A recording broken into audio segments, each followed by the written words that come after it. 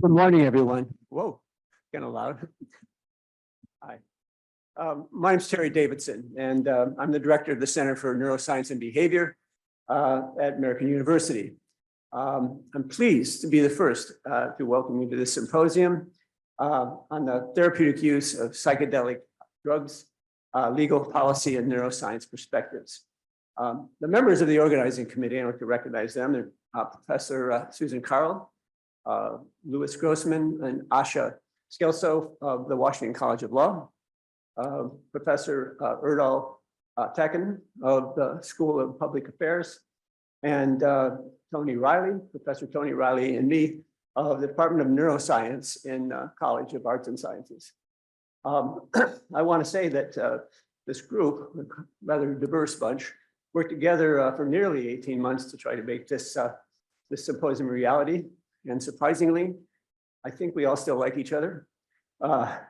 Maybe Rachel will disagree. At any rate, I want also acknowledge support of some other folks that have contributed to this event. The Association for Public Policy Analysis and Management, Food and Drug Law Institute, Department of Neuroscience here at American University, the Office of the Vice Provost at American, and also the Health Law and Policy Program at the Washington College of Law. We are here because after many years of relative neglect, there's been a dramatic renewal of interest in the potential of psychedelic substances to treat depression, substance abuse disorders, PTSD, and other conditions that have been highly resistant to medical interventions. Our symposium today brings together some of the most highly respected experts in clinical and brain sciences and in policy and law. They will consider the history and current status of psychedelic drug therapies, their safety and effectiveness, and we'll discuss ethical, regulatory, health policy, and commercialization issues that are associated with expanding the access to psychedelic drugs for research and therapeutic purposes. I do want to make one correction in the program, and that is I made a mistake with respect to the credentials of one of our speakers today. Tiffany Barchione, I listed her as a PhD. In fact, she is an MD. And I must say in my defense, there are a lot of different credentials, and I am getting older. Tiffany, I apologize for that. And I think what we'll do today is make you an honorary PhD, and then, but keeping in mind that you have earned an MD. Okay. Okay. So keep on schedule. I've asked each of our speakers to avoid going over the amount of time allotted to them. And I anticipate that many of our speakers will reserve a few minutes of time that's allotted to them for questions. And so I encourage you to ask questions during that period. It's now my pleasure to introduce Professor of Law, Maya Mannion, the faculty director of the Health Law and Policy Program, who will welcome you to the symposium on behalf of the Washington College of Law.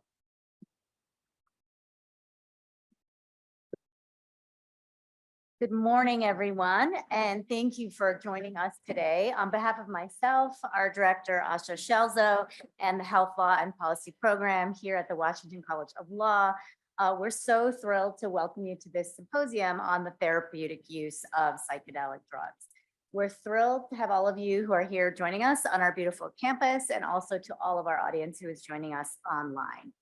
We are incredibly fortunate to have this group of speakers from all around the country with such deep expertise on the therapeutic use of psychedelics and related law and policy issues. So I want to thank all of our speakers who have traveled here today to share their knowledge on this important topic with us.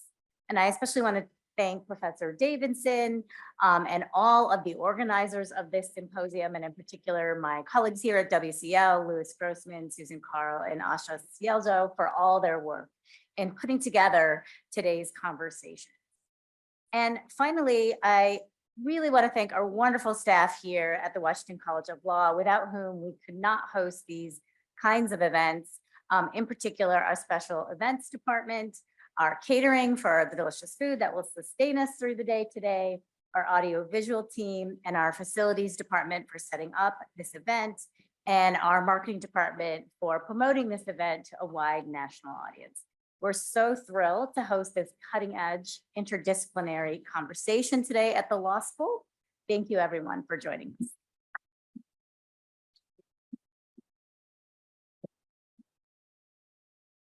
Okay, it is now my pleasure to conclude the welcoming portion of this program with a few words from Acting Provost Professor Vicki Wilkins, who is Acting Provost here at American University. First off, I should say, I think the Provost is a job that's perhaps the most demanding at a university, plenty of responsibilities, requires a lot of time and hard work. And so I'm really appreciative that Vicki was able to carve out some time. There's actually many events going on at the university today other than this, that she was able to carve some time out of her schedule to join us today.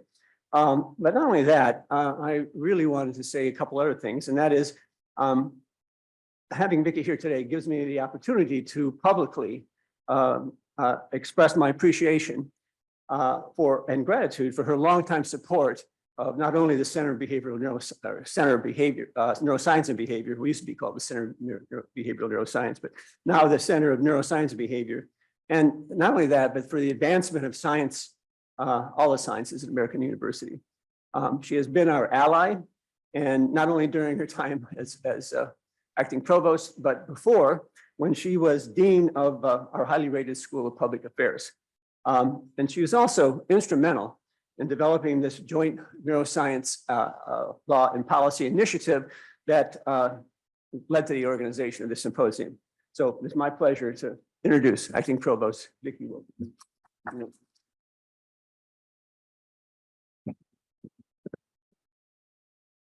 You're so kind, Terry. Thank you. And I am excited to be here this morning with all of you, just to see this come together.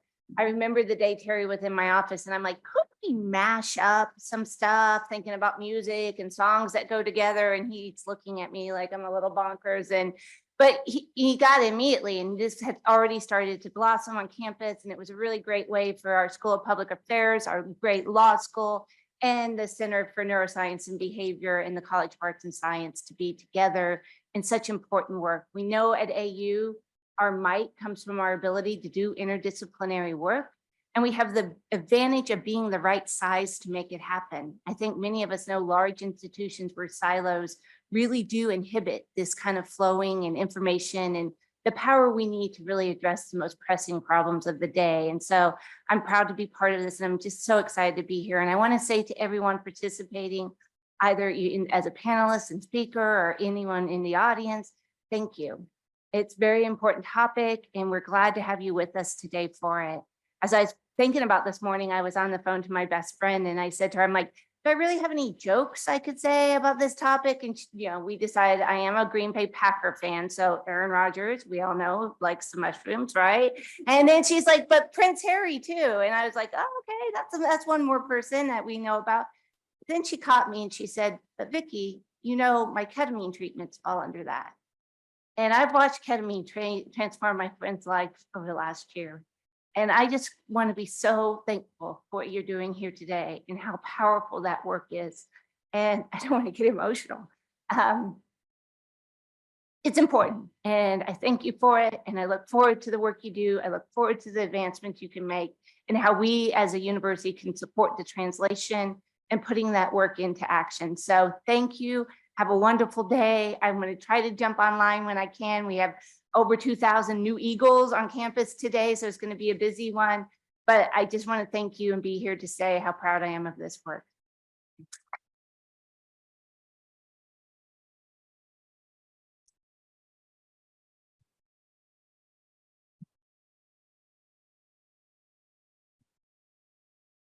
Hi, everyone. I'm Louis Grossman, professor of law here at American University and co-organizer of the conference.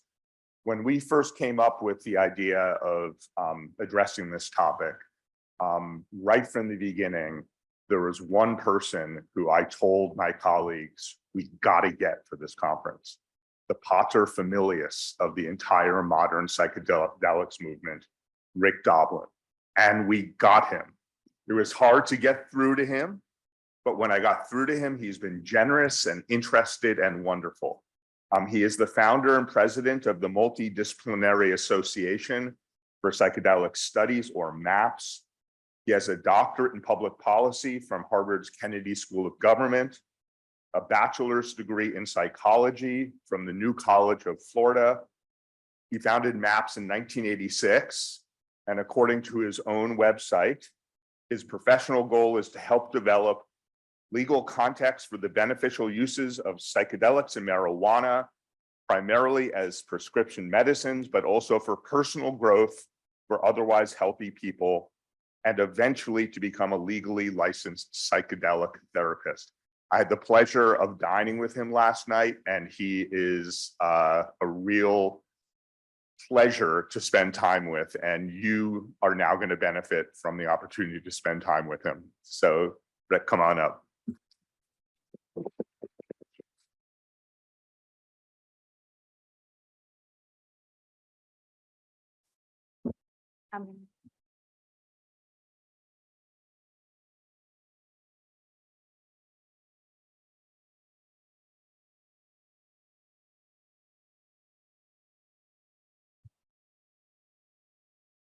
Great. Well, thank you, Liz. That was so nice. I am somewhat hard to get a hold of it, but if anybody really wants to get a hold of me, just write rick@maps.org and I'll get it.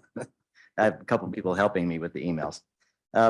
This is my bio, which you already just heard, so I'll skip over that. But the main point is that I am speaking here on behalf of the nonprofit MAPS, of which I am the president. I am not speaking for Lykos Therapeutics, even though I'm on the board of directors, but I am not speaking for them. I'm speaking for the nonprofit. Lykos was, well, MAPS was started in '86. We've raised about $150 million in donations. Over the years, we're a victim of our own success. We helped create many for-profit psychedelic companies. It became more difficult for us to raise donations, so we ended up having to take investments. We just completed a $100 million Series A. MAPS, the nonprofit, is the single largest shareholder, though we're a minority, and we appoint 6 to the 8 of the Lykos board members.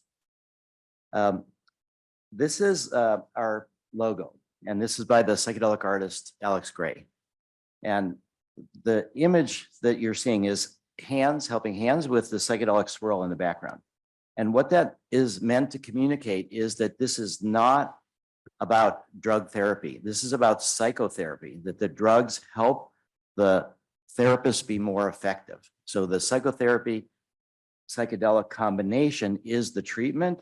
And what we're emphasizing is the foreground really is the therapist. People can take MDMA or psilocybin and be worse off if they do it in circumstances that are not supportive for them to process whatever's happening.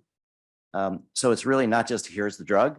I do think that ketamine, which was approved without psychotherapy, there's the better ketamine clinics provide psychotherapy with the ketamine.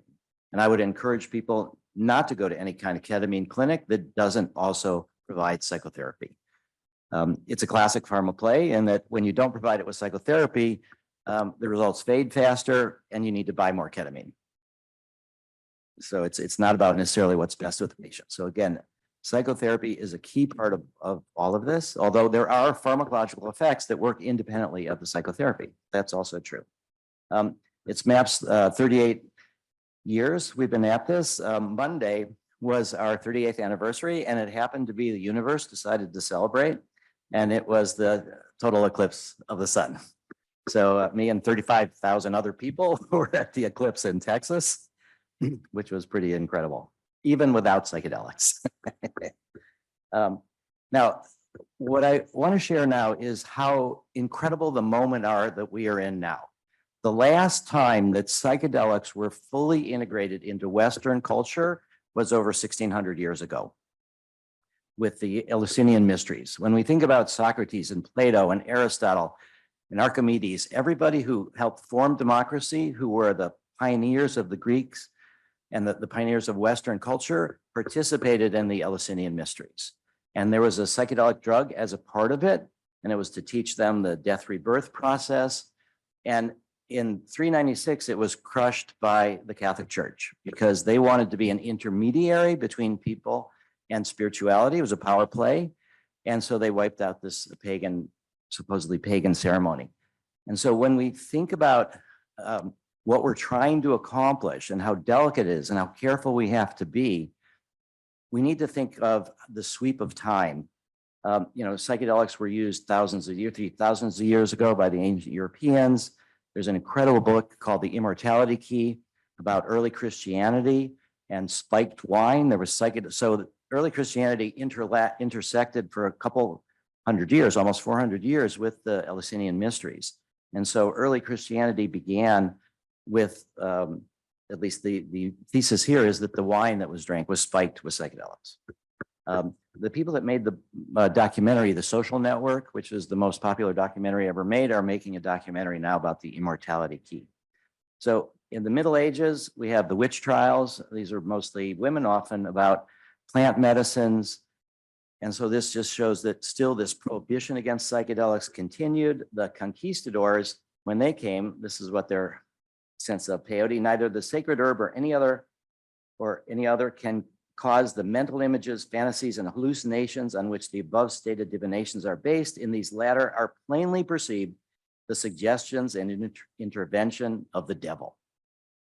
So the Western world, when the Spanish came here, they wiped out psychedelics as well. And it was only starting in the 1890s with William James and early into the century where he started experimenting with nitrous. And he said, our normal waking consciousness, rational consciousness, as we call it, is but one special type of consciousness. While it's all about it, parted from it by the filmiest of screens, there lies potential forms of consciousness entirely different. No account of the universe in its totality can be final, which leaves these other forms of consciousness quite disregarded. There was a bit of mescaline research in the 20s and 30s and 40s. Then, as we know, a lot of this was taken over by the military and the CIA for mind control stuff, which was not helpful. Then there was the whole psychedelic 60s. And then there was the backlash. So really, when we think about the psychedelic renaissance that we're in right now, I think it's critical to think it's not just that this popped up in the 60s and it's that it has been suppressed in our culture for more than a millennium and a half. So one of the transition points was in 1990, MAPS was started in 86, is Timothy Leary.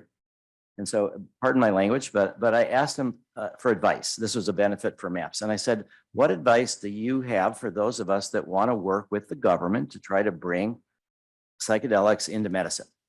And he said, fuck the government. He said, I am so beyond asking permission for anything, but I'm really glad you're doing it. And so that's where he then held up my hand. So my mission has been to try to bring from the underground up into medicine and also in terms of drug policy reform. But the key turning point, when we look back at why are we here now, it's the courage of the FDA.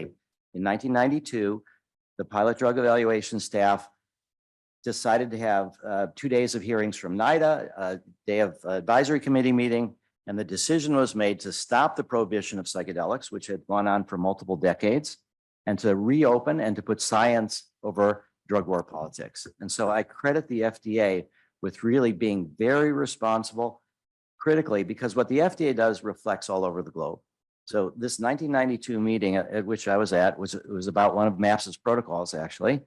And then we got permission to do our first phase 1 dose response safety study. So this is the history of the nonprofits that really began this before all the for-profits arrived. So the first one was MAPS in 86. And then we had the 1992 meeting by the FDA. Then Dave Nichols started Hefter Research in 93, Bob Jesse in 94, the Council on Spiritual Practices. Amanda Fielding founded Beckley Foundation in 98. And then in 2014, Bill Litton and Malian Absegur founded USONA. And the rest have been pretty much for-profit companies. So this is just a sense of the number of publications of psychedelics. You can see how it's just tremendous. There's 4 or 5 times as much research now as there were at the height of the 60s. There's just an enormous number of public psychedelic companies, private psychedelic companies, that, you know, all of these in the background. Oh. Oh.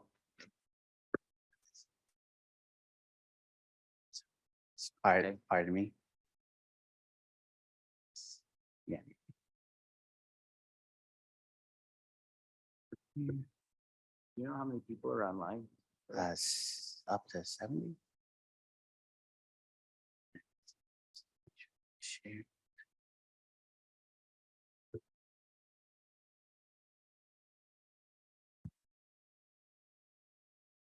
I'm success now. Sorry for the interruption. There we go. Just gonna check the audio. Speech.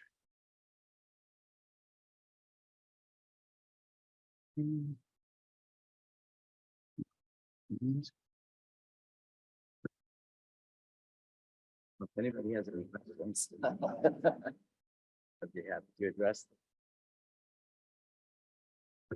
Sorry, it's just. Where is it?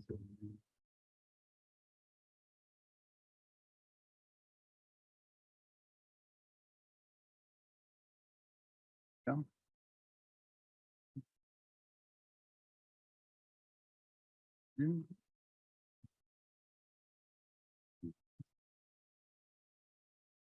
Actually, all three.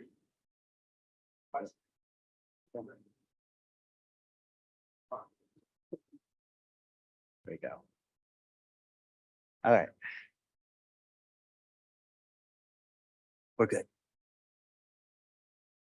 Well, actually, I had forgotten my master's. 90. Okay. Almost got the We should be job, good.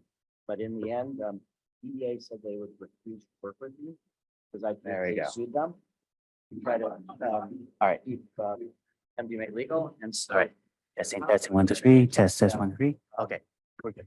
Okay, okay. So, yeah, so the pilot drug evaluation staff was interested in opening research because they needed examples to study and to demonstrate that maybe there were newer ways that they were going to try to improve drugs. So, and they were helping me informally, and so it was very collaborative at that time. No, I did not feel there was opposition. But what was really interesting was the 2-day meeting before with the National Institute of Drug Abuse, with their animal research. They had stopped funding human research, but they were funding animal research. And the researchers said that their research was becoming increasingly irrelevant because unless you could correlate animal data with human data, you don't really know what it means. So we even had the National Institute on Drug Abuse people say, let's open the door to study. So it was very collaborative. Now, last year we had the world's largest conference on psychedelics ever, and 12,400 people in Denver. And one of my favorite moments, Rick Perry, it's been very important for us to develop bipartisan support to try to take psychedelics out of the culture wars. And Rick Perry has been one of our main advocates. And one of my favorite moments is Governor Jared Polis, who is the governor of Colorado, was backstage with me. He was about to go on after Rick Perry. And he whispered in my ear when Rick was speaking, he said, "How much did you have to pay him to speak?" And I was like, we didn't have to pay him anything. He believes in it. And he does. And so he has been influenced by Marcus and others, many of the Navy SEALs and others that have gone down to Mexico for Ibogaine. He's heard incredible stories. So he is now, out of compassion, is very much believing in the support in new psychedelic research.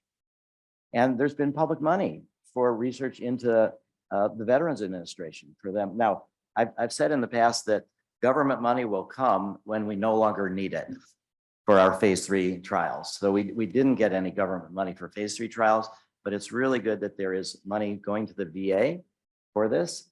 And then also Congress passed and Biden signed money to go to the Department of Defense, which I think is critically important. So here we are right now. We have 2 phase 3 studies that were completed. We submitted the new drug application to FDA on December 11th.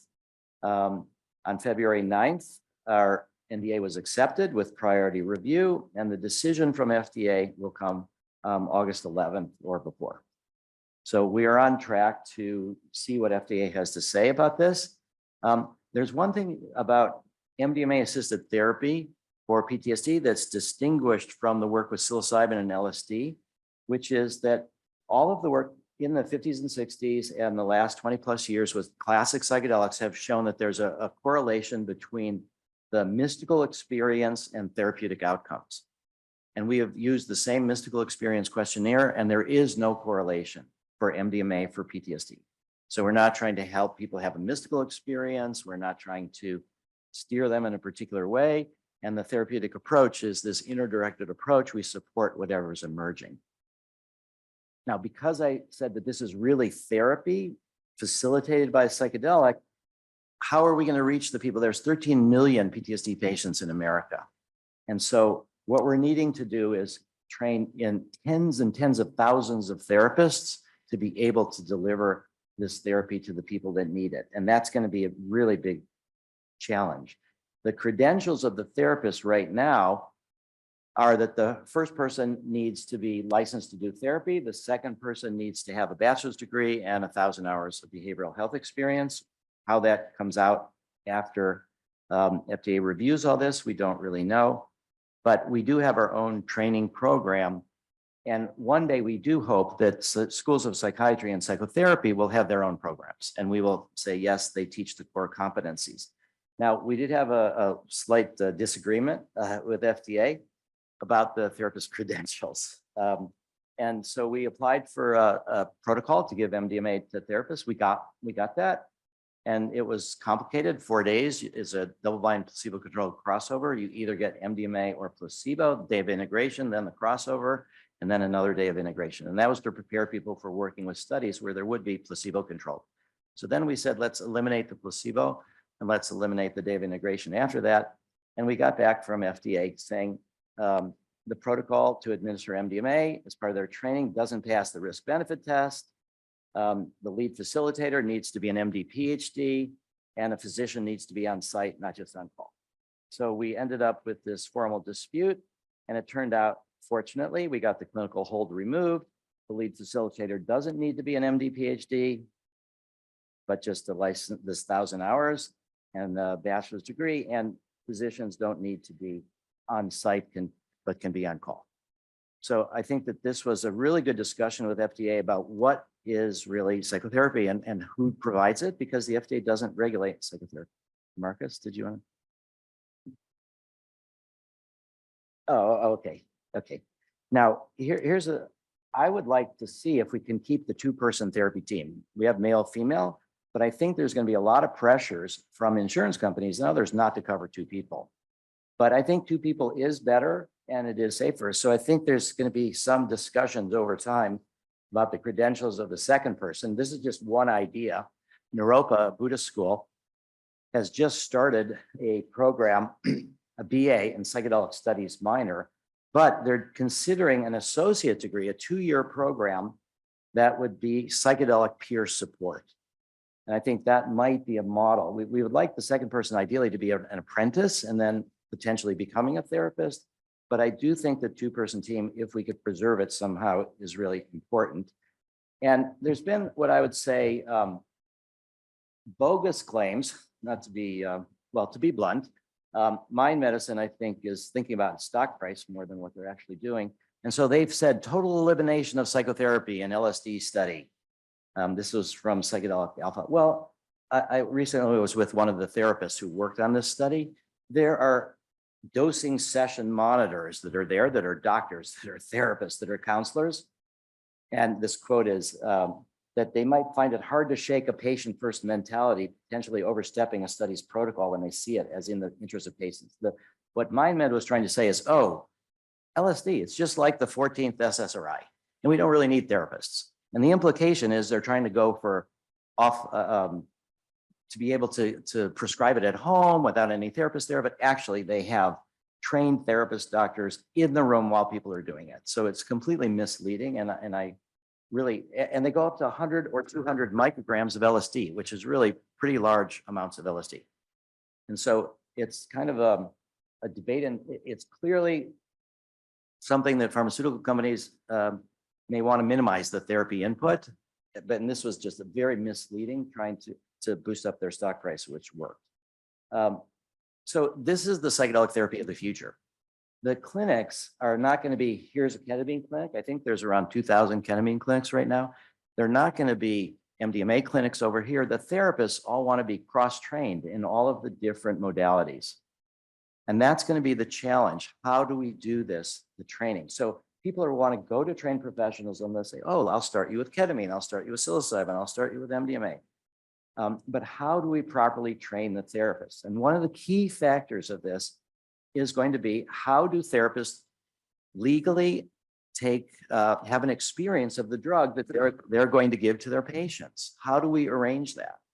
All of the data that we've gathered has been from therapists who have over 90% of the therapists on our studies have been part of our first protocol and have received MDMA. And they say that it helps them personally and professionally to be more effective, to understand what the patients are going through. So there needs to be some sort of FDA regulatory innovation. I'm not sure what sort that would be, because we do not want to have therapists have to go illegal underground to get their own experiences. With MDMA, it's going to be more difficult because MDMA is a synthetic. So all the drug policy reform that you hear about, Oregon psilocybin initiative, it's all about plants. People have this kind of romantic idea. If it's a plant, it's okay. If it's synthetic, it's bad. Lately, we've been saying MDMA really does come from a plant. It just happens to be a manufacturing plant. So either we drive people underground to do stuff illegally, or it's off-label, but it's not going to work off-label because off-label is not covered by insurance. The drug is going to be too expensive. And it just is not going to scale. So off-label to try to get therapists experienced is not going to work. In the protocol that we had before, it was okay because we were training a limited number of people, but it's very expensive because you got all the data gathering, you've got all of this, you'd be FDA audited, you've got to really add a lot of expense. So it's not going to work either illegal, off-label, or in a protocol, or in these drug policy reforms that are happening on the state level, because MDMA is not included in any of these. So this is where regulatory innovation is going to have to take place some way, and I don't know what way, something in the label, something in the, somehow or other. I believe that there needs to be some thought about, because as I said, this is the first time in more than a millennium and a half that psychedelics are going to be mainstreamed in an official way. And the initial impressions that society gets about whether to continue this are going to be formed by the initial treatments of the initial patients. And we need to make sure that those are by as well-trained therapists as we can manage. Now, in Oregon, there's the Oregon Psilocybin Initiative. Colorado did that in November 22. Massachusetts is on the ballot. Polling looks like it's going to work. This is just an example of the Massachusetts regulated access. But again, this is a time for putting the patients first, training the therapist properly, and this has never been done before with a psychedelic drug therapy combination. So it's going to be a challenge for FDA to figure out how to do this. Here's another challenge, which is there's a lot of reports about MDMA for couples therapy. And I think this deserves to be researched and it deserves to be made into a medicine in order for it to be covered by insurance. But there's no diagnosis for couples therapy. So Tom Laughlin actually said that there's nothing blocking FDA from approving MDMA for couples therapy. The challenge is to agree on primary and secondary outcome measures. So MAPS is going to start an academic pilot study. We're working on the protocol right now. So the challenge is how, it's not if couples stay together. That's not the outcome measure, because sometimes couples should separate and they may mutually decide that. So it's going to be about quality of communication somehow or other. So we're going to start this as an academic, but I'll over time, depending on if we got good metrics, we would like to do more research with couples therapy. The other big thing that's going to affect costs and scalability is group therapy. So Chris Stouffer has a investigator-initiated trial at the VA in Portland, Oregon, and it's going to be 4 therapists for 6 people with PTSD. They're each going to get 2 MDMA sessions. The first is going to be individual, and the second is going to be in a group. Now, we've just raised almost $2 million for group therapy in Israel. And this is going to be with 400 people. These are people traumatized together, and it's going to start with 2 therapists, 2 assistants, and 6 people with PTSD, all traumatized at the same time and place. And over time, they're going to try to see what's an appropriate ratio. Can they go up to 10, 8, 10, or 12 patients? And do they need more therapists? So I think this is going to be a key to moving forward to make it more accessible to people. This is another little challenge. In that we have 12.9 million from Michigan for a study in 320 veterans with PTSD with cannabis. Now, cannabis is palliative. It doesn't have the potential to get to the root cause like MDMA. Our choices, we'd rather people go to MDMA or psilocybin or anything that gets to the core of the issue, or ibogaine. But that this should be studied. And right now, we are not being permitted to study smoked marijuana or vaporized marijuana, meaning plants heated up, the flower heated up. So we're raising money right now for our lawyers to do another formal dispute. And I think there needs to be some way that we study real world what people are actually doing. And I understand the challenges of administration through the lungs, but I think this is another example of where we need to have the FDA think a broader way about how do we actually understand what's going on. And there are many people that think about, oh, I don't want to do MDMA. It's hard. I'm going to have to confront my trauma. I just want to control the symptoms. That's what we've got with all the SSRIs.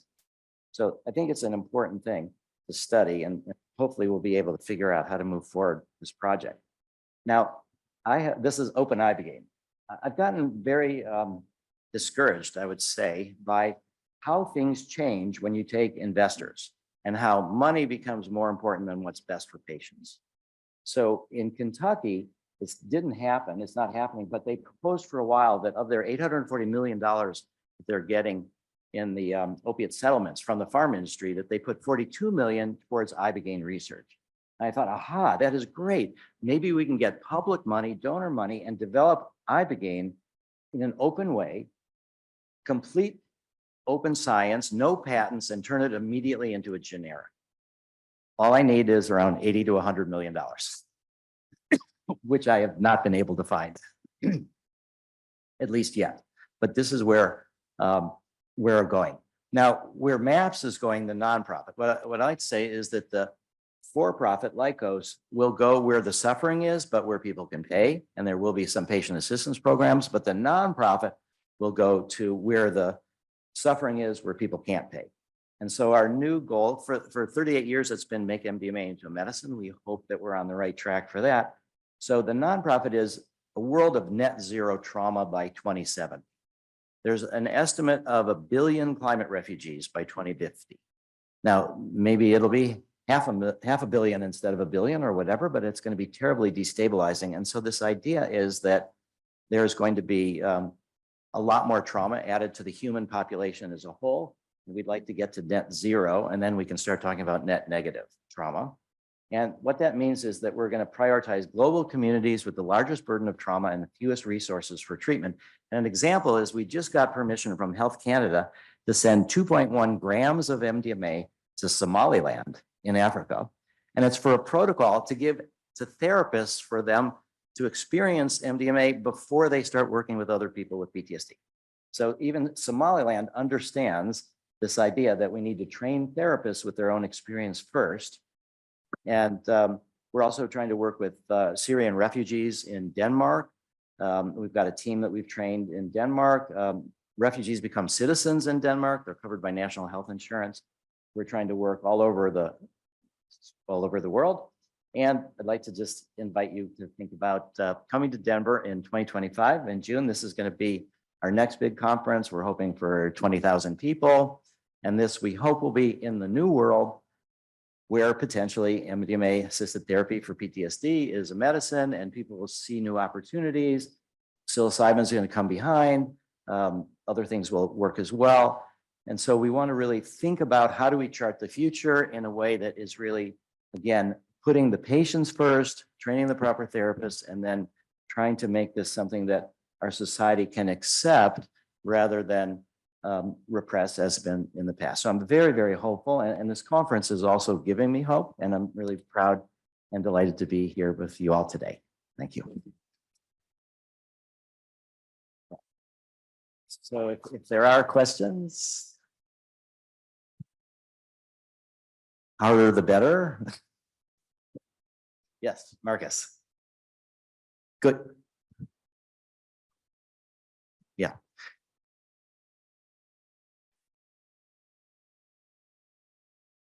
I think you're totally right, because more than half of Americans would have trouble with $1,000 unexpected expense.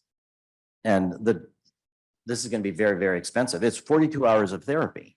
And if we talk about two people, just the therapy cost is a lot, not even to speak about what the drug is going to cost. Now, there's a lot of value. So the purpose, the reason that I worked with PTSD is because we needed a disease that was very costly to insurance companies. A lot of high stress, a lot of other physical illnesses, a lot of trips to the emergency room for panic reactions. So the initial reactions that we're getting from insurance companies are quite positive. There's also a group that you're aware of, Anthea. There's a lot of big companies like Amazon and Walmart, all these that self-insure. So Anthea is trying to go to companies that can self-insure, and then this will be an incentive for people to work for them. And we believe that so far it looks like insurance companies will cover it. It will probably grow over time. But I think it's absolutely essential because there just is not the capacity to get this to people that need it. So that's also why we need drug policy reform. So unlike all the other pharmaceutical companies, MAPS is believing that we need to provide legal access the same ways that these natural plants are. And what I said to our meeting of MAPS staff, we had a staff retreat. What I said is that I think that this expanding access, which I think will happen in 2035.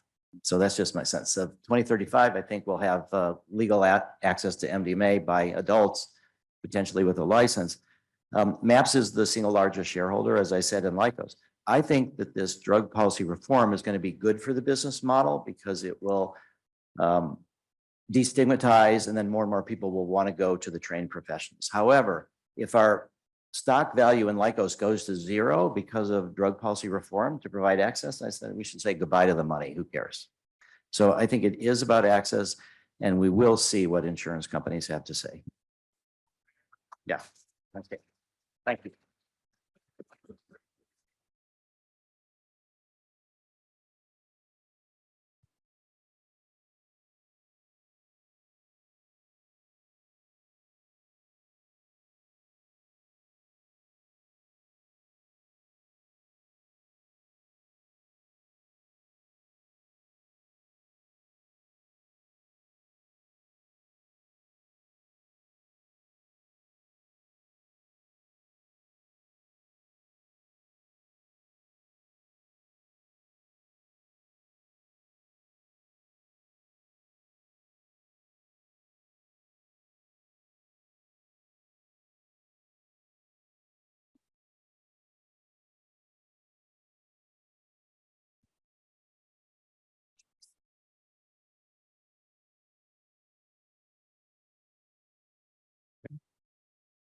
Good morning. My name is Tony Riley. I'm the chair of the Department of Neuroscience here at American University and one of the organizing members of the organizing committee. I want to join my colleagues in welcoming everybody to the conference as we explore.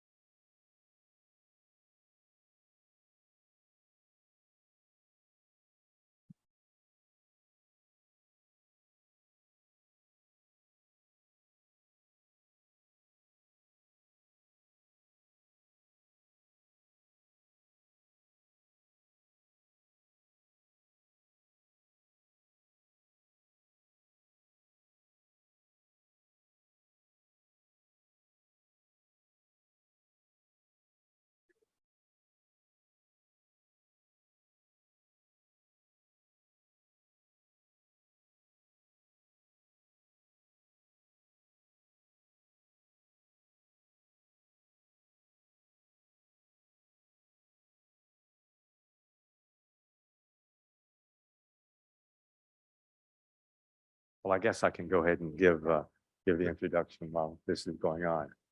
The reason that this is happening is that we're streaming this, or not streaming this. We have about 250 people who are viewing this remotely, in addition to the 100 odd people that we have here. Are we set? Oh, great, thank you. The next section of the symposium is taking a shift, and that we're going to be having two individuals with personal experience with psychedelic assisted therapy to speak. And so this is really exciting for us to have that. Our first speaker is Marcus Capone, who's sitting here. Mr. Capone is a veteran Navy SEAL who spent 13 years on active duty, and after numerous combat deployments, his military's challenges became seemingly insurmountable until he found healing through psychedelic therapy. From his own experience, he is an advocate of psychedelic therapies for both veterans and non-veterans alike, and believes that such therapies are the future for mental health care. His ultimate goal is to make these therapies available through affordable access, and along with his wife, Amber, has founded the US-based nonprofit organization, Veterans Exploring Treatment Solutions, or VETS, that provides resources, research, and advocacy for US special operations, veterans seeking psychedelic assisted therapies. From his work with VETS, he's launched a public benefit corporation, TerraMind, that is focused on expanding affordable access for psychedelic therapies for all Americans. The first of its kind to offer these therapies for individuals subsidized through employer-funded benefit plans. His talk today, entitled Unconventional Warfare for Mental Health, the Navy SEAL's Journey with Psychedelic Therapies, addresses his personal experiences and efforts on these issues. Marcus?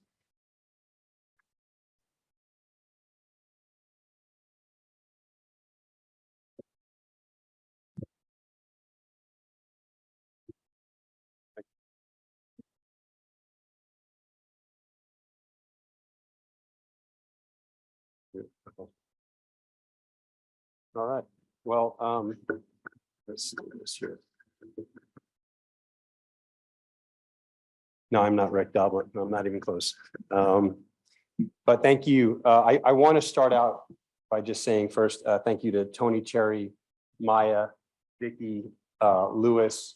And you are the real leaders.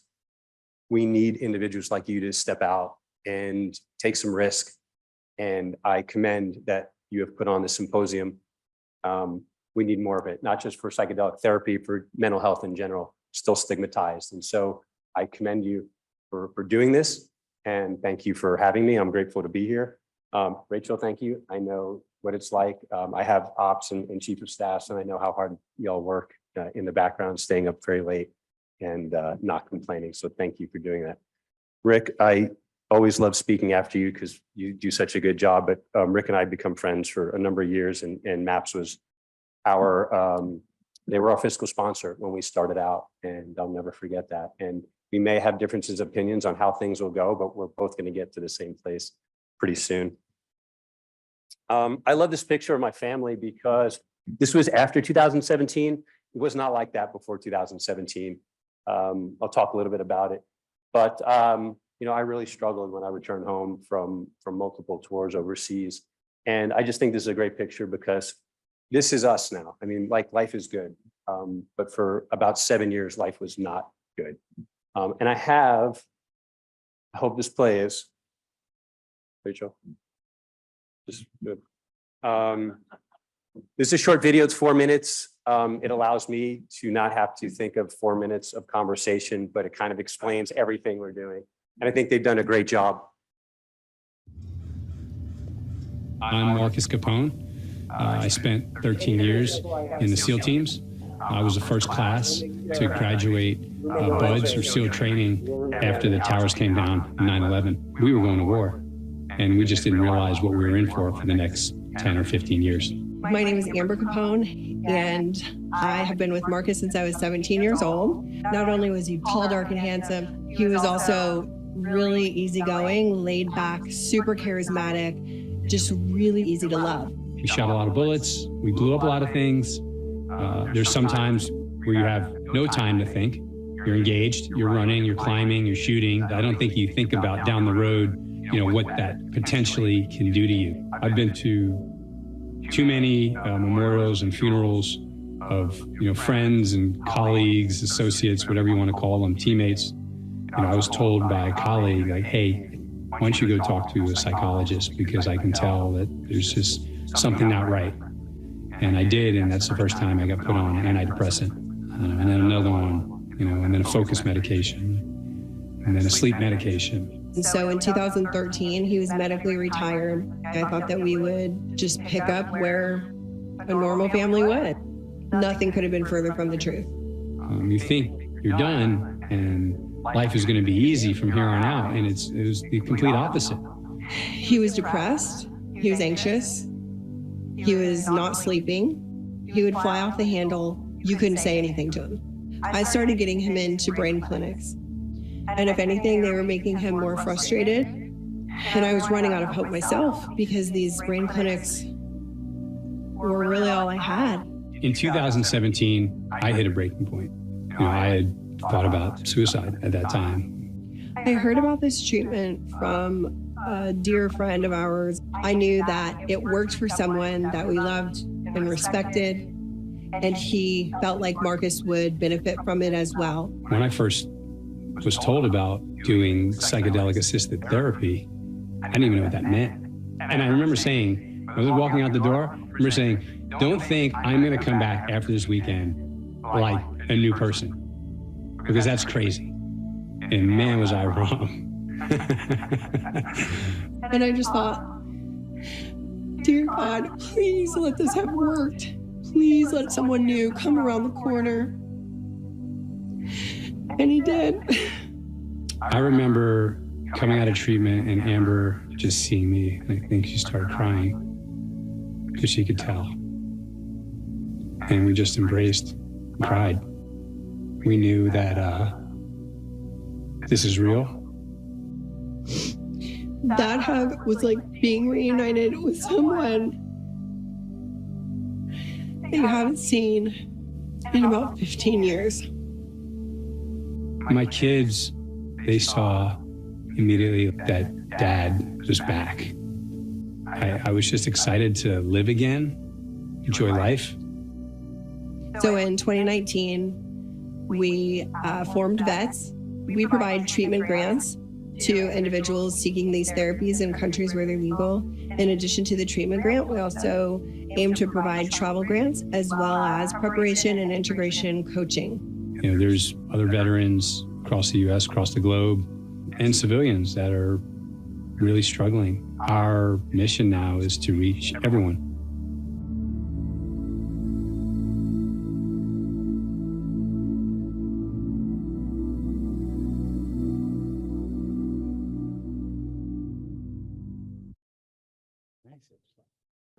No, I think it gives a great highlight of, everything that was going on in my life. When I got asked to speak here, I'm not gonna lie, I was real scared. I saw a lot of PhDs and MDs, and I was told that you're not really supposed to put like MBA or MS after your name. They really don't go there. So I was like, okay, well, I just fill up a page with some things that I've done over my life. And, I went to college on a football scholarship, finished my MBA at UC Marshall and San Francisco School of Business.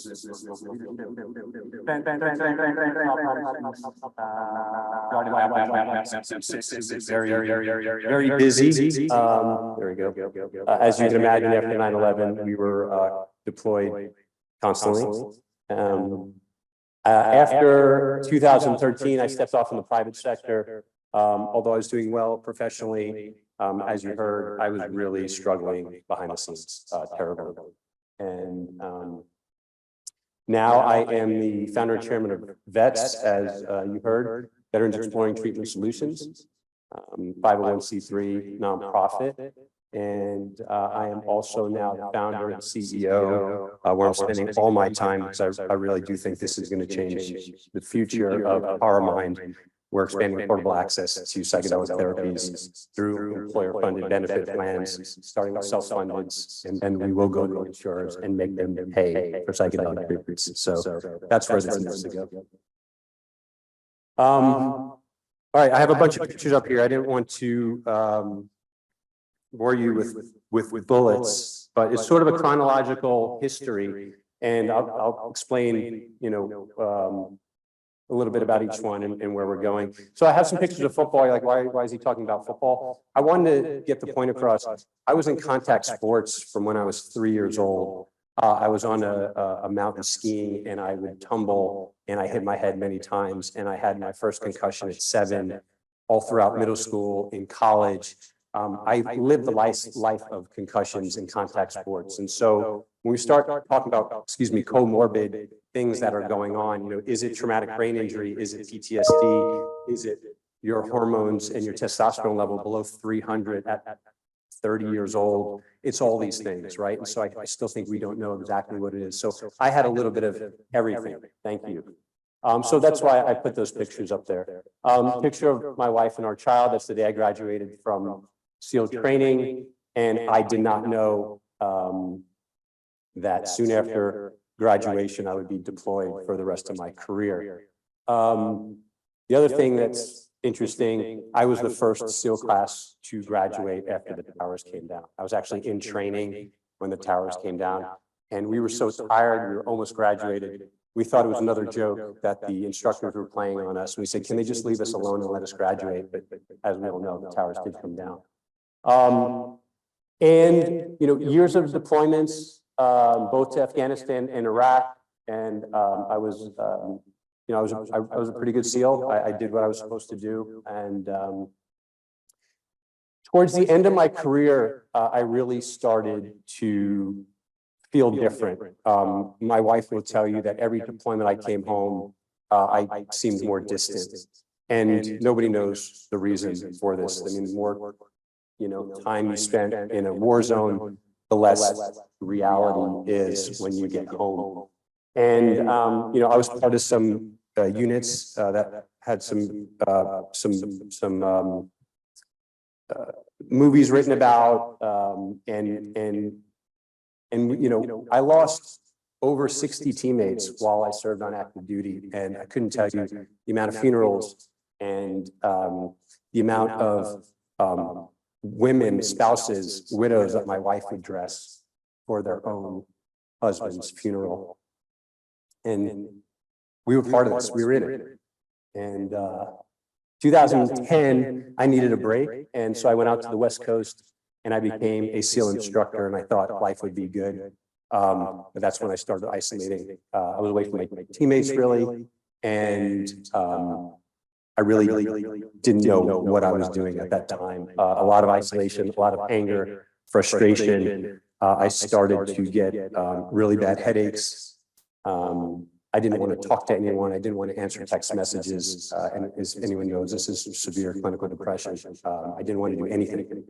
And as you can see there, these are just, I tried everything. I tried TMS. I was on antidepressants for 7 years straight, multitude of all different doses, all different types, Cymbalta, Lexapro, and Effexor, and Nuvigil and Provigil for focus, and I can go on and on. Thank God I never had a surgery and never had opioids, but you still get the point. These drugs aren't good for us.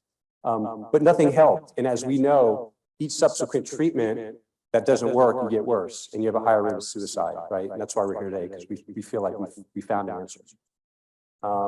You see me there at TMS. I was going upside down in these machines, 5 brain clinics in all. My wife thought this is not a PTSD thing. Marcus loved his job. I loved my job. It's like, I think this is a brain thing.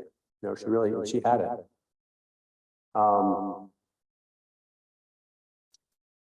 And so years of failed treatments, and there just came a point where I thought I was a burden on my family. I thought they would be much better without me here. And I considered taking my own life at that time. And we have to realize that that's that little voice in our head, the ego, that's not real, right? We are not our thoughts, and we have to continue helping others to let them know that, because I hear this all the time, the same thing. I'm a burden on my family. You're not a burden on your family. You're just working through some things that we have to fix. And so I love this because someone tell me, that's me in the middle, my ibogaine experience. One of them, with a pill in my hand, ibogaine pill. Does anybody, what does that resemble? And this is not brain surgery. Like, what does that look like to the right of me? A little picture up top. Brain. It's a ibogaine seed.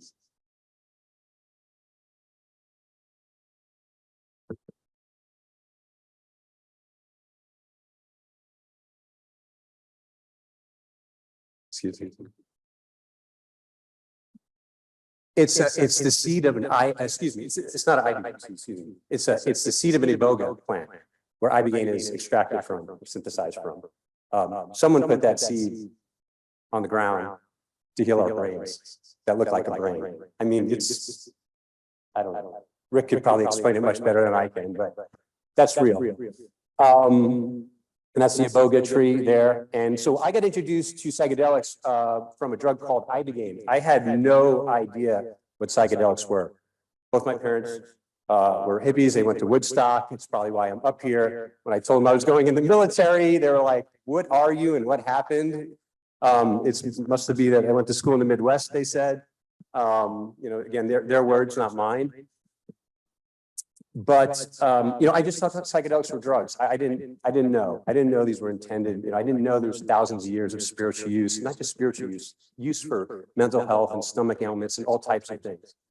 And the more I read, the more it made sense that this is something that can heal me. Because I had a friend who had literally written a suicide note and went and did ibogaine at a vetted retreat in Mexico and came back completely healed. And as my wife said, her and the psychologist that were working together said, I think this is something that would benefit Marcus, because obviously nothing that traditional medicine had to offer was helping me at that time. And so in 2017, they organized a trip for me to go to this retreat, again, like $5,000 or $6,000. Some of them are $10,000 or $15,000. We're gonna have to figure this out. And I didn't know what to expect. And you show up on Monday and you literally go through blood work and your analysis and EKG and blood pressure all day long. And it's put together really well. And then on Tuesday night, you have a fire ceremony. You kind of throw away what you're trying to get rid of. And you take the medicine as the sun goes down and you go into the experience. Everyone's different. It depends how you metabolize. Ibogaine right now, until they do some more research, you do it by weight. So somewhere between 700 milligrams and 1.5 grams. And within 45 minutes to an hour, you start to hear some buzzing and then you go into this journey. What I found out that ibogaine is not like psilocybin or LSD or MDMA. It is one of the planet's toughest psychedelics to go through. It's not a very visual in terms of if I was on ibogaine now and looking, I would probably be able to see everybody, maybe a little blinded, not like some of the traditional tryptamines. The story happens when you put your mask on. You put your mask on and you are literally catapulted into a life journey. And everybody's different, but this is about a 6-hour, extremely intense trip that reaches down in your soul and literally pulls out everything that is bothering you and shows you. So think of how much psychotherapy is going on in a few hours, right? We're trying to, I have friends that are still seeing therapists for over 20 years and I'm going, why? Why? And so when you talk about proper preparation and the integration, that support afterwards, you need the support here. I revisited everything that happened from my childhood up until present day. That's what ibogaine does. And ibogaine does a really good job it's a teacher, it's therapy. And so the easy way to look at it is, if you're an individual who is angry and you yell at everybody, but you think that's okay, what ibogaine will do in your journey is it will put you in the perspective of the person that you're yelling at. And then you'll see yourself yelling at you. And how's that going to feel? And you sit there and you go, this is uncomfortable. Why is this person so angry? And then you look up and you realize it's you. And you just literally transformed yourself by realizing that you're a jerk. And maybe you should fix something. And that's what happens all night on ibogaine. For me, it was a little bit darker, a lot of wartime, a lot of demonic, and it was not fun for me.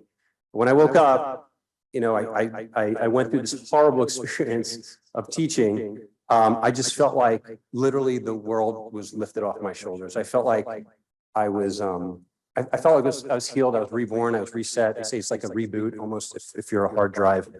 I felt like I was healed from the drug, but then afterwards I really needed my therapist to help coach me through, weeks of, well, I visited this and what did happened here? Can you please help me explain that? And so it is so important that we pair the proper support around these medicines. And so here we are today. Vets, mission's real simple, end veteran suicide. Done. Just like no trauma, zero trauma by 2070, and veteran suicide, right? Let's do it together. Vets provides resources, research, and advocacy for individuals seeking psychedelic treatments. We provide the resources. We are closing in and we will hit this year 1,000 special operations veterans funded per treatment at $5,000 per individual since 2019. We get upwards of 10 applications a day. It's really sad when you read these applications because they are all everything who's in therapy can imagine and worse.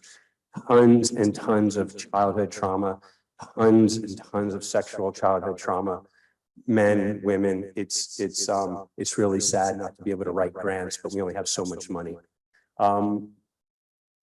We have amazing prep and integration. We have 10 full staff that are all trauma trained therapists. They're all psychedelic trained at places like Europa and CIIS.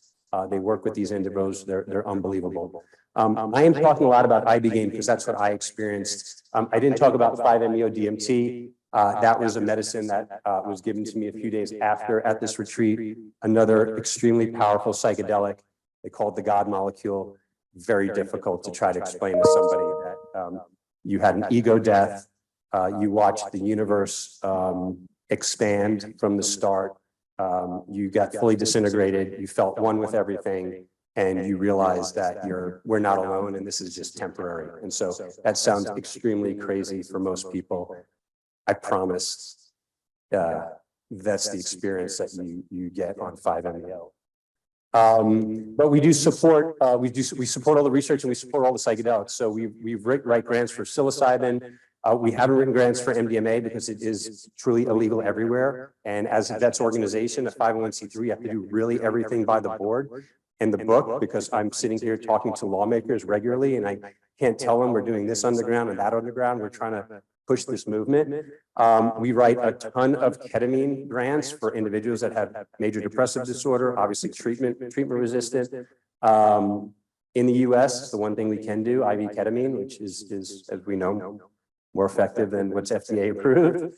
And then of course, 5-MeO-DMT. And then DMT, which is the active in ayahuasca. We've raised over $15 million to date. Again, this is busy. It's a very busy nonprofit. We fund research, and so we have partnered with Stanford, Ohio State, other academic institutions. There's an interesting study that was published recently in Nature Medicine. The principal investigator there was Dr. Nolan Williams, who runs the brainstem lab at Stanford.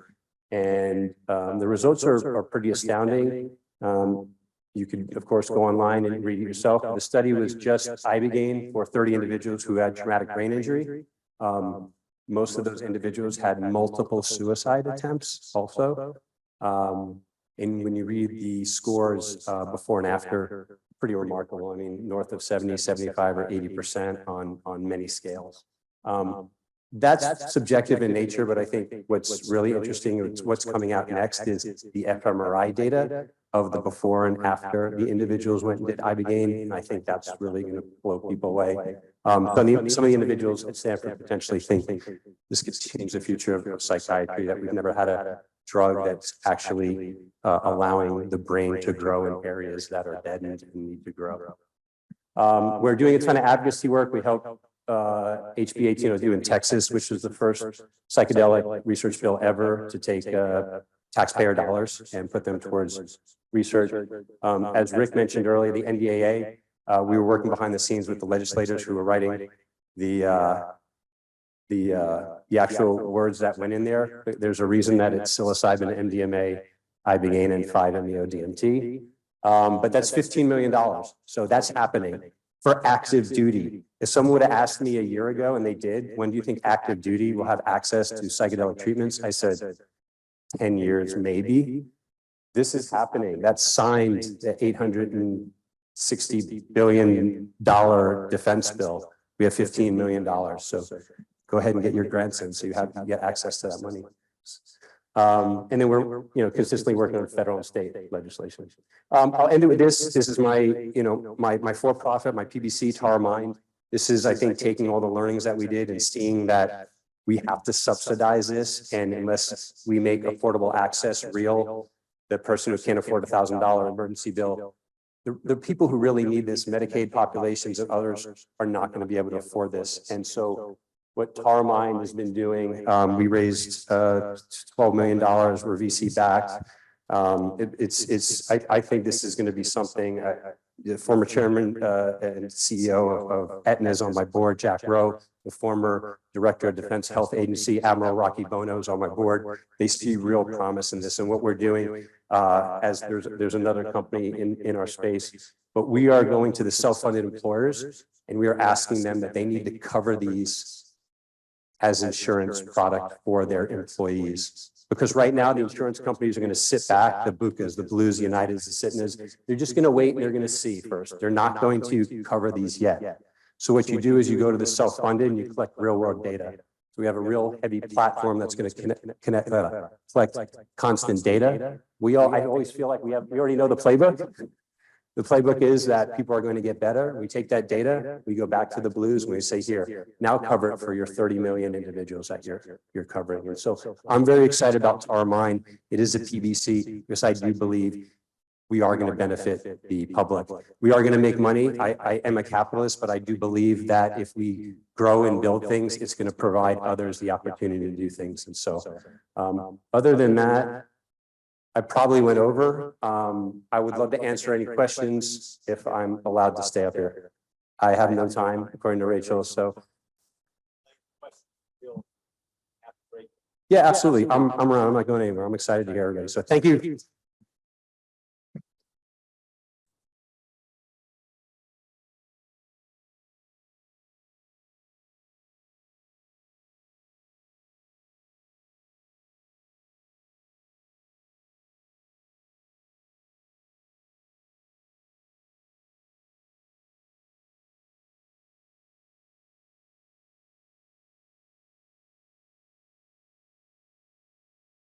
Thanks. Our next speaker is John Costas, John Costa, and it's another description of experience based individual experience based with psychotherapy. Mr. Costas was the first study participant to complete a randomized controlled trial studying psilocybin-assisted therapy for alcohol use disorder in New York University. And I had dinner with John last night, and I got this story, and it's really a passionate, interesting story. He credits this therapy with curing the treatment-resistant alcoholism and saving his life. His mission is to make the same treatment available to those in need. In this context, he launched the Apollo Pact, which he'll be describing, a patient advocacy organization raising awareness and advancing psychedelic science by working with researchers in Congress.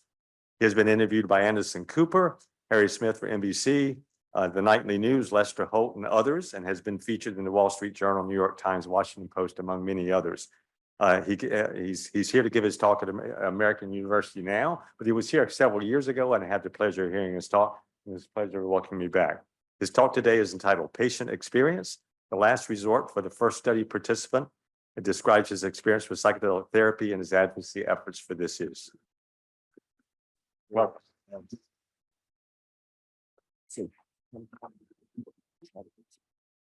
Yeah. No.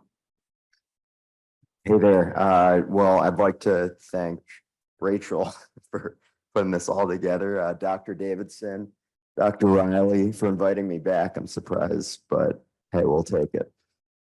I'll try to get us back on schedule. So I'll be around just like Marcus, and thank you, Marcus. That's a tough act to follow. So any questions, find me in the hallway, and I'm all yours. So, yeah, long story short, I was 16 when I attended my first AA meeting. How are we doing on the audio? Is it good? Okay. I had tried everything. I was treatment resistant. I was truly motivated to stop drinking and find something to help alleviate my alcoholism or alcohol use disorder. Nothing worked. I was totally hopeless. And then out of nowhere, I was about 24 years old. My mom stumbled across this clinical trial for using psilocybin, and I had no idea what psilocybin was, and later found out it was a compound in hallucinogenic mushrooms, and which I never experimented with out of pure fear. But at this point, I had nothing to lose except my life if I didn't do anything about it. So I went into this clinical trial, and being the first patient, I had no idea what I was getting into. So I went in it totally blind. I felt comfortable or as comfortable as you can get. It was still, I wasn't lollipop and sunshine. But I went in there, I felt a little comfortable with clinical facilitators, medical doctors. We were in a hospital at Bellevue, downtown New York. So, okay, if anything goes wrong, they have the proper equipment to get me back on track and I'll be okay. And I had 3 psilocybin sessions over the course of the year-long clinical trial. It's bookended by psychotherapy. So you go in on a weekly basis, maybe about a month of weekly psychotherapy. So 4 or 5 sessions leading up to your first medication session of psilocybin. That's a whole day event where, and Dr. Johnson can tell you about that later, but you go in there, set your intention. For me, I knew I was there for my alcoholism, but I needed to find an inner peace. I needed to calm down internally and just, get back to where I was before. And all it took was I had 3 psilocybin sessions. I stopped drinking after my very first session. And, I'm treatment resistant going into this thing. So I was shocked at how well this worked. This surpassed my expectation I thought best case scenario, this would help manage my cravings as they occurred. This totally eliminated it. Granted, I'm the best case scenario, so don't go around doing this outside of a clinical trial or anything. These are powerful compounds. And I was shocked at how well this worked and frankly, how easy this was. I did not need to check out of work. I did not need to get off the grid for 30 days and go to rehab. I was still working. I would go to the doctor once a week, see the team. And this was the easiest form of treatment that I had done, and obviously the most effective. So since then, we've been, I went to the doctors and I'm like, how do we get this to more people? What can I do to help? And a lot of the issues and obstacles seem to boil down to the federal government. I try to do everything I can to help advocate for this behind the scenes. I had a great, I found my dream job in journalism. I was a TV anchor and I did not want to leave that, but, and hence, I did not go around shouting this from the rooftops. Hey, I'm a former alcoholic that did psychedelics. That's going to be a tough one. So, fast forward a little bit, a few years later, 60 Minutes is doing a piece. And I would give interviews behind the scenes and for publications, books like Michael Pollan, How to Change Your Mind, different, newspapers, and they would use a fake name for me.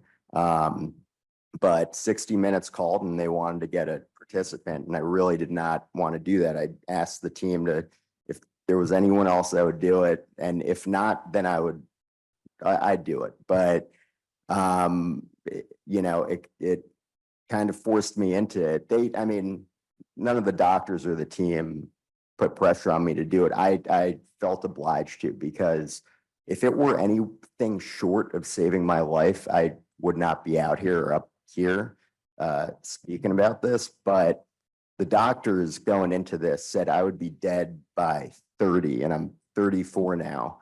So I'm on borrowed time. I'm trying to make the best use of it. Part of that is just like Marcus and Amber, working with Congress and trying to, help secure funding for more of this research, reduce barriers or remove barriers for more, scheduled research, scheduled compounds. So we've been, and 99% of all of this is pure education, because there's so much misinformation out there. I mean, from decades and decades. And I was talking to Dr. Doblin on the way over here about, I always thought growing up as a kid that MDMA, would take ice cream scoops out of your brain. And I'm like, why would anyone ever want to do that? And so just a lot, the pure fear of, and I'm not saying don't be afraid of these compounds, but there's just a lot of misinformation out there. After leaving the trial, I have not done psilocybin. I've only done psilocybin in the clinical setting. So these have a low potential for abuse. And I haven't drank. It's been about 10 years, but I'm not working at anything. It just totally took away my cravings. So, I mean, why wouldn't we want to research these compounds a little more? But we really need the federal government to get behind this to really take it to the next step. So I'm excited to hear more about, the rest of the speakers. You got a great lineup coming up with some federal employees and some researchers. So I'm going to stick around for that, but maybe a couple of questions and then we'll get back. Anyone? Hey, how are you?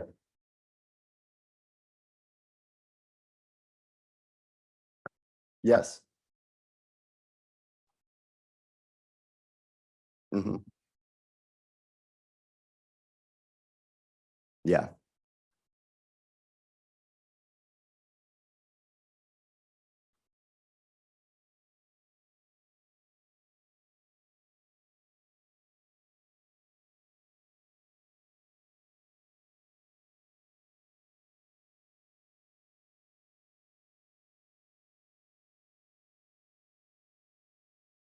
Yeah. So I think decriminalization is going to continue to be partisan. We work a lot with Republicans, and our strategy is just focus on the scientific research and the medical route. So that's why we have an easier time gaining bipartisan support on that. I do think it's going to be, unless you're dealing with maybe libertarians, it's going to be tough getting bipartisan support on it. That's just from what I'm seeing.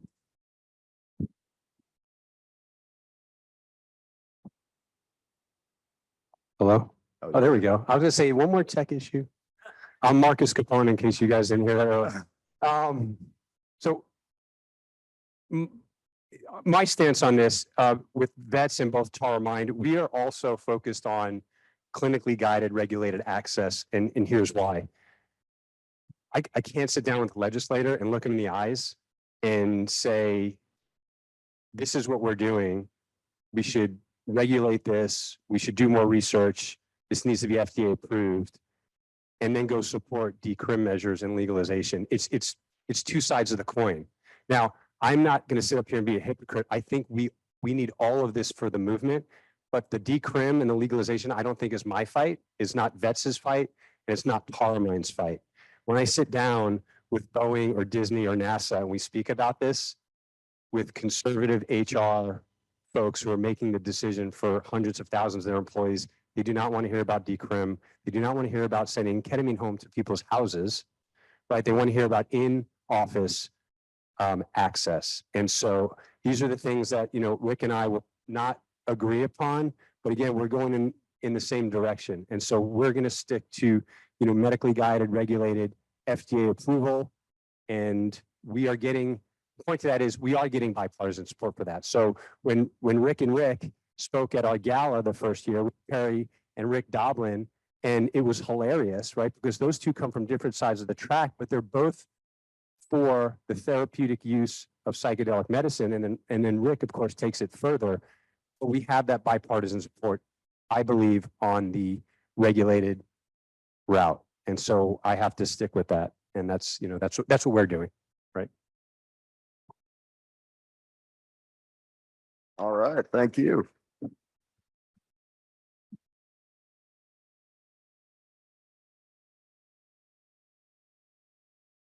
So everybody, we have a chance for a break. Sorry about the AV difficulties. It makes me a little concerned when AI takes over, what might happen. But anyway, I think if we can get back at 10, I guess it'd be 10:35, we could try to get back on schedule a little bit. By the way, thank you so much, Rick, Marcus, and John. It was really outstanding. I really appreciate your to hear what you had to say. Okay, there's some, I think there's some refreshments in around here somewhere as a restroom. So anyway, please come back about, make that about 10 minutes.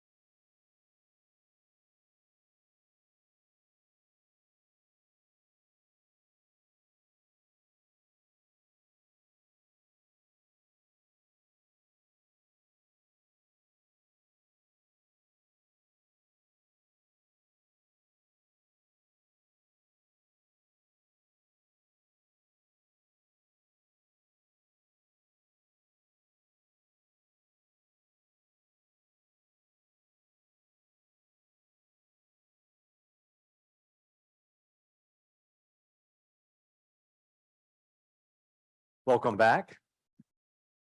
In our first two talks, we heard personal reports on psychedelic therapy. We'll be shifting gears a little bit now, and we're going to be examining individuals who are running clinical trials, as well as assessing the mechanisms involved in psychedelic therapy. Our next speaker is going to be Matthew Johnson. For the past 20 years, Dr. Johnson has conducted groundbreaking research on the potential of psychedelics in clinical therapy. First at Johns Hopkins and now at Sheppard Pratt. He's played a major role in the modern day revival of psychedelic research. His work has shown the expanded possibilities of psychedelics for a range of issues, including tobacco smoking cessation, as well as the treatment of cancer, distress, and depression. Importantly, has also been interested in and published extensively on safety guidelines, psychedelic risk, and ethical issues associated with psychedelic research. His receipt of the first grant in almost 50 years from the U.S. government to administer psilocybin as a treatment for tobacco addiction was a milestone for the treatment of substance use disorders. Dr. Johnson's work with psilocybin illustrates careful and systematic assessments of its efficacy in treatment, and his talk today entitled Psychedelics, a New Paradigm in Mental Health Treatment will describe his history with and concurrent work on psychedelics and therapy. Matt?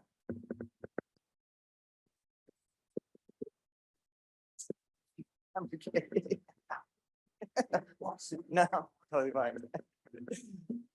Hi, everybody. Well, first I want to, thank Dr. Riley, Dr. Davidson, Rachel, all of the organizers. It's really an honor to speak here, especially with so many of the other wonderful speakers today. So thank you very much. And let's see. There we go. So before going further, just by way of disclosure, I've served as an advisor over the last few years to some companies developing psychedelics through the FDA pathway, although nothing I'm going to show you today directly focuses on the work of those entities. So we've heard a bit about this from Rick's talk, about the earlier era of psychedelic research in the last century, really, from the 40s to the 70s, really with most of the work happening within the 1960s, kind of creeping up in the late 1950s. But there was real excitement around, and this was principally LSD, the therapeutic potential, but also some of the early excitement was that these could be important tools for understanding brain function. That was around the time when it was discovered that serotonin didn't just show up in the gut, it showed up in the brain, and lo and behold, this compound that had profound psychological effects at minute doses looked structurally very similar to serotonin. So a lot of threads there, but in terms of the therapeutic findings that were investigated in those days, I would say the most promising things that were published were for cancer-related distress. So this is end-of-life anxiety and depression, and also the treatment of alcoholism, what we would call alcohol use disorder today. And then if we see the dark ages, can you see it? The poor fellow hanging from the town square. So these were some of the earlier researchers that were kind of when the rug was pulled out from them. So despite some preliminary findings that were pretty promising in some of those areas, we had to go through a few decades where there was essentially no human research with these psychedelics. And that was a reaction to, one, I always want to remind people, it wasn't just the sensationalism. There were some real casualties.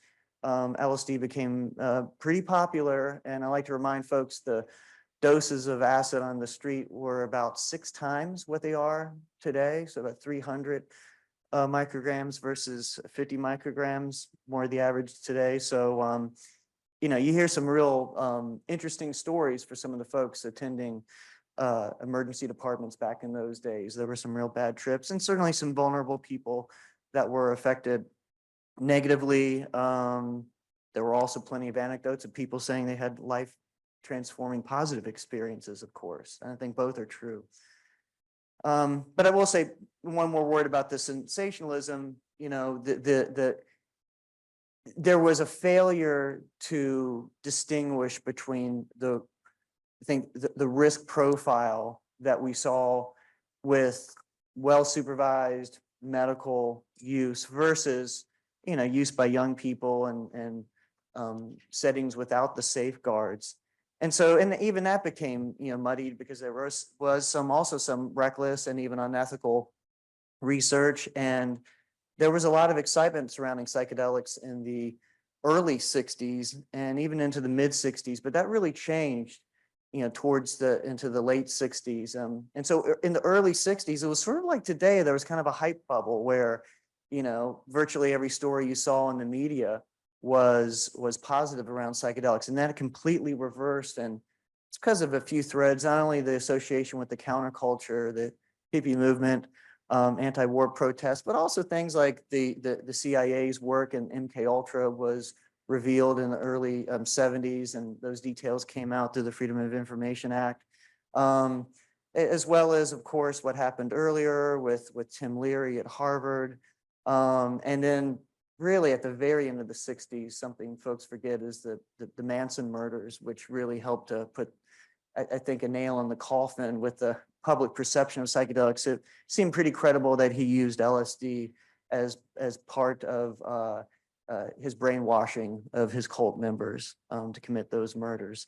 So things really changed, and then we went through those periods of dormancy. But if those were the dark ages, you could say we're in the age of psychedelic research enlightenment, or it's been called the psychedelic research renaissance.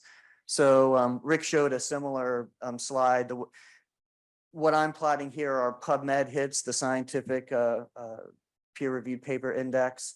The number of papers showing either psychedelic or a synonym hallucinogen, and either the title or the abstract, so the paper being about psychedelics in some way, shape, or form.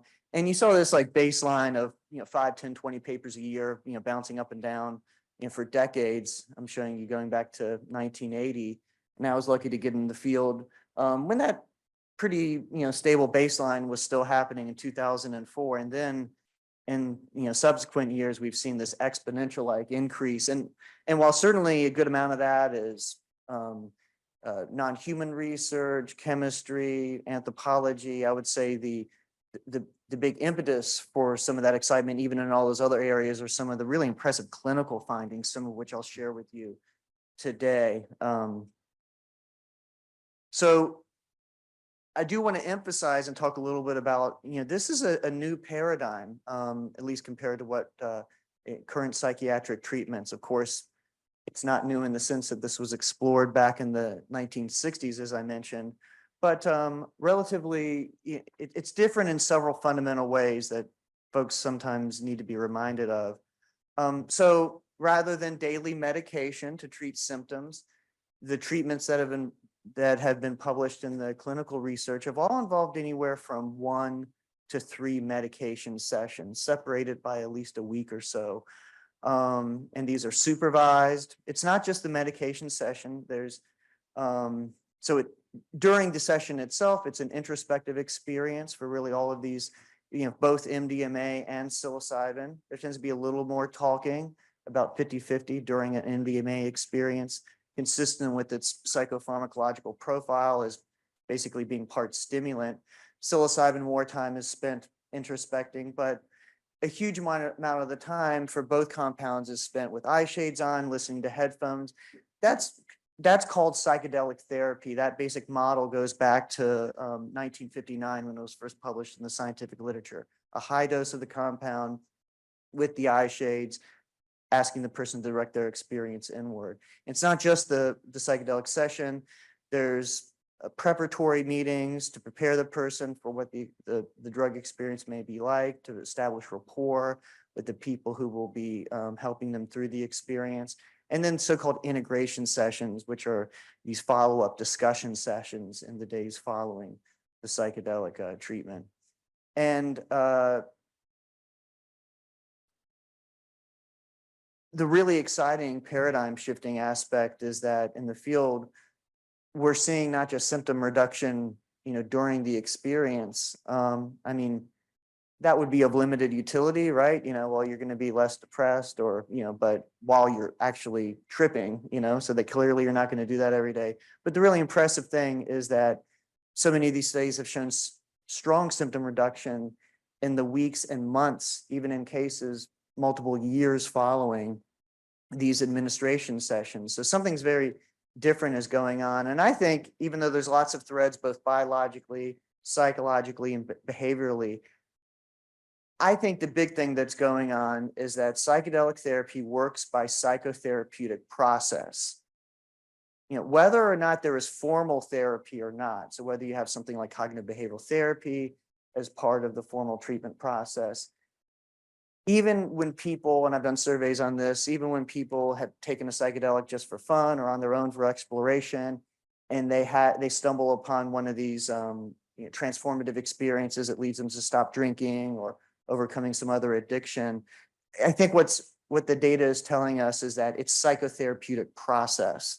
In other words, there's radically different perspective taking. They look at themselves from a different vantage point. There's a review of life priorities, and they have a vision for a path forward. So these are some of the so-called common factors that we know bode well for successful psychotherapy and psychotherapeutic research. And so I think that's how it differs, you know, like why in the world would someone be better, you know, a year from now from their session? The drug was metabolized within a day. You know, you could speculate on some epigenetic effects and other mechanisms that might be biologically mediating things. And some of these things might be two different sides of the same coin, but I think the main thing is that you talk to people, they've learned something. They can tell you, this is how I was before. This is what I learned about myself. This is how I changed the way I was engaging with the world, thinking about myself on a day-to-day basis afterwards. So it has that narrative component. And so all that to say is I think one of the exciting things about psychedelics is they're essentially bringing psychology back into psychiatry. You know, clearly this is a biological treatment. It's a medication with profound acute effects on the brain, but the long-term therapeutic effects are psychologically mediated. I don't like to give any talk about psychedelics of any length without mentioning there are some real risks to psychedelics. Here I'm focusing more on the classic psychedelics like psilocybin. I don't have time to go into all of these risks, but I would refer you to some publications I've put out there over the years in 2008 and more recently in 2018, describing some of the known risks for psychedelics and what we can do to address them, and hopefully you know, how they could be, how we can address these risks in part as part of a REMS program by the FDA if these treatments are approved. Couple things I'll mention, of course, it seems pretty credible through clinical observation over the decades that some people with schizophrenic psychotic disorders like schizophrenia can be destabilized, or people with a identifiable predisposition for psychotic disorders can be destabilized.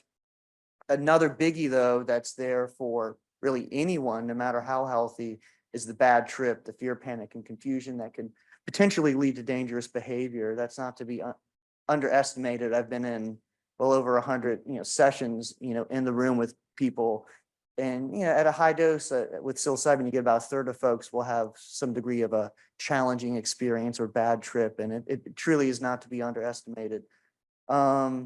The only other risk I'll mention here is that that's typically there for drugs of abuse, and this is a drug of abuse. In other words, it can be used in a harmful way to the user or others.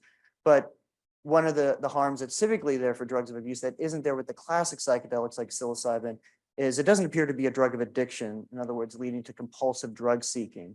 Again, it can be can have abuse liability, but that's chiefly in the form of the consequences of use, particularly in an incautious setting and in the wrong way.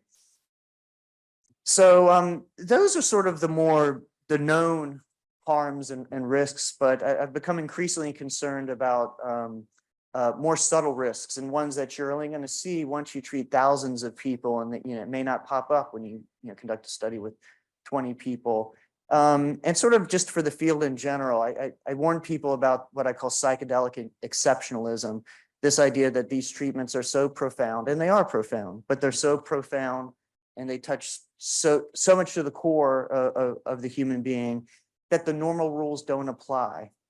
And this can lead to all sorts of ends justifies the means type of thinking. It could lead to cutting corners. It can lead to people violating normal professional ethics, for example, sexual relationships between patient and therapist, this type of thing. People are in an extremely vulnerable position when they're receiving these treatments. These are intense interventions, and research has shown that people are more suggestible in these treatments. So we have to be very cautious surrounding that. I mentioned sexual violations and other violations. I think just generally the power dynamic between a treatment provider and the patient can be so dramatically magnified compared to other treatments. I mean, oftentimes people will say this is a spiritual experience and sometimes the most meaningful experience of their life. And so when you give professionals, you task them with the role of being the intermediary between the divine, God, whatever, someone might want to call, how they would want to characterize their experience, and them, you're putting a lot of power in that person's hands, and that comes with an incredible amount of responsibility, and that can go wrong. So I'm concerned about the area by which this can go wrong, particularly clinicians falling into what I call the guru complex, filling in the holes for people about what the nature of, whether it's religion, spirituality, and I'm not talking about spirituality in terms of finding meaning in life, feeling connected with others, this type of thing. I mean more of the supernatural dimension. Where did reality come from? Does God exist? And as far as I'm concerned, any client's answer to those questions is just as valid as, the therapist answers. And so it's important to really let the patient drive the bus when it comes to these things, not to impose materialism and say that, the person's experience of Jesus, for example, wasn't valid, but simply to let the patient make those interpretations, if any, and not to color them coming in. And so a general concern about cult-like behavior that will be popping up in this area. We are going to see it. We've already seen cases with ketamine treatment providers sleeping with their patients and setting themselves up in this sort of spiritual guru-like role. And you're going to see this. Now, hopefully, through appropriate regulation and professional training, this will be minimized, but we will see it. And so this is the type of stuff that I'm warning is going to happen, and we just have to stay ahead of it. So now I'm going to review some of the clinical findings, sort of 1 or 2 slides per study, just to show you some of the impressive findings in the field. First, cancer distress. The first modern study on that with psilocybin was Charlie Grobe at UCLA with a small randomized study of advanced stage cancer patients using about a moderate dose, about half the dose of most of the modern psilocybin studies, but nonetheless finding some evidence of long-term reductions in anxiety and depression in those patients.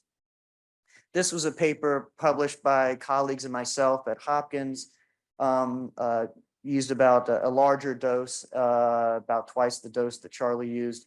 51 patients all had life-threatening cancer. They all had a DSM disorder that was associated with either depressive symptoms, anxiety, or both. And I'll just quickly show you these. This is the Hamilton Depression inventory and the Hamilton Anxiety inventory. And people came in these 2 different groups. Everyone received both a trivial dose, which is a placebo-like dose. That's the blue group. They received that first. And then everyone received that trivial dose and then a high dose, and we simply randomized the order that they would receive them. So the blue group got the trivial dose first. The red group got the real dose first. And you could see, people came in at clinically severe area of the Hamilton at baseline at screening. And then post 1 is 5 weeks after that first session. You can see that on average, the red group that's gotten the real high dose is down into the clinically normal range of the scale on average. Some reduction in the low dose group, probably due to the placebo effect and also the rapport building. There were 8 hours of prep time before these meetings, and part of that involved talking about their cancer. But nonetheless, at post 2, that's 5 weeks after the second psilocybin session. So after that crossover, now everyone's had the high dose session, whether it was 5 or 10 weeks ago. And now you see both groups on average down to that very low level of suffering. And basically, same story for anxiety and depression. But remarkably, it wasn't just 5 to 10 weeks after that initial session. At 6 months, the results looked essentially unchanged in terms of those reduced anxiety and depression levels. And so that's sort of the paradigm shifting new thing in this field. And so it's not just in our hands. our good colleagues at New York University published at the same time a similar study with a complementary design. They used, rather than low dose, they used a niacin. It's not perfect, but another, essentially active placebo. And they likewise found longstanding reductions in anxiety and depression. And they found in some remaining people that survived at 4.5, 5 years later, continued improvements even at that long time point.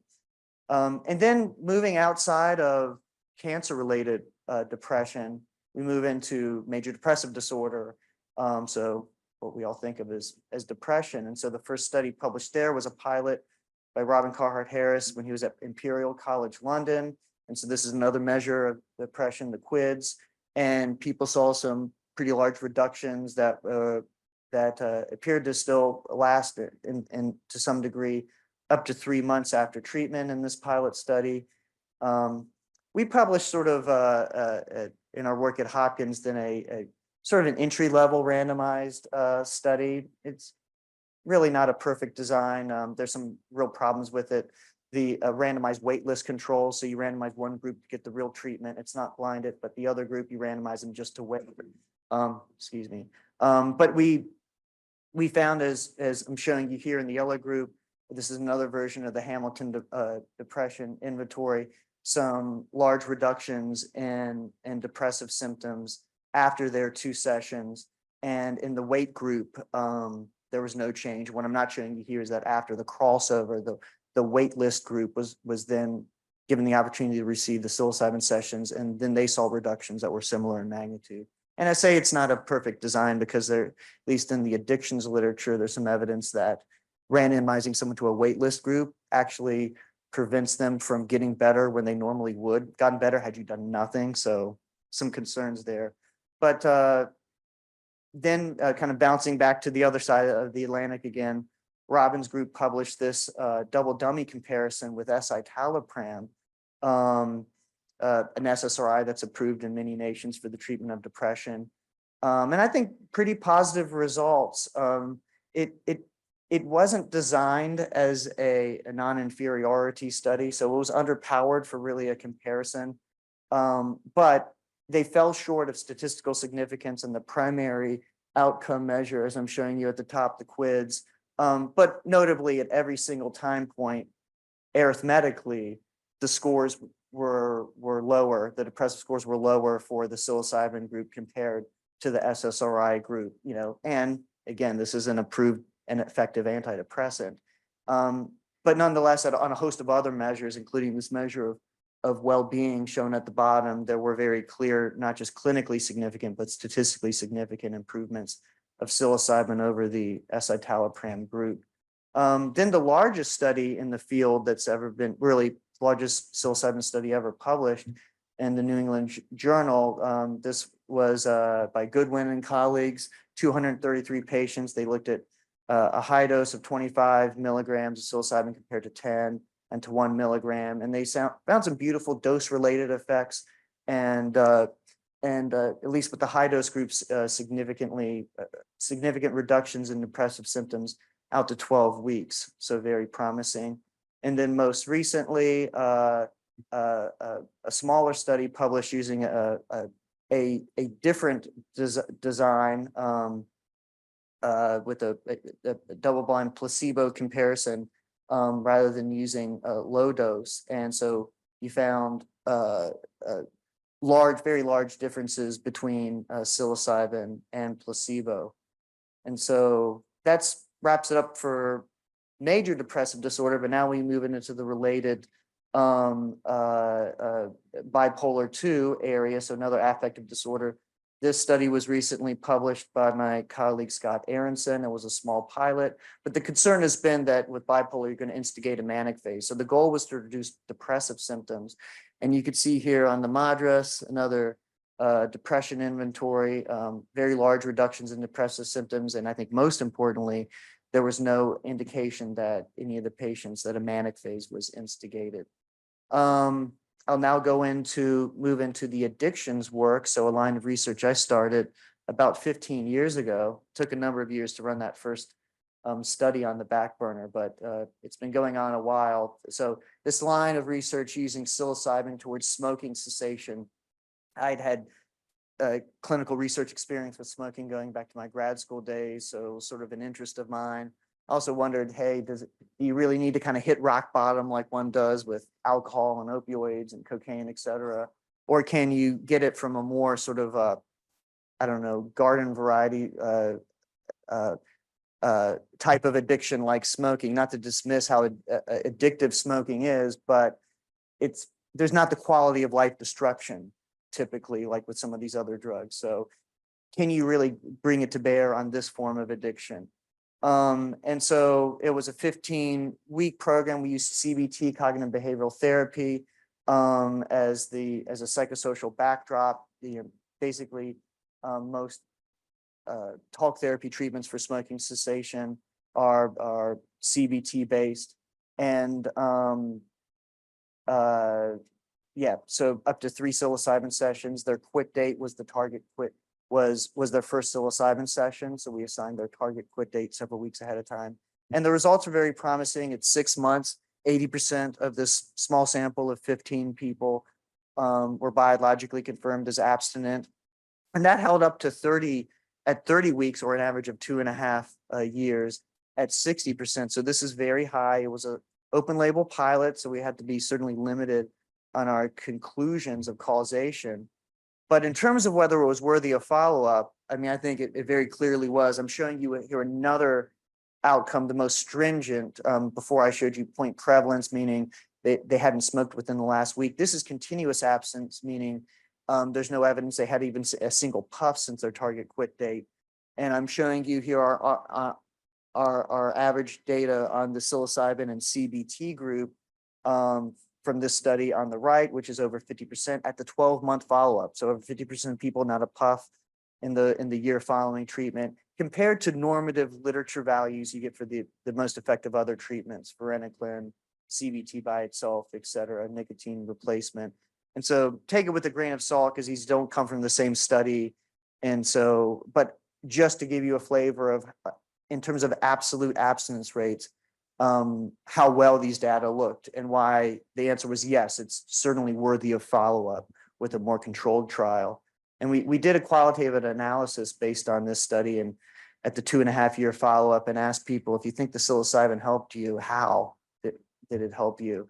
And these were the themes like that were mentioned by multiple independent participants. So it provided a sense of interconnectedness, awe, and curiosity to the help. It reduced withdrawal symptoms. There were other changes that somehow helped, like increased altruism that they perceived. There were insights into their own smoking history, their kind of idiosyncratic personal reasons for smoking. And some quotes from, I'll share with you from that qualitative analysis. I understood my identity is this construct. I learned to be more grateful. The session was telling me, here's what you need to do to not get so depressed, which is really interesting given what we know about the comorbidity and between affective disorders and addiction, and the role of emotional regulation in addiction. Seeing that which happened during the psilocybin experience, and being reminded of that life is an unspeakably marvelous adventure of existence, and I'm more accepting of myself. So this is a subset of quotes, and certainly there were some things people said about smoking in particular, but I just wanted to highlight these because, you know, none of these quotes mention smoking. And so it sort of demonstrates how big an event this was in people's lives. And in some sense, it really dwarfed this, the goal of quitting smoking, not in a way that made people trivialize, like, oh, who cares if you smoke or not? It's no big deal. But really seeming to, the magnitude of the experience made the goal of quitting smoking seem very surmountable, like compared to the magnitude of what they experienced, and this kind of resetting that, of course, they could quit smoking. You just have to decide to do it. And so that led us to this randomized comparative efficacy trial, which, rather than a blinded study as this second step, I thought that was the step that I needed to convince myself that we were really on the right track to really compare it to a known standard. So this is nicotine patch treatment. So we took 82 people and randomly assigned them to one psilocybin session in this case, which is scaled down from the 3 sessions in our pilot. and then compared it to a standard course of FDA label nicotine patch treatment. And these are, you'll have to stay tuned. We finished up the 6-month follow-up. We'll be publishing those data soon, but I'm showing you when we were about 2/3 of the way through the sample. I'm showing you some data here based on 61 people, where up to 12 months, the biologically confirmed abstinence rates were 52% with psilocybin compared to 27% with patch at the 12-month follow-up, which 27% is very good compared to standard literature values for nicotine patch. So in the context of an unblinded, randomized, comparative efficacy study, I think we did a very credible job with our control group, beating typical treatment response, but nonetheless being dwarfed by our response for the psilocybin group at 1 year. That led us, thankfully, to land a multi-site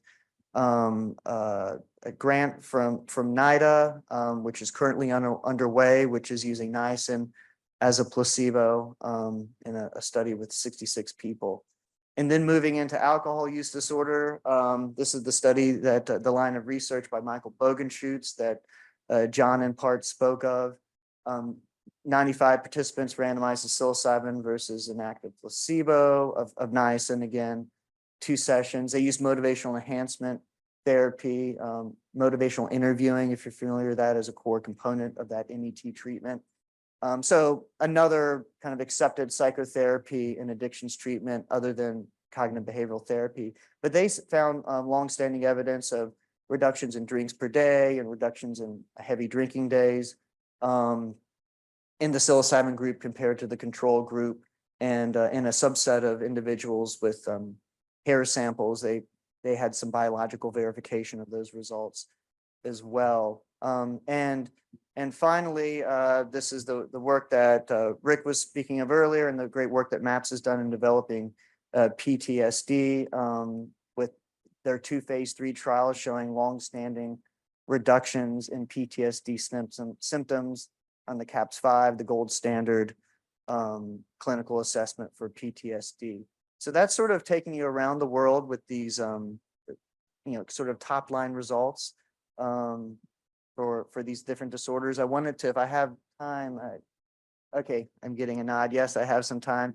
Just talk a little bit about sort of big picture thoughts on recommendations for the field, whether it be FDA, funding agencies at NIH or DOD, licensing boards, and just the profession in general. I do think there needs to be more emphasis on comparative efficacy trials rather than only blinded studies. There's no perfect study. I think there's pros and cons to every study design, but ultimately these methods complement each other in the literature. And I was encouraged that I helped lead a regulatory workshop in Berlin on psychedelics back in the fall, and representatives from EMA and some different nations were present. And it seemed that there was this consensus this is what they were most interested in, these comparative efficacy studies, with the recognition that, hey, there's not going to be a perfect solution to this blinding question. It's an issue in the field, one that we should continue to address. And there's some very creative work unfolding to help to look at the role of unblinding and the credibility of placebo conditions.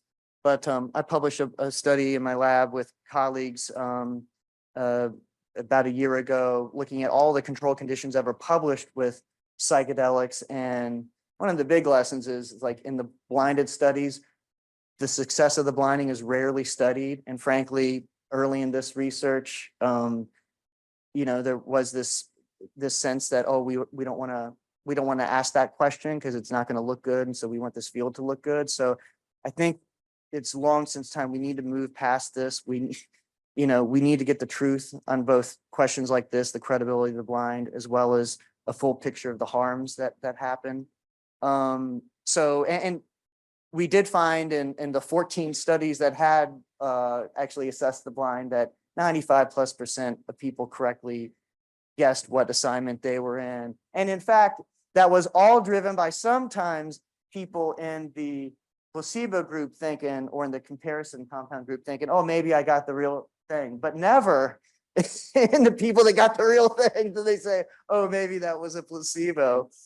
So, we can do a better job. But I think a complementary of research designs is helpful. There needs to be research on the inclusion of nominal therapy. This is one of the big questions in the field. A high profile editorial about a year ago just landed about like a dozen responses. Everyone has their opinion. I have my opinions, but ultimately it's an empirical question.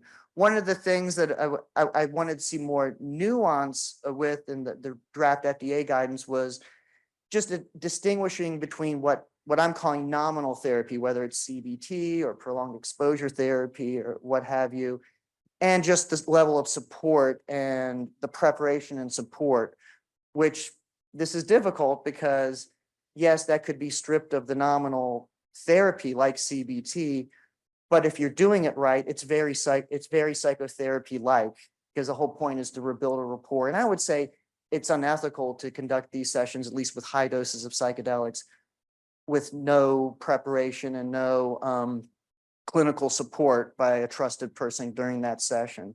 But I think keeping those nuances in mind, there's lots of, opportunity to investigate, okay, with some whatever minimal level of preparation and support that's deemed ethically sufficient, manipulating whether or not there's psychotherapy present. Do you get better results? I think that's might be the burning question in the field from my perspective. And then we need more research on how psychotherapy is done, or I should have phrased this as just how psychedelic therapy, again, whether or not you have the nominal psychotherapy like CBT included with it, just how this is done. I remind people that we are using essentially the same clinical treatment design that was first published in the scientific literature in 1959. Virtually all of the experimental research in this psychedelic area has been drug versus placebo, drug versus comparison compound, different doses of the same drug. None of it on how do you do this? How much preparation? How much integration? What do you do? I published, I think, the first study ever to manipulate a set and setting variable. It was a trivial example, but a set and setting variable during psychedelic sessions, and that was simply with varying which of two music playlists someone heard. And, tried to kind of, much more important than this question of which music playlist did better, something we tried to emphasize in that publication is that, we need far more experimental research on how this is done. Should you have music at all or not? Should you have the eye shades or not? Should you have the nominal psychotherapy or not? How much preparation do you have? We all use this term of integration, which is essentially a discussion the next day after, and depending on the study, other sessions. But what about homework assignments? What about if we really are opening up a critical period of enhanced neuroplasticity, as the rodent work suggests? What can we do? How long does that last? What can we do during that time that can help cement some of the things learned during the experience? So I hope the field kind of, really goes in some of these interesting directions of filling these blanks. And we need more research on the harms, and we're going to come across harms, and we already are, I think, like things like HPPD, the perceptual disorders, dissociative states, so that, you can run a study with 100 people and you might not see it. But once we start, having this in treatment and, 50,000 people have received this treatment, you're going to see some level of some of these more subtle and rare harms. And so we need to really just keep these on our radar screen and just not overstate the safety. I mean, these are very, very powerful mental tools, and they do have some, it would be impossible to imagine a tool of this magnitude without potentially having some downsides depending on how it's used and in what people it's used. And we continue to need to have supportive and comfortable environment. But as I suggested earlier, I would say, and at least, and I'm talking to secular researchers here, I'm not talking to religions who use these compounds, including the Native American Church or the Santo Daime or UDV, or to really any other use. I'm talking about within the use in psychiatry and clinical psychology and social work, in the practice of medicine. I really suggest that we really need to avoid providing religious metaphysical instruction. Again, let the client or the patient drive the bus, because I'm very concerned about this development of cult-like behavior surrounding these psychedelics. Again, we're going to see the development of this. And we really need strong professional training. And I don't think we really know what form that's going to ultimately land in and when this was well established and regulated. But I would just hope that those programs are as empirically informed as possible. And certainly we need a strong risk evaluation mitigation strategies program, a potential part of FDA approval for these compounds that really keep some of these harms in mind and minimizes patient harms and cult behavior. And with that, thank colleagues and funding sources for some of the work that I showed you. And we have time, we might have 5 minutes or so for questions. Yeah.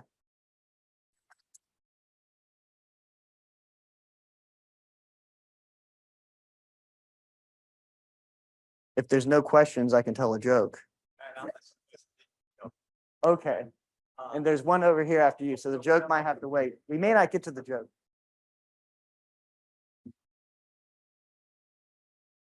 To reach that. Thank you for the really great talk. And I'm actually a graduate student in Dr. Riley's lab. So I was very interested about the comparative efficacy studies. And I was wondering, maybe relate to some of those emphasis on specific preparation that need to be added on those studies. I'm wondering in clinical trials, what are comparative efficacy in terms of like culturally sensitive, racially sensitive components, instead of just, kind of advocating therapy that might be effective for one group because there is larger recruitment, but it's not really effective to other minority groups.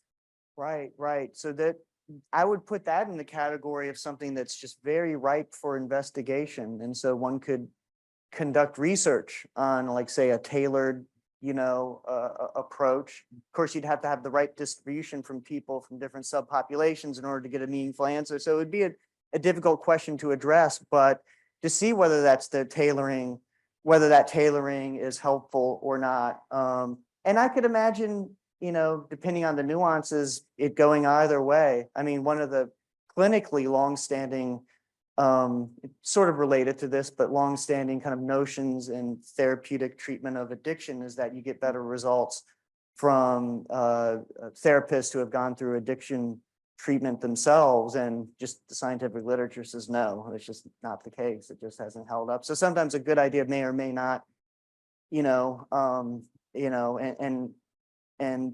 yeah, so for example, there are certainly other cases where culturally tailoring things have not, shown in empirical research to make any difference, but it would depend on the nuances. But I think that's definitely in the category of something that we need studies on it to see if that can improve treatment response. Hey, how are you? David Saunders, Uniformed Services University School of Medicine. So I think you mentioned the harms and the need to study the harms. One that comes to mind, particularly for the stimulant medications, is cardiovascular safety. And want to get your thoughts on how that would be assessed and how it would be assessed in the context of what seems to be really a package of medication plus psychotherapy without interfering with the treatment itself. Right. So I think, in terms of this psychedelic treatment model where someone's receiving 1, 2, or 3 doses, it's a pretty straightforward answer. There needs to be a medical screening where you have a full, including their cardiovascular function.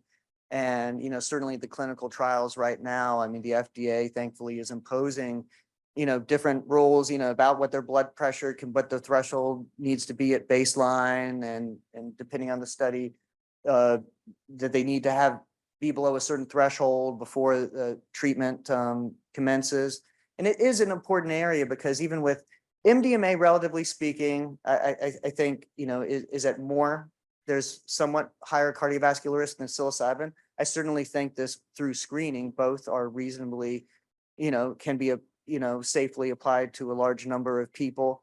But there are, even with psilocybin, which is pretty robustly safe at the physiological level, there are some deaths from people that are at the severe levels of heart disease. Sometimes it's overstated. No one's ever died. I mean, there's one case in the medical literature of a heart transplant patient that took psilocybin mushrooms and died. So, I mean, I know it's an extreme example, but there are some other, reports out there that haven't showed up in the literature that I think are credible. So, but thankfully it's something I think we can navigate through just appropriate screening. and I do certainly wonder about this in, the state or local level initiatives. How much is that? Is the person on their own to check this out? Are they needing a medical screening? Like, and how is this? Do they just have to report, oh no, I don't have heart disease? Check.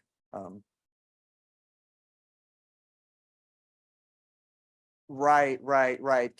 Given that ibogaine can prolong the QT interval, that's a really extremely important question. And as a neuropsychologist, I don't have very strong opinions about. I know people have, know more on the toxicology, cardiovascular level, thinking that, ibogaine could never be approved. Other people believing, with the appropriate screening, now you have some work suggesting that giving the magnesium might offset that effect. And so, but yeah, it's definitely an important dimension to, particularly for ibogaine, to keep in mind. We have time. Two more questions. Oh, well, I hope it's okay if I ask, I actually have two questions, but one is from someone who's watching this online, a physician friend of mine. I think it She counts. texted me. I'll be quick. She texted me this question, but I'm going to ask mine first. I thank you so much for the summary of all this very vast data. I actually have a question about your own research with nicotine. Was that with cigarettes or was it with vaping? And if not, do you plan on doing research with vaping? Yeah, cigarettes. That was with cigarettes. And so I think it's a very credible, I think it could be made to work with vaping. Hasn't been done. I wanted to start with smoke. I mean, there's far more harms with smoking combustible cigarettes. So if I had to do one or the other, that's why I want to focus. But Okay. absolutely, it can be brought to bear. I believe it needs to be tested, but Okay. yes. And my next question, which is on behalf of my friend Neha, who is watching online here. Hi, Neha. She's a physician at Walter Reed and a researcher herself in infectious diseases. And she has a question on, since you gave the talk on a lot of addictions, is there any data on whether these psychedelics, any of the ones you mentioned, are themselves addictive? Yeah, so for the classic psychedelics, I would say there's no evidence that they're addictive. So by classic psychedelics, like psilocybin, LSD, DMT, mescaline, we know that through animal models of reward, pressing to get the injection of the drug. We know that through just large scale epidemiology. We know that through the way that they work or don't function in the brain, the mesolimbic dopamine pathway in the brain.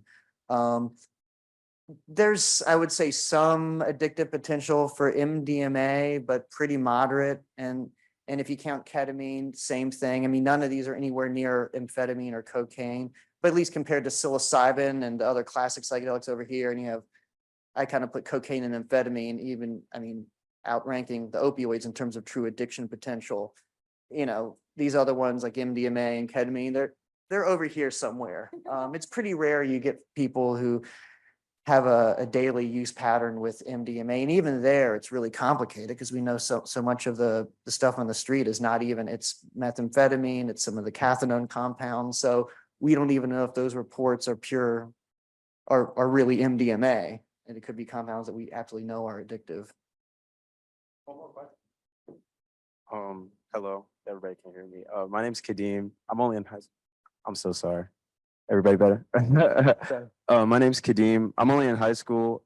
This was I wanted to thank you personally for having us. This was a really very cool experience. You guys were using crazy big words that I'd never heard of.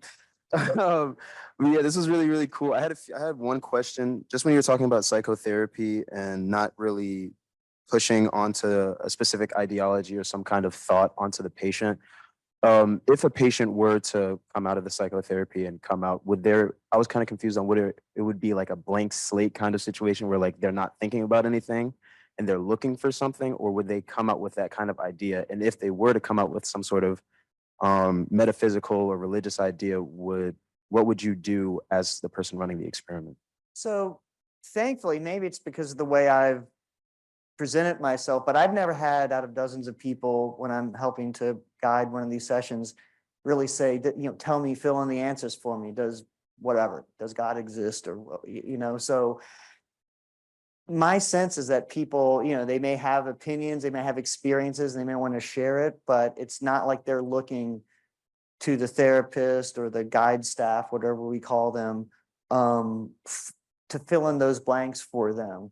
And even if they did, I don't think we should. I mean, because ultimately, like, you have to admit, I don't know, again, anyone's opinion on these questions about what's the nature of reality, does God exist, what, you know, are plant spirits real, like whatever it is, it's like, your opinion is 100% just as valid as mine. Like, these are just questions there's no empirical, there's no, you know, hard evidence research on by their very nature. So when people do, and people certainly do say, well, that was, you know, and expecting, you know, whether it's Jesus spoke to their heart, or they felt the plant, the spirit of the mushroom, or their chakras were activated, or the, you know, what, it could go on and on. Any, you know, your also job is not to say, well, no, that didn't happen. That was just hitting the serotonin 2A receptors in your brain, and that's what was happening. You know, it's like, that's not your job. We don't, you know, so, you know, while keeping in mind clinically, whether they're talking about something outside of normative or belief systems versus if they're sounding schizophrenic, you know, and now the radio, Jesus is talking to them through the radio every day, telling them to do things to people, you know, like, yeah, you know, with that exception, it's like, yeah, like it's up to them to interpret, if at all. Some people don't have any metaphysical interpretation of these things. Thank you. Thank you. And thanks for coming. I was really excited. I was lucky you guys, large group of folks, like showed up like right before my talk. And so like, I'm glad to have some like young energy in the room. This is great.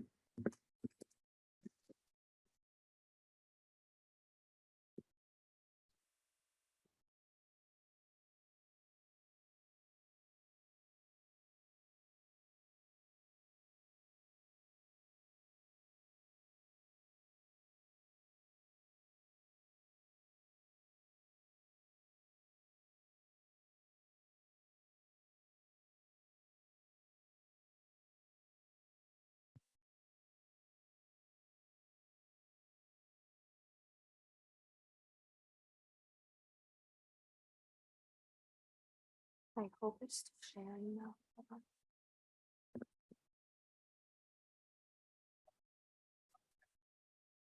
Oh. I see.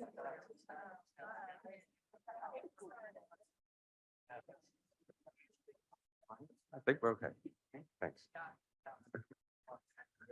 Thanks. And Matt, you can tell your joke later after lunch. How's that? Our next speaker, the final speaker in this section, is Forrest Heifetz. In his work as a practicing physician, as well as a clinical and preclinical investigator, Dr. Heifetz brings a rather unique combination of skills to the issue of psychedelics and therapy that bridge neuroscience, psychology, and anesthesiology. He's been active in research at Stanford, assessing mechanisms of action for rapid-acting treatments for psychiatric disease. In addition to his basic neuroscience interest in these mechanisms, he is also examining psychedelics such as psilocybin, ketamine, MDMA, and how they can be utilized in perioperative clinical care. And as he indicates, in precise, safe, and scalable ways. I had the pleasure of attending one of his seminars on psychedelics and therapy, and was struck by the marriage of basic and applied neuroscience. His talk, entitled Deconstructing the Psychedelic Experience, Therapeutic Mechanisms of an Emerging Drug Class, describes his important interface.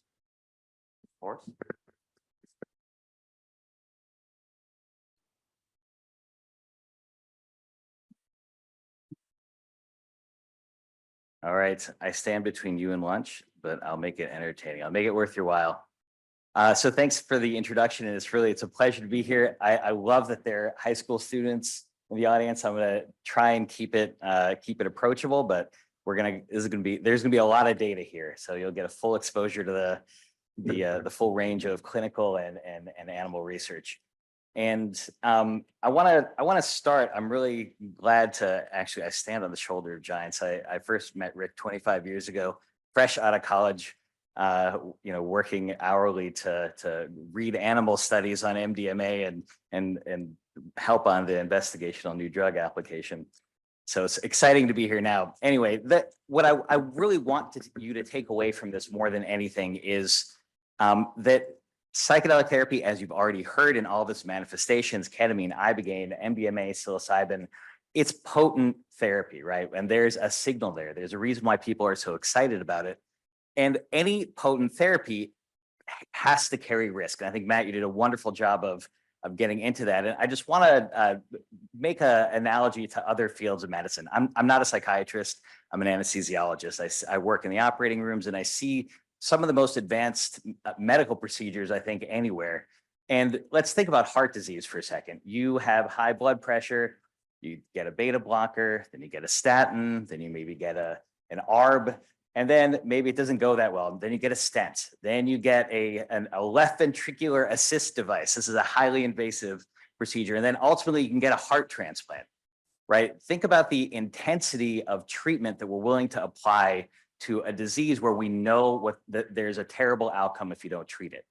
Now, think about psychiatry. Why do we not apply the same intensity to something like PTSD or depression? We know that the severe depression, severe PTSD has the same mortality and morbidity as heart disease, diabetes, any of these other disorders. It's time that we apply potent therapies. And I think that's really where psychedelic therapy comes in. Now, that said, they carry risk. And I'd like to give you another overview of medicine. So in I think 1962 was the first heart transplant patient. He lived for 57 hours. Now, I think they did a dozen of them last year across the way. The median survival for a heart transplant now is 80% live at 5 years, right? So how do we get to that point? If we want to advance psychedelic medicine, which is a crude but powerful tool, we need to understand mechanism. This is really my pitch to you, is that it's not enough just to say that these work. We need to understand how they work, and we need to do it systematically and rigorously. And that's how we're going to really get to the point where, you know, in 30 years, we cured some forms of cancer. We can take these therapies in that same direction, but not without a lot of work. So we need to test all of these ideas that are coming out. And again, this is where we rely on preclinical research. You haven't heard much about animal research and its role in psychedelics because it's really hard. How do you know when a mouse is tripping? Right. So, but there are things that we can do, and I hope to convince you that there's value in this as well. And then this really deserves a fair amount of effort.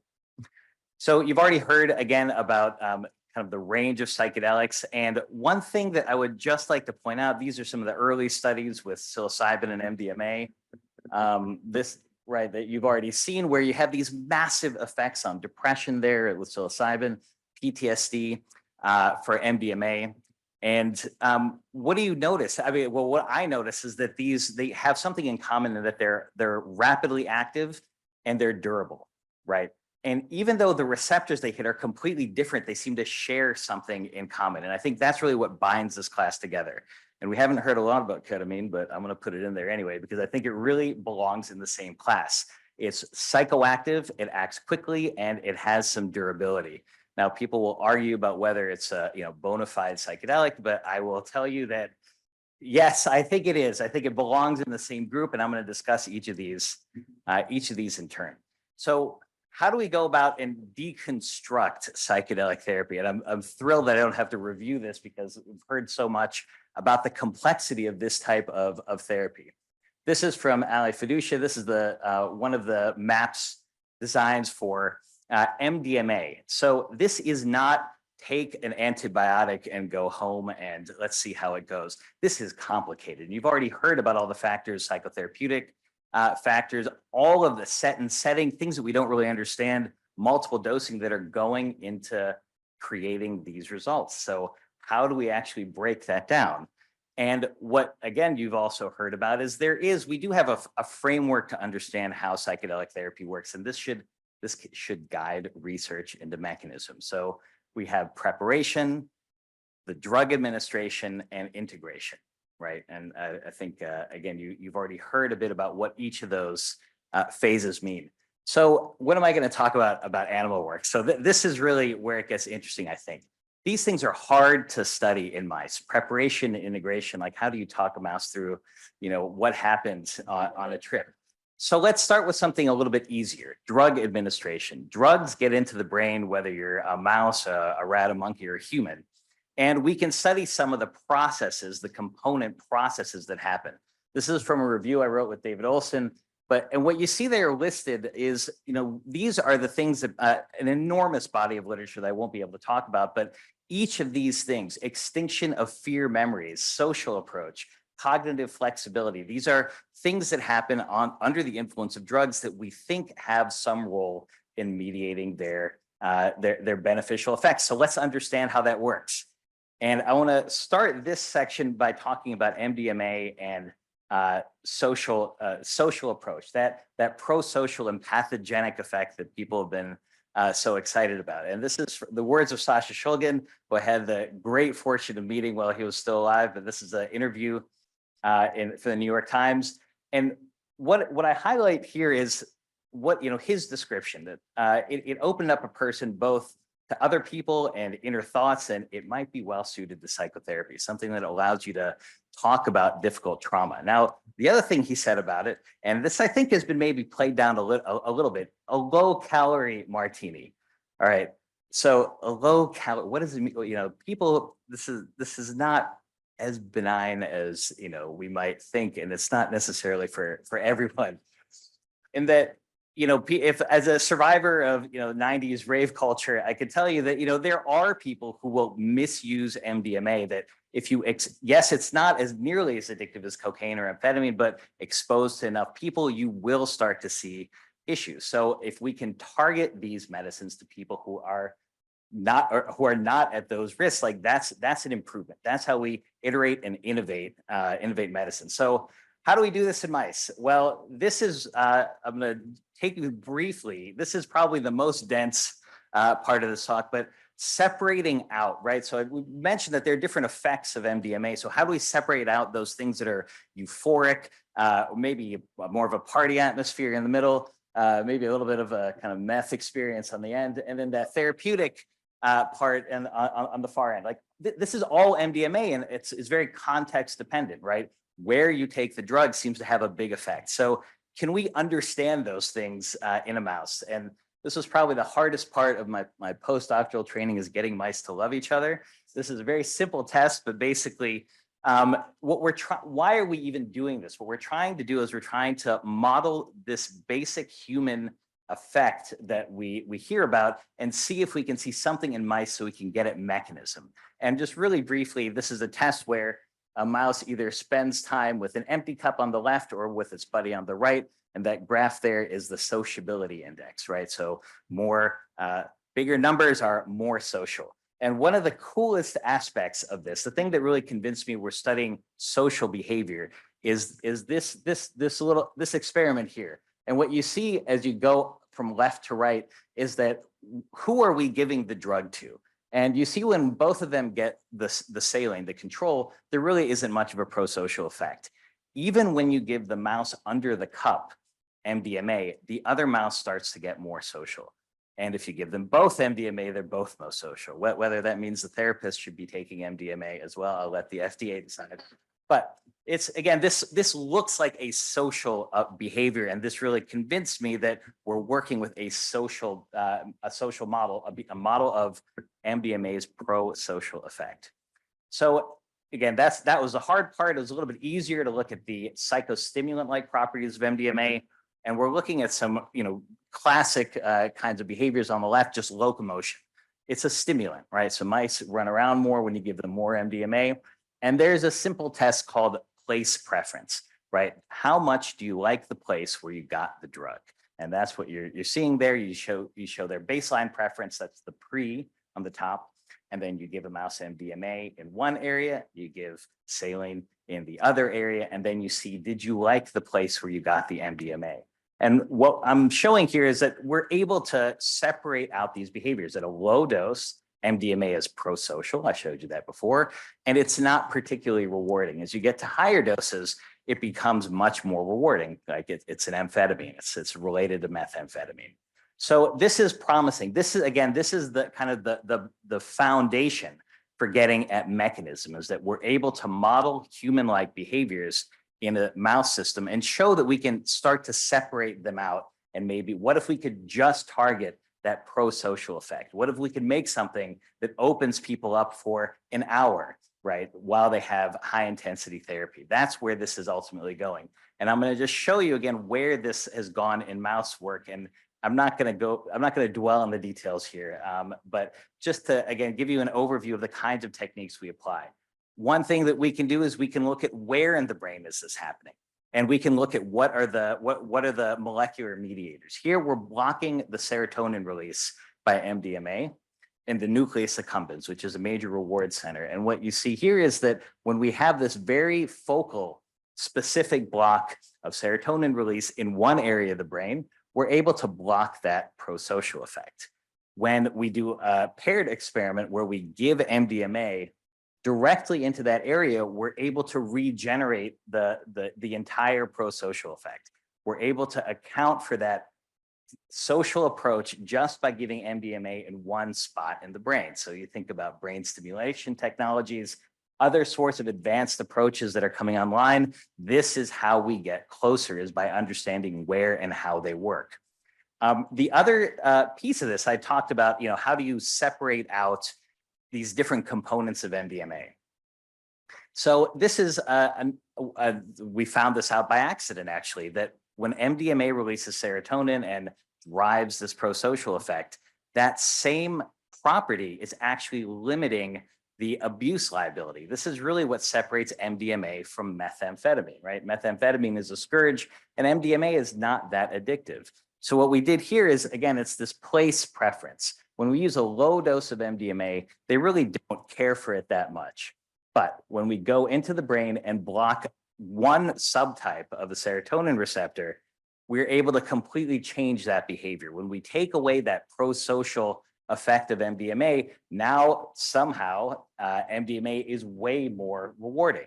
And we've traced this down, again, without going into great detail, as we see this reflected in dopamine release itself. You're all probably familiar with dopamine as the reward mediator. We see that when we block that serotonin and prosocial effect of MDMA, we also block, we actually dramatically enhance dopamine release. So again, the details of this I don't imagine are going to stick, but what should stick is that we can model these aspects in mice and get at mechanism and iteratively improve on these drugs. And that is, again, is going to improve safety and efficacy in the long run. Again, moving even beyond that is, you've heard a lot about set and setting, right? And like, what is it about a drug that makes it almost a different drug when you take it with people, MDMA in particular? So to do that, we don't really know even how to ask those questions yet in mice. We don't have a receptor for what are friends, right? We don't know where in the brain that necessarily happens. So we've taken a very different approach, and that we're not going to assume pharmacology or even where in the brain it works. And again, I'm highlighting this approach as a technique that you can ask these questions. What you're looking at there, this is we've made a mouse brain totally transparent.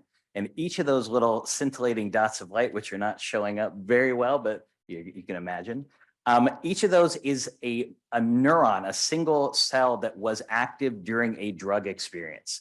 So we're able to reconstruct the entire brain in terms of the activity that was experienced on drug. And then we can do things like create these maps.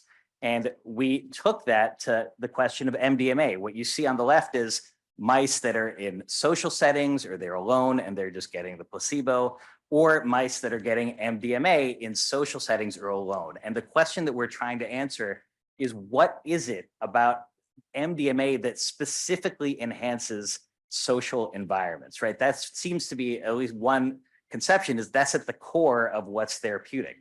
And we were able to do that. I mean, that's what you're looking at here, which I hope will, it won't, hold on, I'm going to make this thing spin. Maybe it will. There we go. Yes. No. All right. Well, you're going to have to trust me. It's beautiful. The idea here is, what you're looking at is, that's the mouse brain, and we've reconstructed. These are the circuits in the brain. These are the, again, single cell resolution across the entire mouse brain of drugs that are selectively activated by MDMA just in social settings. So thinking about MDMA as it's a serotonin releaser is totally insufficient, right? It was a releaser when you took it with friends. It was a releaser when you took it at home. This is the context that we're missing. This is how you look at context and setting. And it looks like a different drug, actually, depending on the context of use. And what that led us to is finding brain areas that I don't even know what this brain area did, the dorsal endopiriform nucleus. I will give $1 million to anyone who's even heard of it. But this is what this technique allows us to do, is to map, I gotta take it.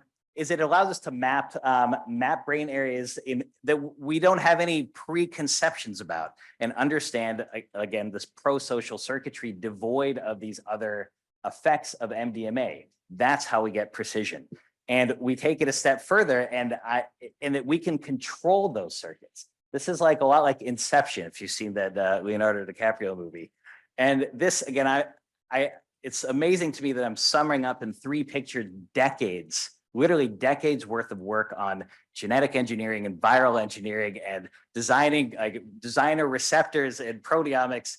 What we're looking at here is a special mouse where when we inject a virus into this nucleus that we identified, the dorsal endopiriform, we can capture those neurons that were active, right? So those neurons that were active while a mouse was on MDMA with its buddies, we can capture those neurons and we can turn them on or we can turn them off at any later date. And what you're looking at here is one of these experiments where this is the control experiment. And when we shut off just that one part of the brain, we basically remove that social enhancement, right? So again, this is proof to us so far that this is how you get at really refining these types of therapy. And of course, the next step would be, how do we get this into humans, right? And again, thinking about all of the advances in technology that we have now, that would be where we want to go with this in terms of really honing in on that pro-social effect of MDMA. So I want to switch gears now and talk about some of the other issues, right? We talked about integration and preparation and the setting, and it raises a question, and this has come up in a couple of times in terms of like, how do you really separate any of this stuff out, right? We have all of this preparatory psychotherapy, and then we have the trip, and then we integrate changes. And so one of the questions I think should be, well, and a lot of people asking are, how much is it the trip and how much of it is the biochemistry, right? Can we just make 1,000 neurons bloom in your brain and that encodes resilience? Does there need to be a whole, extravaganza, like a 6-hour session with that, or not? And people have done some really amazing work. This is work from David Olson's lab. Again, Lindsay Cameron is the lead, where they actually engineered a psychedelic drug that does not have hallucinogenic effects in mice, right? So we don't know for sure, but this has been followed on by, again, like just groups around the world that are devoting immense resources to getting at this question. Now, some people look at this and say, why are you trying to profane something sacred, taking away the experience? And my answer to that is it's a testable idea. If we want to enshrine the idea of experience and the trip itself, then we need to test the converse. That is the only way we get at mechanism, and that's how we move forward. Delix, I have to give them credit, that they are doing the human trial of a potential non-hallucinogenic compound. So in my own research group, we've taken a little bit of a different approach to this. And what if you could remove the trip from a drug experience? And what would happen? What would patients say? And so we actually did this with the use of general anesthesia. I already mentioned I'm a anesthesiologist, so when you have a hammer, I guess everything's a nail. But what the idea is, if someone is unconscious, right, there's no experience to speak of, do they still get a benefit from the drug? And we designed this with actual psychiatrists, Laura Hack and Alan Chasberg, and it's designed to look like a psychiatry trial done in the operating room. Right, we use the same criteria for entry. You need to have moderate to severe depression. A lot of these were treatment resistant. We we screen you, we did detailed psychiatric interviews. And then on the day of, you're there for surgery anyway, you get induced with anesthesia. And we gave either ketamine or placebo, exactly the same dosing as every trial for the last 15 years. And then the outcomes we looked at are the same ones that everyone else uses. The MADRS in red, that's the Montgomery-Åsberg Depression Rating Scale. That is the gold standard right now for how do you measure depression. So what did we find? The first thing I'm delighted to say is this, I think, is the only blinded study of a psychedelic class molecule that's been done, arguably, maybe not. But what you're looking at there on the left is what did people guess they got? And that was kind of the point, is that they weren't there for it, right? So they don't know what they got. They woke up and they didn't have an experience really to refer to. As far as they knew, no time had passed. They did have surgery though. And what were the main results? And this was a surprise. So let me walk you through what you're looking at. First, in blue, or in orange rather, is the ketamine. The ketamine group, you can see that their depression scores were high, and then they got that infusion during surgery. And then the days after, 50% response, 30% remission. This is, I could write to the FDA and get breakthrough status for, for that size effect. That is the same size effect we've been seeing in all of the ketamine studies. And it may not have escaped your attention that the placebo group showed exactly the same effect size. Does that mean that ketamine doesn't work? That's not what I'm saying at all. I think the most important aspect of this is non-drug factors. Look at the size of the placebo response here. This is what happens when you instill hope in people, when you talk to them, when you tell them their mental health is important prior to a big stress like surgery, and then you follow up with them, right? Something big did happen to these folks. They had surgery and anesthesia, which I can promise you on its own is not an antidepressant, right? But what we're seeing is that the non-drug component of this is pretty big, and it's actually on par with a lot of the effects that we see in a lot of psychedelic trials. So that should give us some pause, at least, about what, how do we separate out the drug-specific effect? If you're going to expose people to the risk of a drug, you want to make sure that it's not, that you can't, just do an extremely well-crafted placebo. And just indulge me here. This is like the most exciting fan mail I ever got. Anyway, people thought this was great. Some people thought it was great. Some people I wasn't particularly too fond of also thought it was great, which gave me pause. The study is brilliant in its design. All right, I'll stop. I also got some other feedback. This is one of the worst studies I've ever seen in psychedelic science. This conclusion doesn't represent how psychedelics work in the field. Of course it doesn't. It's a mechanistic study. My other favorite is the study is terrible. It should never have been published. The only, and I do mean only, thing that this study showed is that any mechanism for ketamine treatment requires consciousness. This is a test of that exact question. This is like, that is what we are getting at here. And that's, I think, why this is important. Now, to be fair, we didn't expect the result. And so we cannot fully interpret the data. I'll just, a lot of questions come up, like, does anesthesia block the ketamine effect? And is it really even a result? I don't think it does. And the larger point is it's not about the ketamine effect. It's about the placebo effect. Look how big the non-drug factor is.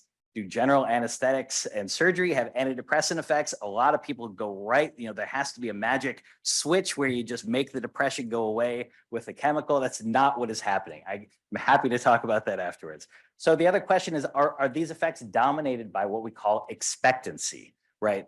And I really want to emphasize for a minute, placebo is a dirty word, right? If I tell you that you got the placebo and you were in a trial, your first reaction was like, wow, I hope I didn't say anything embarrassing, like I got better, right? It's like the assumption is that if you respond to placebo, there was nothing wrong with you to begin with. And I really want to challenge that, and that instilling hope is not a trivial thing. And instilling this much hope is also, again, we did it by accident here, just due to the intensity of the intervention, but that is a real process. It has a real physiology. That's what we should be looking to understand. And so just looking at the expectancy scores, all we can really say, because we didn't ask the question, is that we reorganized our data based on what people thought they got. And we asked them at the end of the study, what group do you think you were in?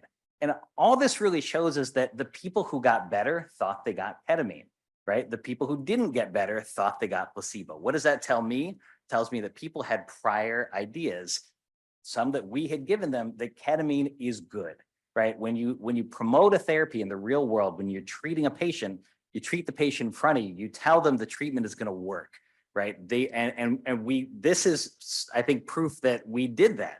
They thought that, well, I must have been in the ketamine group because ketamine is an antidepressant. So again, these are important. We shouldn't be minimizing these factors. We should be leaning into them. This is part of the process of change. And I'll just say, as an interesting counterpoint, a arguably better study was done in China, which was published before ours and annoyed me to no end. But they're using S-ketamine. They didn't test the blind. They didn't do all the stuff that you're supposed to do. But it was a larger study, and they actually saw a separation between ketamine and placebo. They did not get the placebo effect. And Teresa Lee, our lead author, she actually plugged ketamine into Baidu, the search engine that most Chinese nationals use. And you can see some of the comments. This is really different than what you get in the US. Musk is a zombie on drugs. Is my black, like this picture on the bottom is actually someone who's had, very severe complications of long-term ketamine use, which is bladder disease. You have to have your bladder replaced, actually. This is a terrible outcome, but we're starting to see it in the US. And meanwhile, what this is basically things are starting to turn around. I think Matthew Perry really put a dent in some of the enthusiasm, but there's been a lot of I think hype, and the more, this is a numbers game. You have a drug that has a so-so abuse profile, you give it to enough people, you will see complications, and these are preventable. Again, just think about how far we've come in chemotherapy and, cardiovascular medicine. It's possible to do better. So, we ran this trial and we've been thinking, well, we should totally do this for psychedelics, except, we learned a lot and that we should try and control expectancy. And, we have all kinds of technical challenges, like how do you tell when someone is done tripping if they're under anesthesia? So we've actually solved some of those issues. But this last part, this gets into another question. We're talking about the trip and the drug, and this is sort of an accidental discovery. But the next part of this is really going to focus on psilocybin. So again, we start with the mouse because, the mouse can't tell us if it's tripping, but it can tell us, there are some things it can tell us.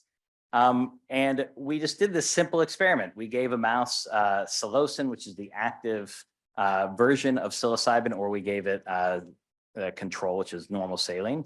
And we either let it do its thing, trip with its friends, or we anesthetized it, right? We gave it anesthesia, and then after giving it psilocin. And the question that we're asking is, how much, is it just that anesthesia is turning off the brain and nothing's going to happen? Should we even bother to do this in humans?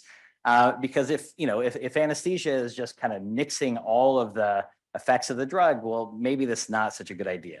So this is why we did this study, and we applied the same kind of technique that I showed you before. This is a little bit of an updated picture, but we're borrowing heavily from human neuroimaging techniques to do this in mice, where again, what we're looking at is brain-wide activity and just asking the question, what does psilocybin do across the brain, and does anesthesia change it? And is it spinning? Oh, thank goodness. All right, very exciting. We worked so hard on those. So this is what happens across a mouse brain when you get psilocin when you're awake. You can see there's just broad activation all over the brain. It's not that surprising. That's basically what people have seen in humans already for a dozen years. This is what it looks like when you're anesthetized. So you don't need a PhD really to see that there's a lot of similarity. There's something wrong with this picture. And my first thought was, did they screw it up? I mean, my postdocs are very smart, but maybe they forgot to turn on the anesthetic. And when we reanalyze the data, yes, the anesthetic is definitely on. Most of the cortex is being suppressed by sulfurine, which is the anesthetic. And the activity moves to these more subcortical regions. This is what anesthetics do. Yes, the manipulation worked, but mice their brains are on fire. There's no external, they're not reacting to anything in the environment, yet something, their brains are still going. So, you know, what is that? That the closest thing I could even come up with is maybe this is like a dream, or like this is what happens when you take high dose DMT and you're completely, you know, that you don't have any kind of concept of what's going on in your environment, but there's this rich internal experience. And that kind of gives us an idea. Like we've talked about, how do you study set and setting? How do you separate drug from experience?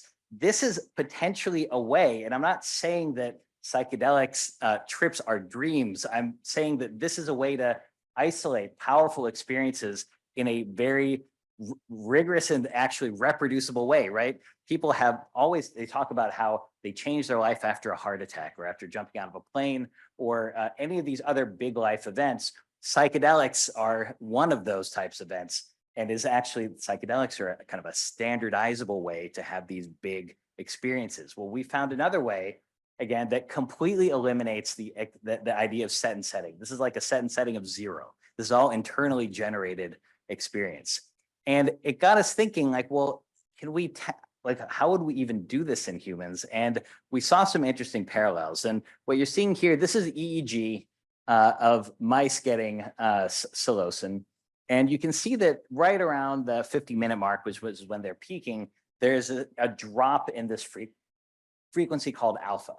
We see actually the same thing in humans. This is Chris Timmerman's study, where these are just looking at the peak effect of DMT at different bands of activity, brain activity. You see this big blue drop right around 10 hertz. And again, I'm an anesthesiologist and everything's nail. And this actually reminded me of something that has nothing to do with psychedelics. This is what happens when people emerge from anesthesia. And what you're looking at is an EEG spectrogram, and that propofol is the anesthetic of choice here.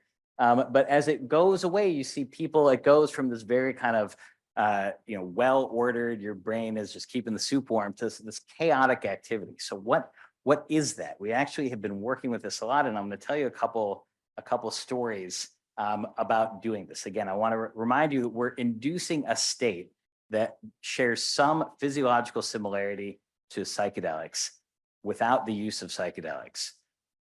This is a case of a woman. She was 26. She came to us. She was attacked by a relative, actually. This is extremely traumatic. This is someone who you would think would go on to develop PTSD, frank PTSD. In the 2 weeks before we saw her, she was basically inconsolable, unable to talk about the event. Like it's what you would expect from an acute stress disorder.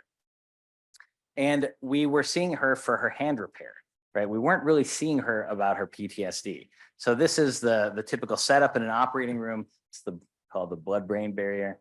And the surgeons are on one side doing their thing, and we basically do a nerve block on her arm. So she doesn't have to be like fully generally anesthetized. She can be put in this sort of twilight state because her arm is numb while they work, and she's still not completely unconscious. And we had the benefit of monitoring EEG during this case. And what did we see? So I'm going to walk you through this EEG. So you see the little markers here. This is basically what propofol sedation looks like. And this now, as she's starting to emerge from anesthesia, the EEG transitions to something that starts looking like dreaming and sleep. We don't have a clear definition of that. And then we think she's experiencing a dream, and then she wakes up. And what she tells us is really mind-blowing. This is hard even to watch the videos of her talking about it because it's a poignant experience. She recalls the attack, the same nightmare she's had over and over again, except this time she moves past it. She dreams of going to the operating room, or the emergency room. She dreams of going to the operating room. She dreams of being home using her repaired hands. And basically, it's done. She woke up saying it's done. This is, again, a pretty severe trauma that seemed to have resolved under anesthesia. N equals 1. And we talked to her at a year, and she's able to kind of casually discuss being attacked by a first-degree relative with a knife at close quarters. That is not the kind of recovery that you'd expect to see. So as I've been advised, when you see one case, you say, in my experience, when you see 3 cases, it's case after case after case. So we've seen this. So we actually started systematically looking right? We're not doing an experiment. We're just observing patients coming through the operating rooms. We've watched 400 patients dream under anesthesia now, and some of them happen to come with symptoms of PTSD, bona fide PTSD. These are 2 patients, and what you're looking at, these are all scores. The CAPS-5 is your PTSD scores, PHQ is your depression scores, GAD is anxiety, and PSQI is the sleep score. What these patients are telling us, these are profound experiences that, if I was not enmeshed in psychedelic science, I would, I don't know that I would have drawn the link, but it is obvious what these patients are talking about. Both of these women had lost adult children to overdose or suicide. Incredibly, obviously traumatic. They have nightmares that haunt them, intrusive thoughts in their daily life, guilt. And in this extended dream state, I'll call it, that goes on for 10 or 15 minutes, which is really not normal dreaming. That's not what you do at night. That's not what they had been doing at night. They're having catharsis. They're reuniting with their deceased children. They're resolving, they're getting closure. We don't really understand this, but it was an internally generated experience. This is when people talk about inner healing intelligence, which, I have a lot of problems with that concept, but this is people who we've allowed them to heal themselves, to fully process a trauma by putting them in a space where they can go through and get closure. We followed these folks out past a year, and they're in remission. They don't have nightmares anymore, which is, again, really surprising. And again, I'm not here to kind of extol the virtues of this. We have to test it, right? You should be skeptical of this because these are not controlled trials. Those are coming. But what it does suggest is that, again, getting back to this question of how do you deconstruct something as complicated as psychedelic therapy? You can look at these individual components and understand them and improve upon them and use that information to improve patient outcomes. So what I told you about psilocybin is that led us to question if the experience under psilocybin is key. Do you even need the drug to do it? Can you replace it with something else big and reproducible? For example, what these patients emerging from anesthesia experienced. We talked about ketamine, and that shows, if anything, just the large effect of non-drug factors, things that are incredibly important to therapy, but don't get systematically tested or even asked about. And then finally, we're much further along with MDMA, where we've modeled these drug effects in mice. We've gotten some understanding about how to induce prosocial effects independent of other types of effects. And then we can then spin that back into human trials. That's the goal. And I'm going to end pretty much where I started, which is, again, we cannot study the risks if we don't know about the risk, right? We need to measure these things, report them. It needs to be, fully transparent in order that we can, again, improve, right? Again, think about every other field in medicine. Psychiatry, in my opinion, is lagging far behind, and we have a shot at it. We have therapies now that really could change mental health, but again, not without some better understanding. So I'll leave it there. I have a lot of people to thank, a lot of funding, to be very thankful for. The dream team in particular. These folks are working for free. This is a psychiatrist, neurologist, and anesthesiologist doing something that is totally wild. Anyway, thank you for your attention. Welcome any questions.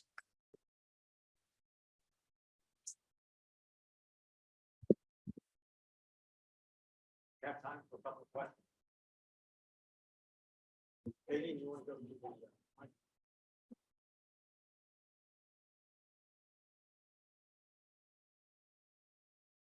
Almost. Thank you. Wonderful, really wonderful. So the placebo is doing something. And, I'm curious if actually the infusion of something into the animal changes metabolism in a way that actually has an effect on the brain in some way. One thing that I think about that's really interesting is, in sort of even jumping about the different states, is people coming out of anesthesia, do they actually report being in a different state? Is the brain being pushed in and out of different modes, so to speak? And I, as a neuroscientist, I think of, the default mode network and things like this. So one question is, the anesthesia is doing something, and I'm wondering, the vehicle, the placebo, is doing something. And so I'm wondering if it is actually pushing something in terms of the changes in the brain activity. And then 2, in terms of using the animals, wouldn't it be possibly interesting to do more functional imaging in the animals rather than just static imaging and looking at the cells. Again, looking at these mode networks in the brain that may be actually being pushed in and out in different ways. Very interesting stuff. The second one is easier, is yes, absolutely. Let's write some grants. Those are the right questions to ask, because we want to build a bridge from animal to human studies using the same sorts of measures we use in human neuroimaging. We want to use those in animal studies and look for correspondence, right? That's how you model something and study it. To your first question is, does just infusing something change brain state? This is sort of what I was getting at, is placebo is a real process. Again, if you do placebo right, it's not just here, take one of these and call me in the morning. That's the way they used to do it. But when doctors, I guess, had more credibility. But the real placebo is a process, right? It's not a one-time effect, and it involves conditioned responses. It involves changes in brain chemistry that we actually already know about. Things like endogenous opioid release. Like, these are real events happening inside your head that are linked in ways we don't fully understand to a therapeutic response. So how can we harness that and actually use it? So yes, they are, like, we just don't know enough about how that happens. So I have can you hear me? I have a neuroscience question. So really nice work. The mapping you did with FOSS, cell types, do you know by any chance if those activations you see in the mice are due to, for example, SST cells or CK neurons or other things that would be more interneuron-like as opposed to pyramidal cells? I'm so glad you asked. Right. We have no idea, but again, this is definitely what we're there's again, we'll get very technical briefly, is there's no good way actually to tell which neurons in the brain have the serotonin 2A receptor. That target is, we don't actually know where the trigger is when you look at cells. So the Allen Brain Atlas the Allen Institute has done a wonderful thing by publishing this atlas of molecularly defined cell types that we're starting to overlay with these, but we don't have that level of detail yet. Yeah, I'm asking, we have students from the class we teach here also, and we read some papers from Alex Kwan and background from Vita Magadam and just on the ketamine hypothesis. I was just wanted to follow up on that there. That really was the basis. Cool. So there's been a lot of, I'll just say this about that work. There's been a lot of very detailed work about, for example, the growth of neurons after exposure, the dendrites, neuroplasticity. Right now, there is, I would say, very little convincing evidence that those changes are linked to therapeutic effects. That's just the state of the evidence. It's not clear that they follow the same rules in mice that they follow in humans. You know how we study depression in mice? It is actually depressing independently. Is we put them in a beaker of water and see, like, how long does it take till you give up?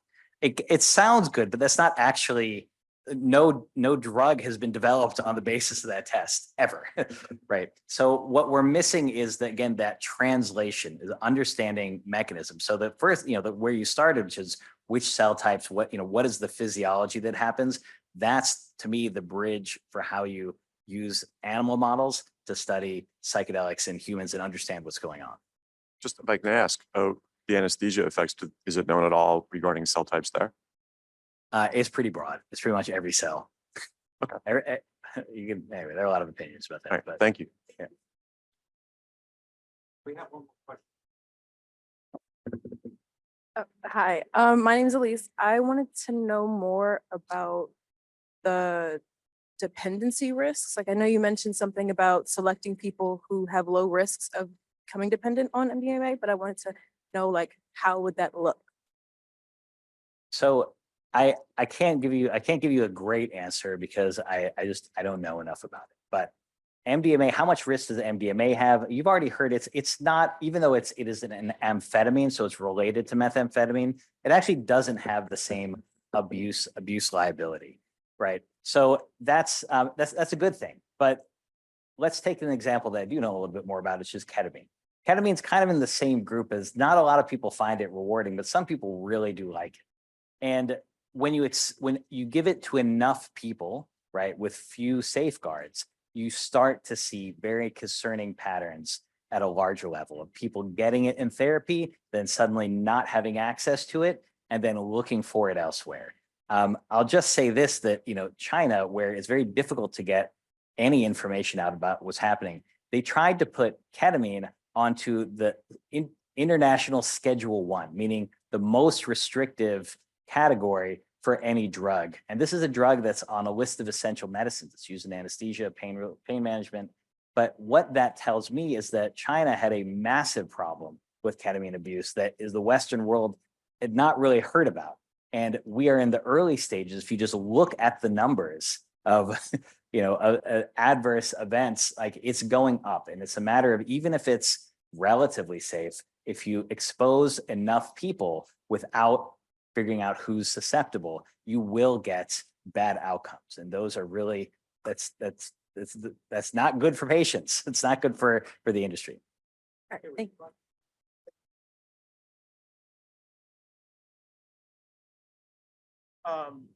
Well, thank you. That was fascinating.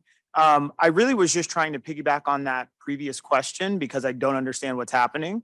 And I always try to get scientists to help me figure out what the interplay with my understanding should be. So he was talking about isolation of cell types. And is that about thinking about the appropriate mechanisms to target if you can do that differentiation, or how does that play into the conversation is really just what I wanted to get help with. Let me give you an example of how this might play out. This is science fiction, to be clear. This has not happened, right? Our work with MDMA, what I showed you is that we're able to get kind of simulacra of human behavior in mice, and we're able to isolate circuits in very specific parts of the brain.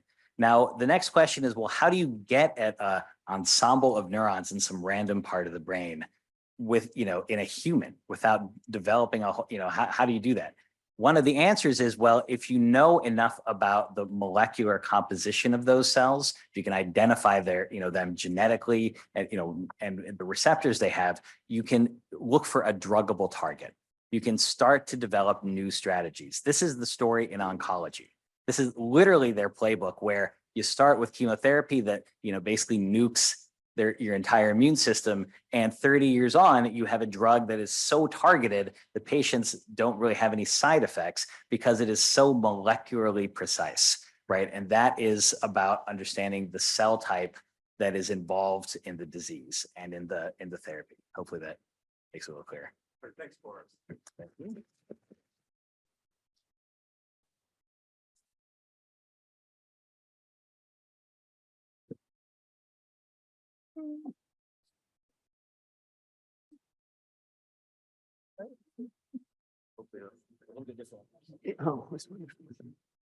Yes, I just have a couple of announcements. One is that if the students at Montgomery Blair are like Kadeem and Elise, we have an application site for American University. Please check off Department of Neuroscience. Also, we're serving lunch. And we're a little behind schedule, so I'm going to ask, instead of putting pressure on our speakers, I'm going to ask that you grab a lunch. It's outside. There are boxed lunches. Those of you who had dietary restrictions, yours will be by the check-in desk. The rest will be over this direction. Why don't you please grab your lunches, bring them back in, and we can get started as close as we can to 12:30.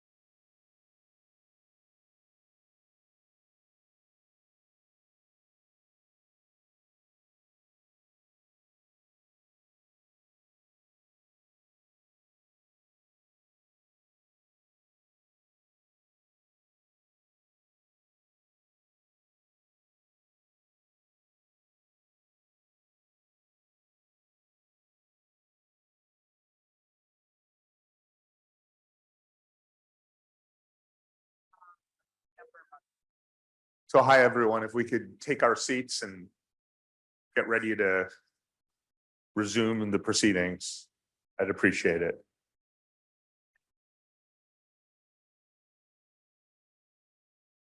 So I am honored to introduce my friend Glenn Cohen. Glenn is the James A. Atwood and Leslie Williams Professor of Law at Harvard Law School, where he's also a deputy dean and the faculty director of the Petrie-Flom Center for Health Law Policy, Biotechnology, and Bioethics. Of particular importance to this conference, Petrie-Flom currently has a project on psychedelics, law, and regulation, or POPLAR, which is engaged in a 3-year initiative to examine the ethical, legal, and social implications of psychedelics research, commerce, and therapeutics. Glenn is an award-winning teacher. He's a prolific scholar in many different areas of health and medicine, including psychedelic therapy. He clerked for Judge Michael Boudin of the First Circuit Court of Appeals. He has a JD from Harvard Law School, a BA in bioethics and psychology from University of Toronto. And most important, he is a kind, generous person who seems to find time to talk to and help everybody. And so I'm very, very honored to introduce Glenn for his talk.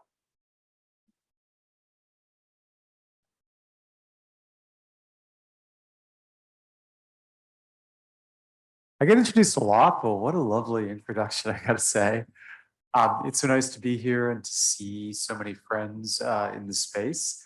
I know I'm competing with the brownies, and I would probably bet on the brownies, so I'll try to be fairly brief in my remarks, and don't worry if you need to chew.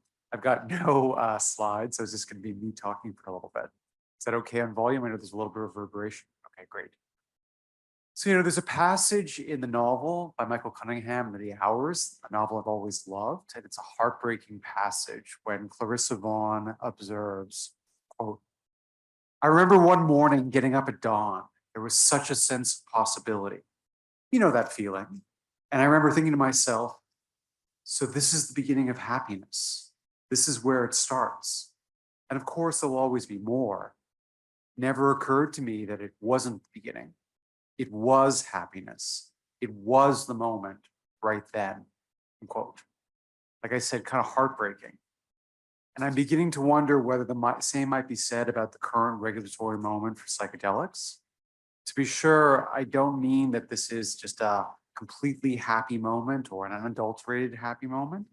There's lots of pressing regulatory questions we're facing right now that remain unanswered. For example, how best to manage intellectual property being claimed in this space. There are concerns about how this is going to exclude competitors, how it's going to lead to higher prices. To what extent is it proper to patent and exclude others in synthetic versions of that which has been naturally occurring, part of humanity's history? To what extent should intellectual property protect those outside of the composition of matter? So consider attempts to assert intellectual property over methods of administering psilocybin in a room with muted colors, the idea that you might have a patent over soft furniture, a bed, a couch, a high-resolution sound system, or a therapist holding somebody's hand. As my colleague Mason Marks and I have noted, critics allege that these claims lack novelty because the inventions they describe have been used for decades in clinical trials, in indigenous ceremonies, and in underground therapy sessions. Apart from IP, another unhappy corner has been the allegations of sexual abuse, including the exploitation of patients undergoing therapy during clinical trials. There remain significant concerns and questions about the propriety of touching as part of some of the therapeutic processes and what kinds of touching. We had a paper that came out a little earlier this week in JAMA Psychiatry talking about the idea that while some forms of touch, like sexual touch, are always clearly inappropriate, there are forms of touch that with proper consent might be a comfortable and even maybe a desirous part of therapy. The idea of having a hand held, for example, for one patient might be great, but not having a shoulder squeezed. And how do we manage the differences in preferences of patients? How do we engage in an informed consent process that's dynamic? Should we be thinking about color-coded bracelets or something like that? But even during these suggestible moments, patients' preferences might change. This is a really difficult set of questions in terms of thinking about how to do this. The nature of informed consent for psychedelic therapy more generally remains a fascinating and I think controversial space. Alongside our paper, Dr. Applebaum has a great editorial. And one way of thinking about this is that these are debates, kind of meta debates in law, in medicine, in neuroscience, about the exceptionalism we should accord to psychotherapy and to psychedelic assisted psychotherapy as compared to other kinds of experiences and other kinds of medical experiences. On the exceptionalizing side, there's a paper I sometimes teach my students by Edward Jacobs that I think is very interesting and provocative, who thinks that psychedelic therapy, if not unique, is distinctive in the challenge to informed consent. He argues, borrowing an idea from the philosopher L.A. Paul, this idea of a transformative experience, he argues that, quote, a prospective patient cannot undertake a rational reflection of whether psychedelic assisted therapy is right for them, given that materially relevant facts about the treatment remain epistemically inaccessible to patients before the treatment has begun. This is because of two features of the experience. First, the epistemically transformative nature of the acute drug effects, which can be so radically different in nature to previous experience as to be fully comprehensible only to those experiencing it. And second, clinical evidence supports the thesis that it can be a personally transformative nature, repeatedly recorded downstream change following psychedelic use, rapid and robust shifts to values, personalities, beliefs, and behavior, unquote. So he amusingly, well, at least I find it amusing, compares this to Paul's hypothetical about becoming a vampire. And the idea is that a person can no more give true, ethically sensitive, informed consent psychedelic assisted therapy, and they could consent to becoming a vampire, because we just don't know how radically different an experience that is. So I've got some doubts about this claim. Whatever you think about it, I do think the idea of psychedelic vampires would be a great name for a garage band, right? But still more seriously, and I think Dr. Applebaum is particularly correct about this in his editorial, this is a very evolving and dynamic space. We really don't know all the things we don't know about what patients need and how to communicate that. Beyond IP, sexual abuse, informed consent, there are also concerns about how to meaningfully acknowledge indigenous history and traditions as to spirit medicine, to engage in meaningful benefit sharing, and how the failure to include indigenous communities in governance is a real problem for much of this research. What would it mean to take seriously the claims of some of these communities, not just for inclusion, nothing about us without us, as the disability rights community often puts it, but for true benefit sharing and possibly also veto power over some forms of research? The historical and political theoretical underpinnings of such claims are, in my mind, very different across different psychedelics and different communities. And it raises questions about the transformative nature of cultural heritage across claims here to debt. And to put it in a very forceful way, to consider some of the attempts you heard about a few moments ago regarding creating psychedelics without the same psychoactive or hallucinogenic experience. Is that in a way, liberating this from a history that is problematic or doesn't sell politically? Or is that in a way transforming what is a sacred and spiritual experience for a community into something that is the McDonald's version of this, off the factory line, deprived of all of that meaning and baggage? Is this a wonderful thing to aspire to, or instead a deeply kind of debilitating and problematic attempt to kind of take a tradition and transform it into something that's easier to market? These are all, I think, real concerns. But in spite of these concerns, I continue to feel that we are in a moment where, to use Michael Cunningham's words I started with, there is such a sense of possibility.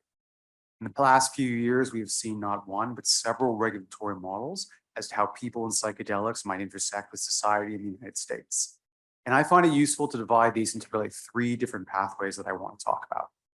One is a religious pathway fostered by the Religious Freedom Restoration Act that has allowed, to be truthful, a very small number of people across this country who are members of churches that have been able to incorporate psychedelics, especially ayahuasca, into their religious life, albeit typically only after hard-fought battles with the DEA who's been very stingy about granting these kinds of licenses.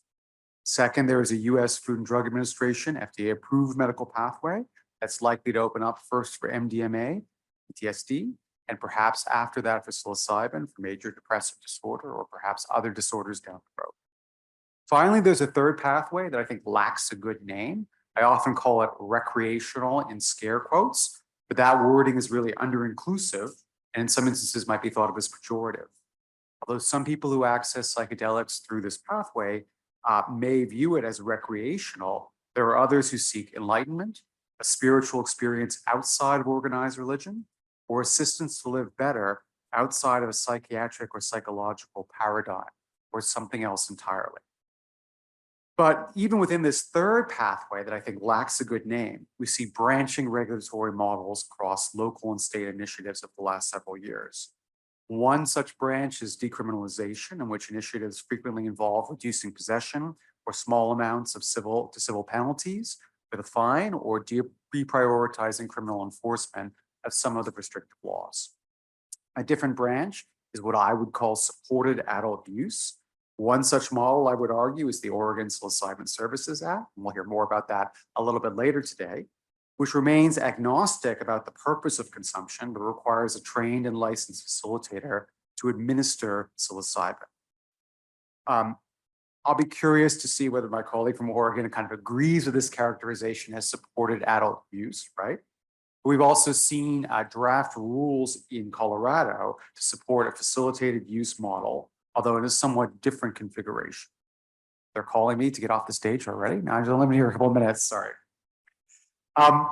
Each of these three main pathways, religion, FDA, medicalized, or quote unquote, recreational and scare quotes, exists very much in its own culture, involving differences in both purpose and self-understanding.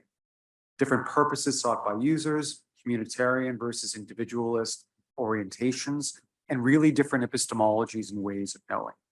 For instance, the medical pathway determines whether psychedelics are quote unquote working by looking at the results of randomized clinical trials.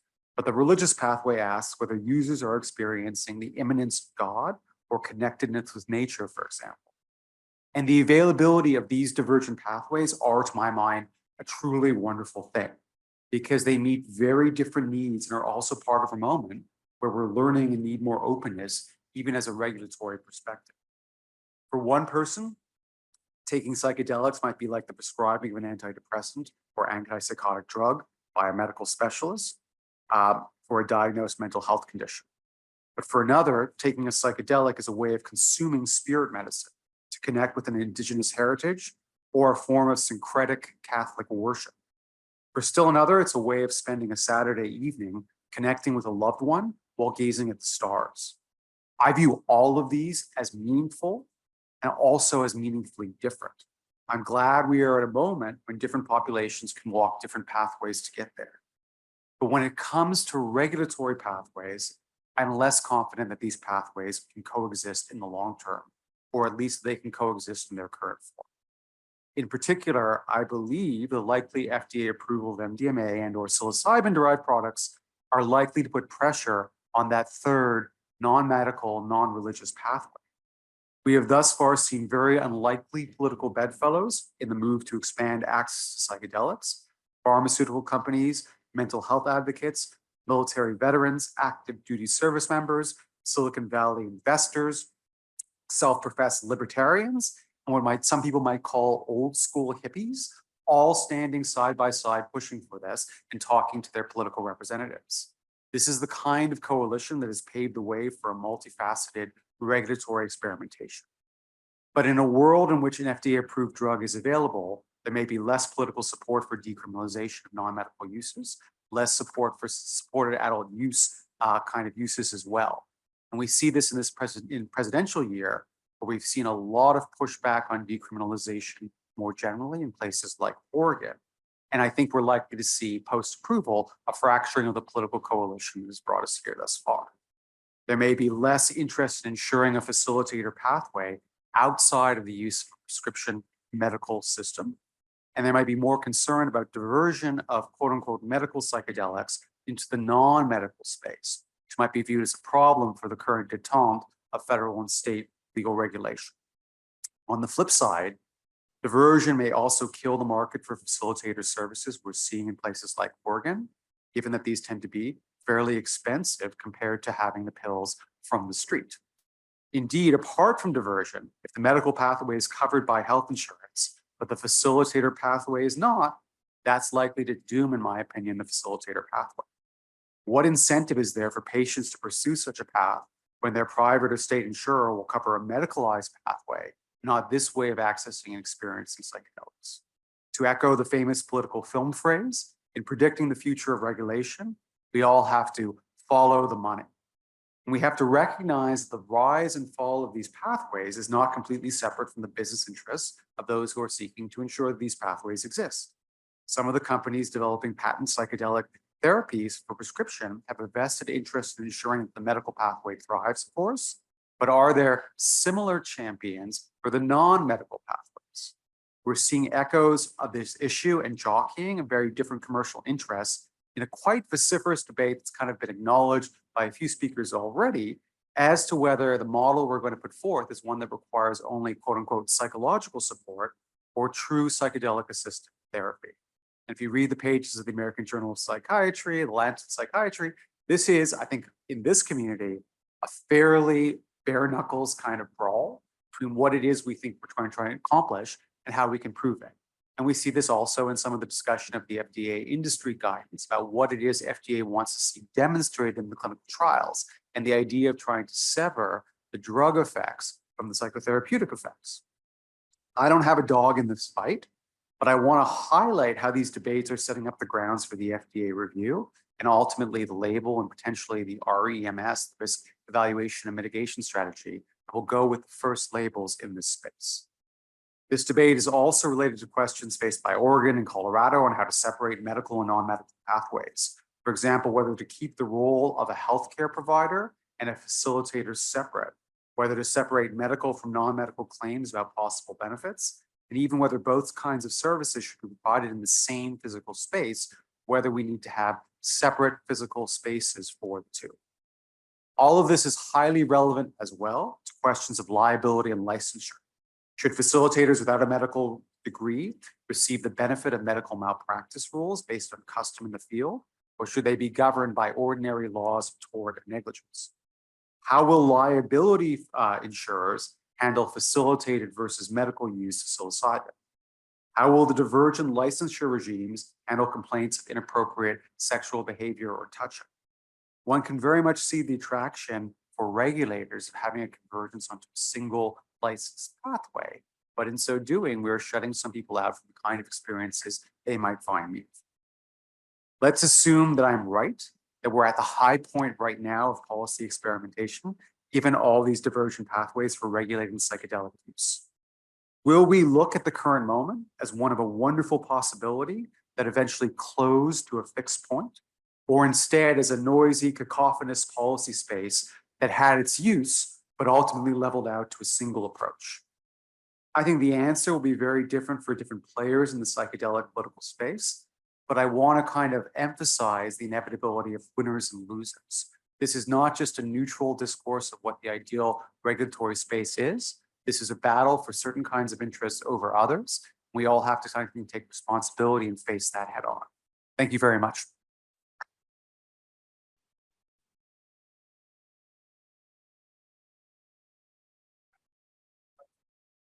Ask the first one.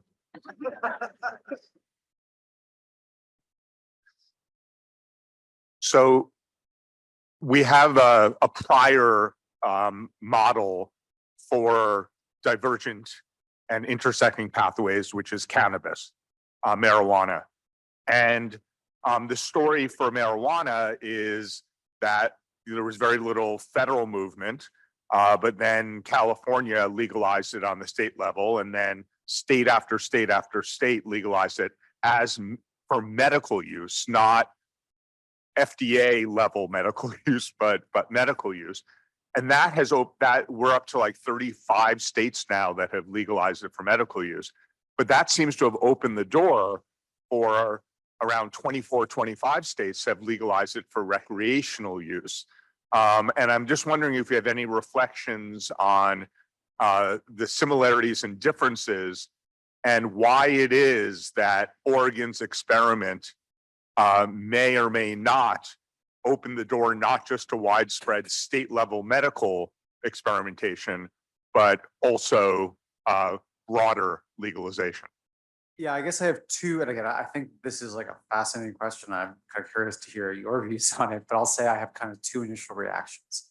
The first has to do with the availability of intellectual property in this space, distinguishing it from cannabis in the sense that part of the goal of intellectual property, if you have it, is not merely to exclude others with intellectual property, but also to exclude, I would say, kind of access or access points that may not be your branded drug, right? So the idea in cannabis was very hard to assert intellectual property over anything in the space, such that funding kind of initiatives that would lead to exclusivity, there wasn't the same push. Second, I think is just a matter of timing that essentially my own view is that so I'll put it this way, what I expect may likely be in the next 5 years in FDA approval, that was going to happen 15 years from now. I think we'd see lots of copies and paste variations in Oregon and in other states that have been kind of active and created interesting policy initiatives here proliferate. And then it'd be very hard to get the genie back in the bottle. But I actually think the tightness of time between these initial policy experimentations and the FDA approval is just going to sap some of that energy. So another way of putting it is to say, in a world where we thought FDA approval was never going to happen, was not going to happen for a very long time, I think many of the civil society groups that we've been hearing about today would be pushing more for more experimentation along the lines of what Oregon and Colorado have done. But I think that the energy for that is going to be diffused by an FDA approval. And instead of lobbying state lawmakers, they're going to start being really focused on insurers, payers as kind of target of kind of lobbying and pressure.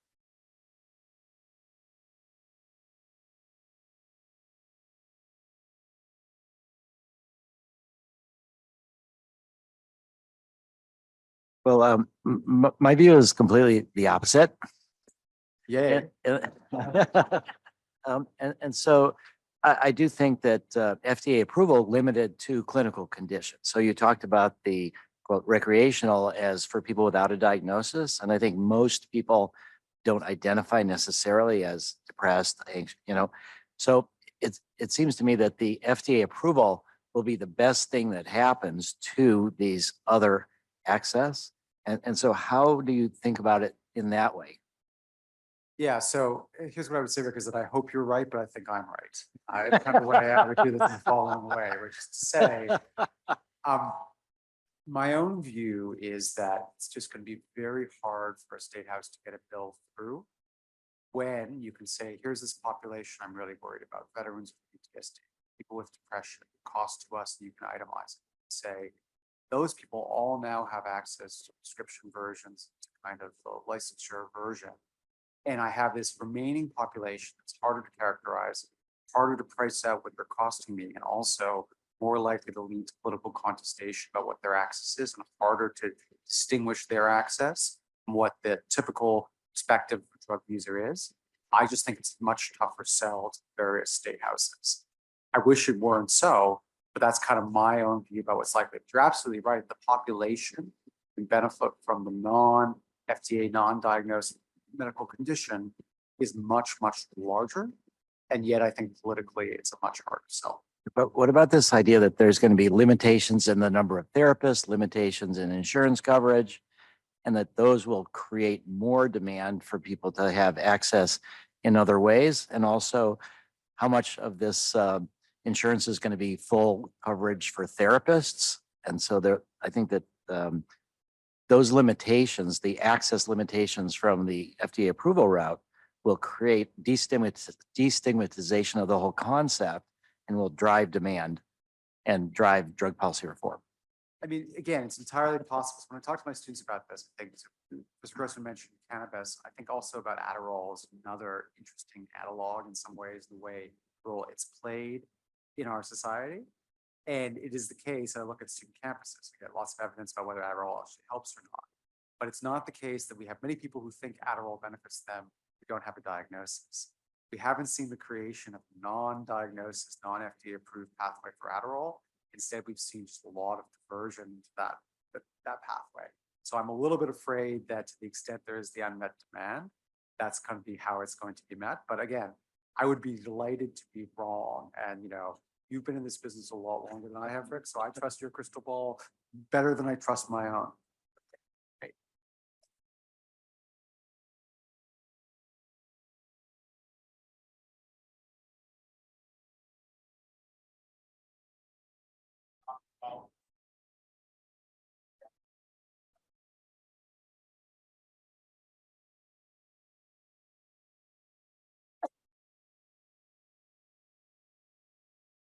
Thank you very much.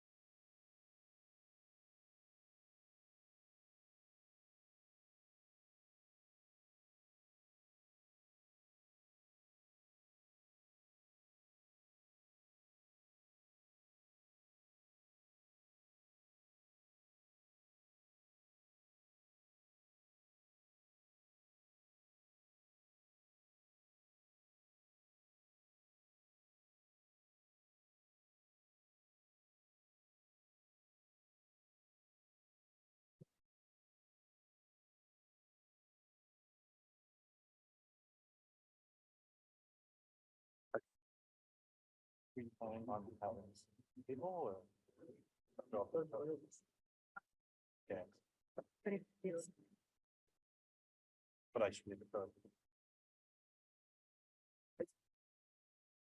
Yes.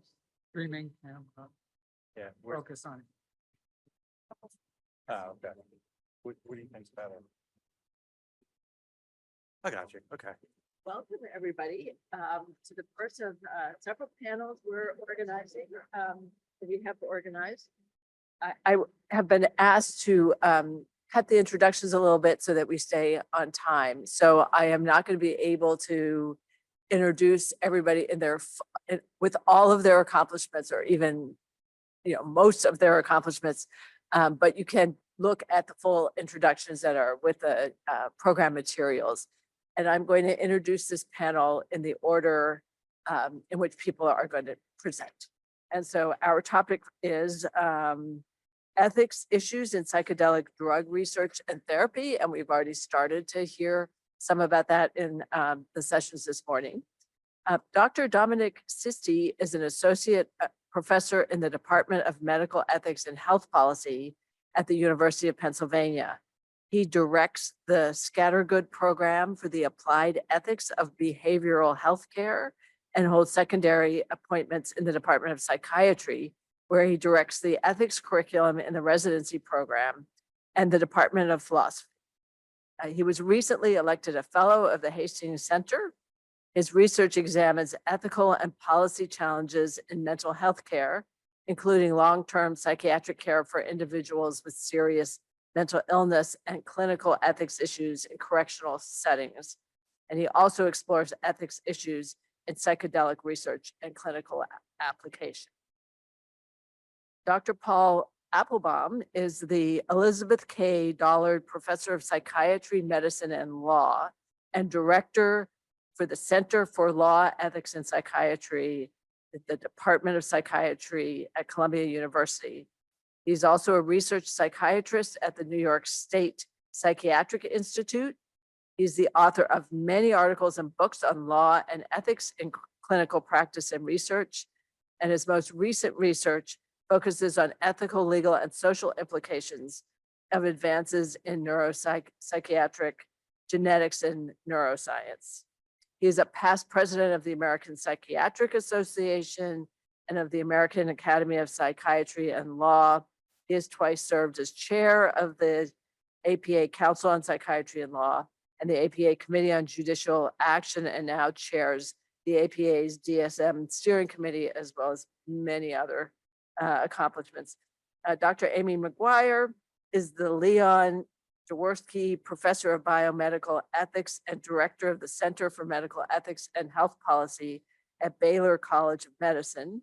She researches ethical and policy issues related to emerging technologies and innovative therapeutics, with a particular focus on genetics and genomics, neuropsychology, and the clinical integration of novel neurological devices. She's the founding director of the Ethical Legal Implications of Psychedelics in Society program, which conducts research to inform responsible policy translation for psychedelic medicines. That I'll turn it over to Dr. Assistant. Thank-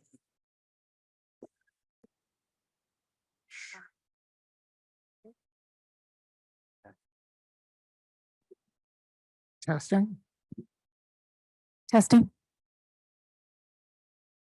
Okay, everyone can hear me okay? Okay, great. Thanks.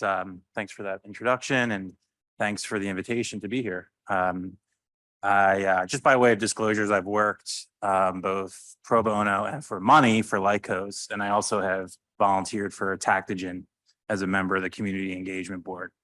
I want to recognize and build off of some of the points made by Rick, Dr. Matthew Johnson, and Glenn about the importance of developing a well-trained workforce of psychedelic clinicians, given the incredibly high stakes and historical context we're in right now. So I want to introduce a theory of ethics called virtue ethics and think about it in the context of psychedelic psychotherapy. In particular, I want to ask, what are the key virtues that all psychedelic clinicians should possess and cultivate? This is an important question given the patient population is vulnerable. They are individuals with serious mental illnesses often. Their vulnerability is then amplified during the course of a psychedelic experience, as Dr. Johnson mentioned. And this vulnerability continues often through integration. And we unfortunately know that there have been very bad episodes of abuse and boundary violations in the recent past, making it really important that we establish an ethics infrastructure for the field. But this starts with the ethics of individual practitioners, who, as Dr. Johnson also said, wield significant power. So I want to briefly explore this question: who are virtuous psychedelic clinicians? This is a tough question because virtues typically attach to well-defined social roles, but the professional role of psychedelic clinician remains ambiguous. One reason is that trainees are coming from many different fields of mental health care or have very little healthcare experience at all. Some may be coming from underground practice, where there are different ethical norms and expectations. Still others may be steeped in indigenous knowledge and draw their practice from traditional sources of knowledge. This is a unique combination of traditions and paradigms and has made it really challenging to develop consensus around certain ethical rules for psychedelic therapy. For example, and this was alluded to already, there's differing positions on the use of supportive touch during psychedelic dosing sessions, ranging from prohibitive to more permissive. Nonetheless, I think we can identify some key virtues to look for and develop in psychedelic clinicians. Given the fact that psychedelic assisted therapy will likely soon enter mainstream mental health care, it makes sense to look at the disciplines of psychiatry, psychology, social work, psychiatric nurse practitioners, and other allied mental health professions for models of virtue.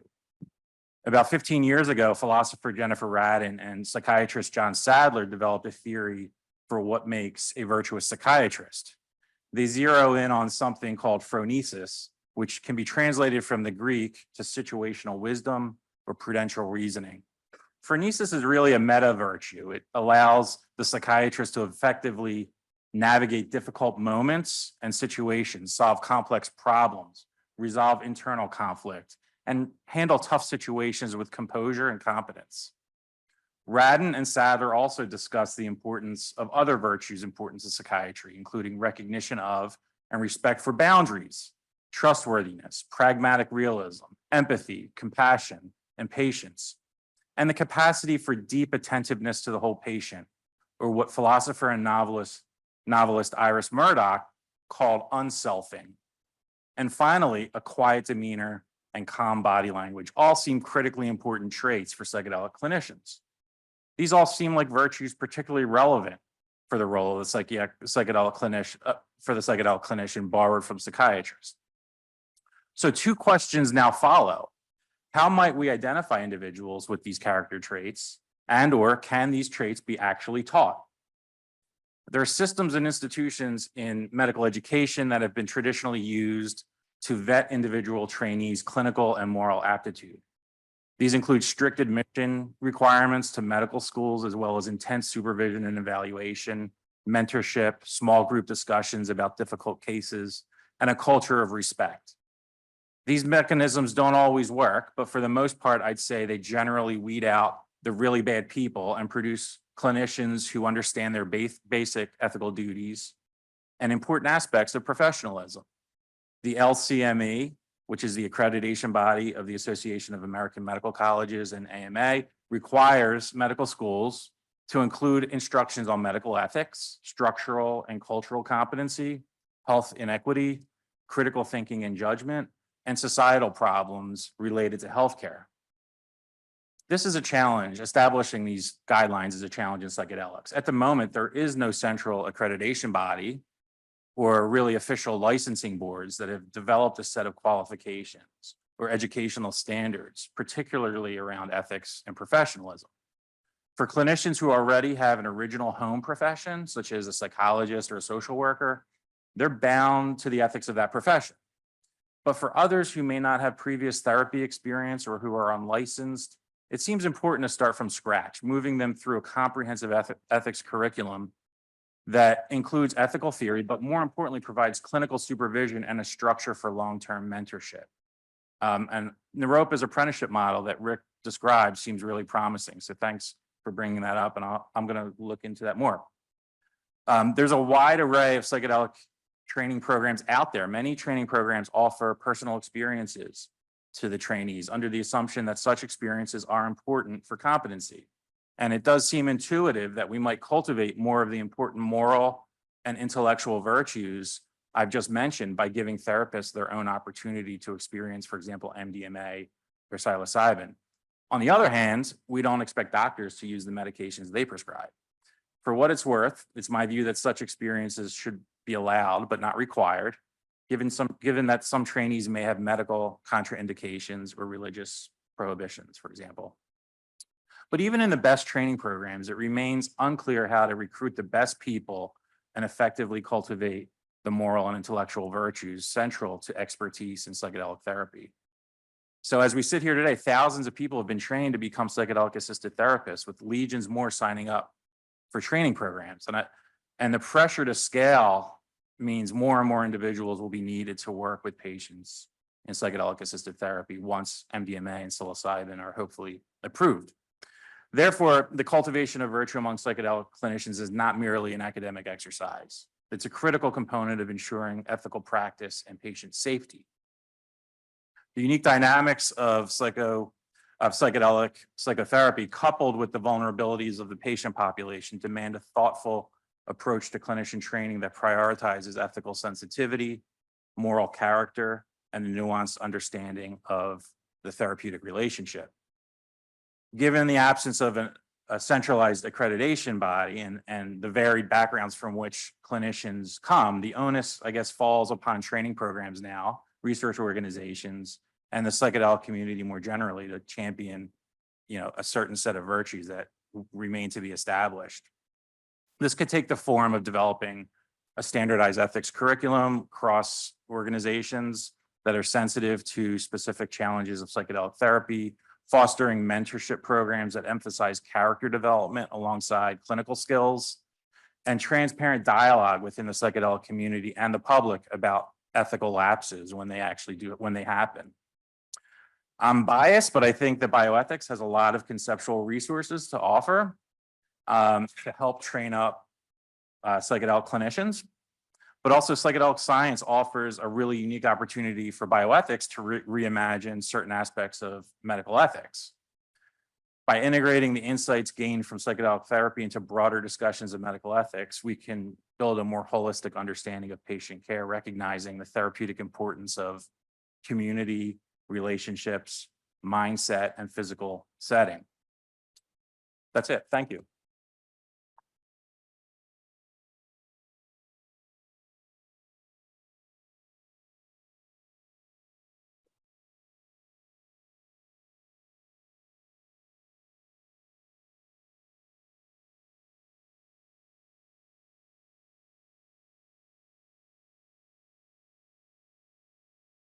Great. Well, hi, everybody. While I was listening to Glenn's talk, I got a text message that said from a number I didn't recognize that said, "Is Annabelle free tonight?" If any of you know the answer, let me know and I can respond. Otherwise, I'm going to have to ghost. So I'm going to talk a little bit about the challenges, some of the challenges that one might envision as we move psychedelics from the research setting into a clinical setting, and sort of try to imagine what that will really be like. I have no financial or other interests to disclose. So we know from experience that there are a number of issues that can come up when you move a pharmacologic agent from research to clinical use, and oversight over that use is reduced compared with the clinical setting. And in the case of psychedelics, although it remains illegal under federal law, as you all know, to possess and use them, there's a dedicated community of enthusiastic underground users and therapists who've been in the business for many years. And psychedelics emergence from that underground community, many of whom I assume will, move above ground and begin to offer their services legally when that becomes possible, raises questions about the relationship between their heterogeneous practices today, many of which lack any substantive evidence base, and how they will practice tomorrow, as it were. To what extent will this group of therapists and people who are influenced by them exhibit fidelity to that evidence base as opposed to relying on their own experiences? And will those experiences and their own use of psychedelics, we'll say more about that in a minute, shape how they use them with patients? So an interesting study came out last year in Psychedelic Medicine of 32 therapists who do psychedelic assisted therapy, inevitably underground, and found that 88% had taken psychedelics themselves and all had favorable views of its use. Now, Rick might say that's a great thing, that therapists should, in fact, experience psychedelics before they administer or supervise their administration to other people. But think about this. We've got powerful medications with probable benefits, at least based on the research so far, with probable risks based on what we know about their use in the past. And we have every reason to believe that when people take them, they become much more enthusiastic about their use. And the question then becomes, how fair can somebody like that be in assessing those risks and benefits and accurately portraying them to people who are coming to them for assistance? And I mean that as a question because I think in the end it's an empirical issue. And if there are data to suggest that therapists with these experiences do better, whatever outcomes we imagine that would involve, with patients and have more success, then by all means, that's probably something that they should do. But if not, then there may be reasons for caution here. So we've mentioned the degree to which people become enthusiastic. Many of you know this paper by Anderson and colleagues in Lancet Psychiatry a few years ago, where they wrote that even conservative individuals can become wildly enthusiastic about the potential of psychedelics to heal and transform. And I've wondered, and I'll wonder aloud here, whether this might be an instance where having the consent process actually conducted by someone else other than the therapist with a more neutral posture might help to mitigate the contagion of enthusiasm that may affect and not necessarily positively the consent process. I want to ask the question of what we can learn from the ketamine experience about what we're likely to see when psychedelics roll out. And I want to suggest that experience is not reassuring. I've heard some positive statements about ketamine today, but there's another side to that coin. Ketamine is being administered intravenously, off-label, with varying doses at varying intervals, commercial clinics serving a largely, not entirely, out-of-pocket clientele. Insurers don't pay in general for off-label treatments that they consider to be experimental. Most clinics have no psychiatrist on site. The drug is typically administered by an anesthesiologist or a nurse anesthetist.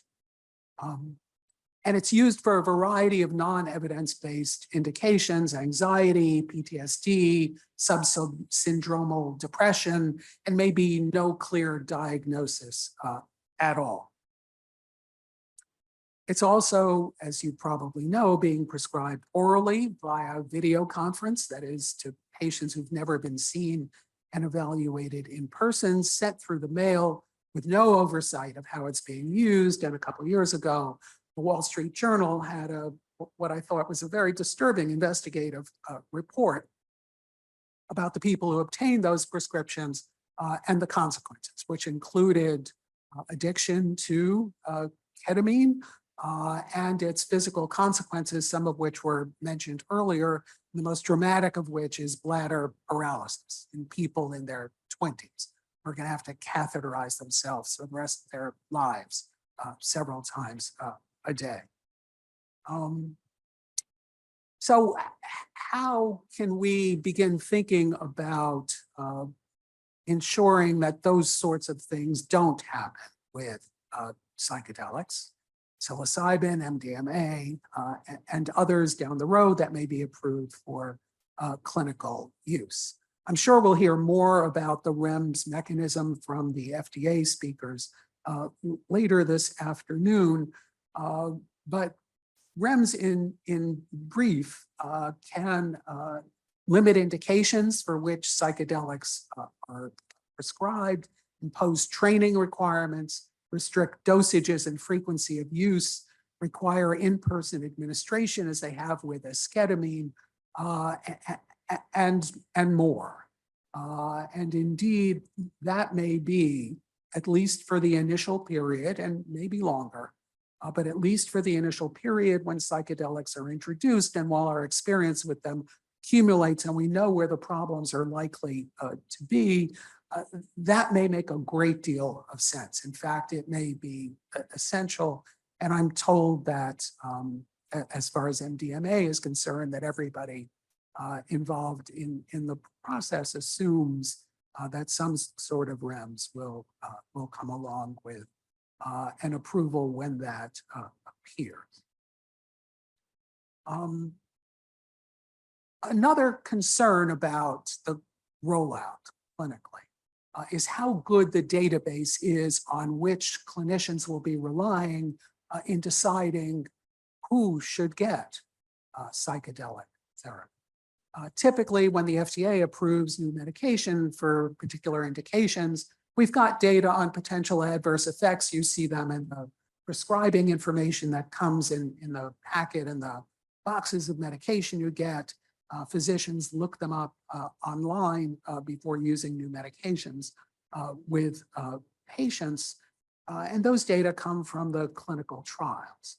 And although that's true to some extent for psychedelics and to an increasing extent, we've got a problem here with regard to the exclusion criteria in many existing studies. And we're starting to see this broaden out a bit, the inclusion criteria, but this is still a major issue. So these are the exclusion criteria from the Carhart, Harris, and colleagues 2021 study that was published in the New England Journal of Psilocybin in depression. And I've just highlighted a couple of the ones that struck me as potentially meaningful when we translate these data into the clinical realm. Immediate family or personal history of psychosis, history of serious suicide attempts, suspect or known presence of a pre-existing psychiatric condition like borderline personality that could jeopardize rapport between the patient and their caregivers. Who exactly is likely to be seeking psychedelic therapy? People with major depression are roughly twice as likely as the general population to have a sibling with schizophrenia or bipolar disorder. 31% of people with major depression attempt suicide at some point in their life. And there's huge comorbidity, as these last two bullets taken together suggest, between borderline personality disorder and major depression. Put all that together, and I would suggest to you that a substantial proportion of the population that will seek psychedelic therapy, in fact, has been excluded from most of the existing trials to date. And that is a major problem when we think about rollout.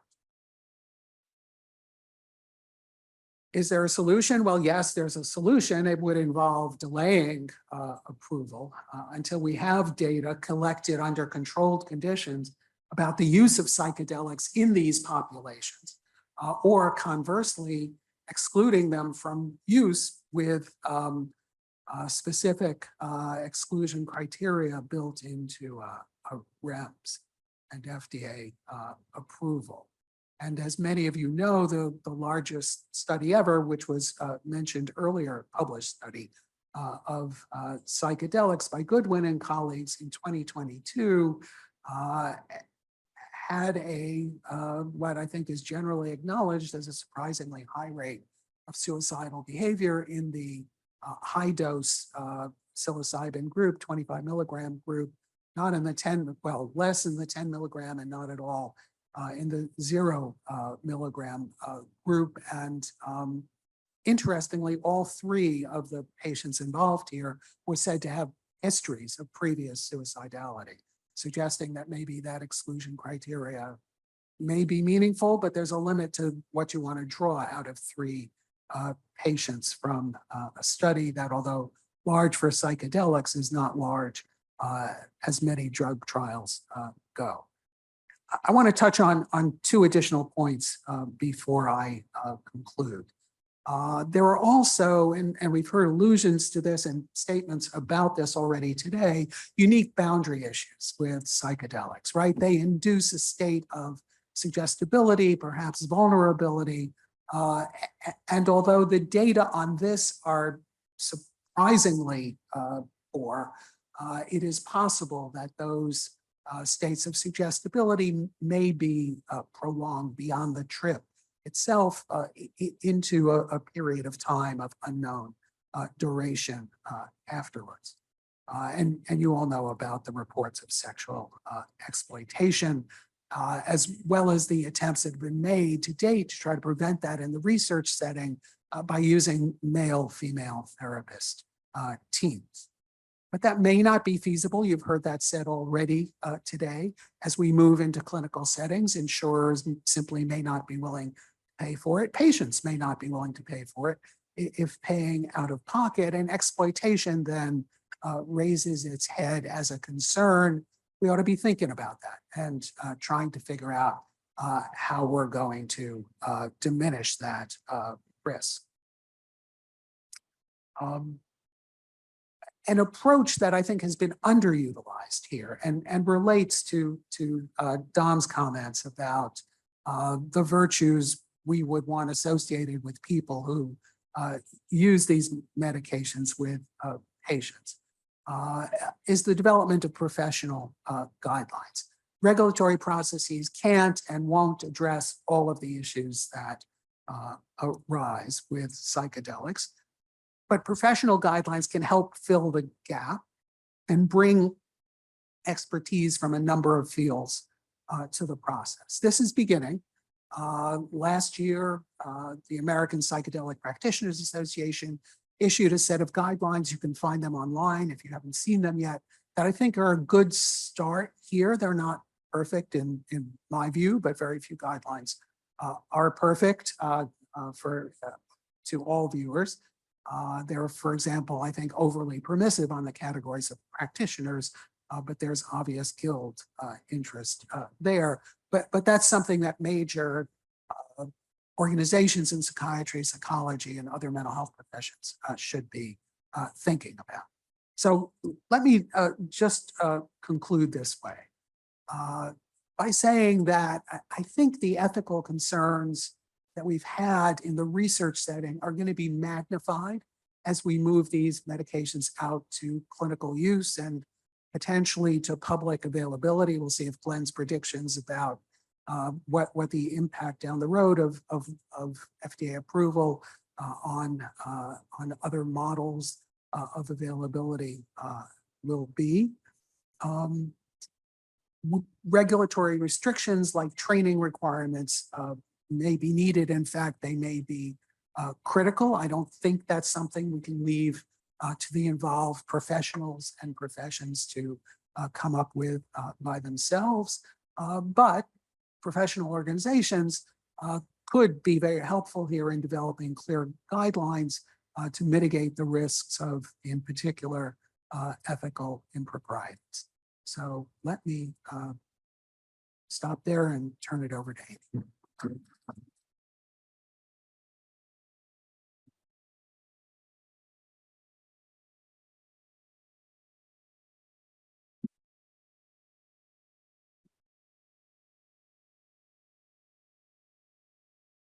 Good afternoon, and I just want to thank all of the organizers of the conference for including me. This has been a really fabulous and very interesting conversation all day.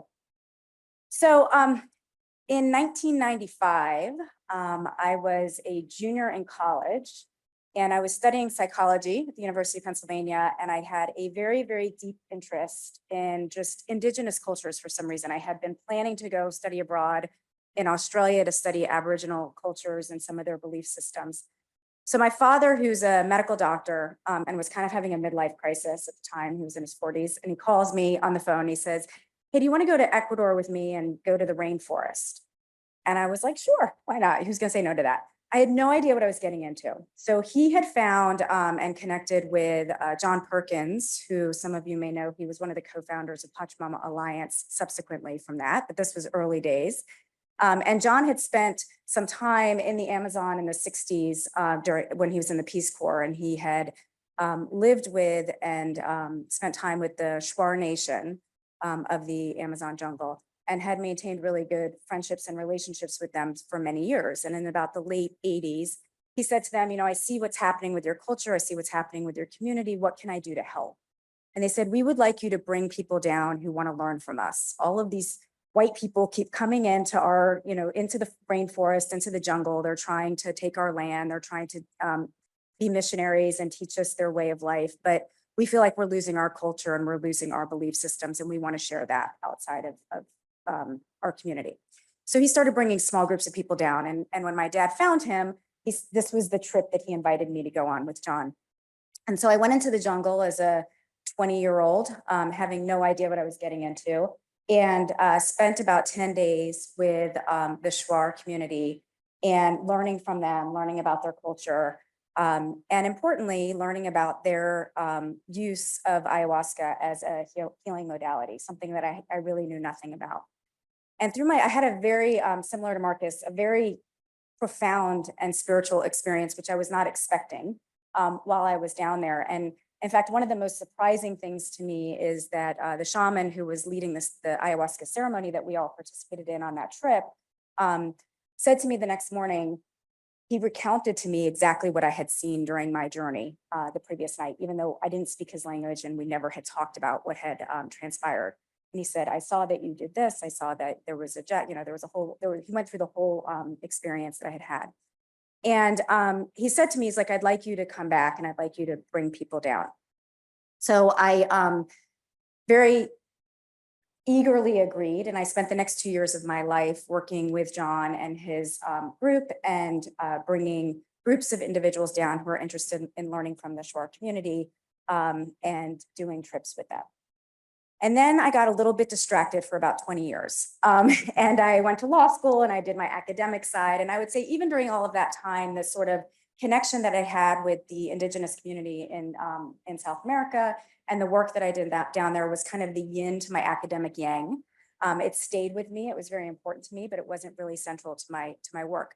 But when I finished doing that work, one of the things that I was most interested in was this idea of like, I come from a family of Western medical doctors, and how is this going to integrate with Western medical care? How are we going to, and back then I was thinking about how are we going to regulate this? How is, there are people in the world who believe in different types of illness narratives and who believe in different types of belief systems around healing and what makes somebody sick and what makes them well. How are we going to integrate that with our Western healthcare system? How are we going to regulate it?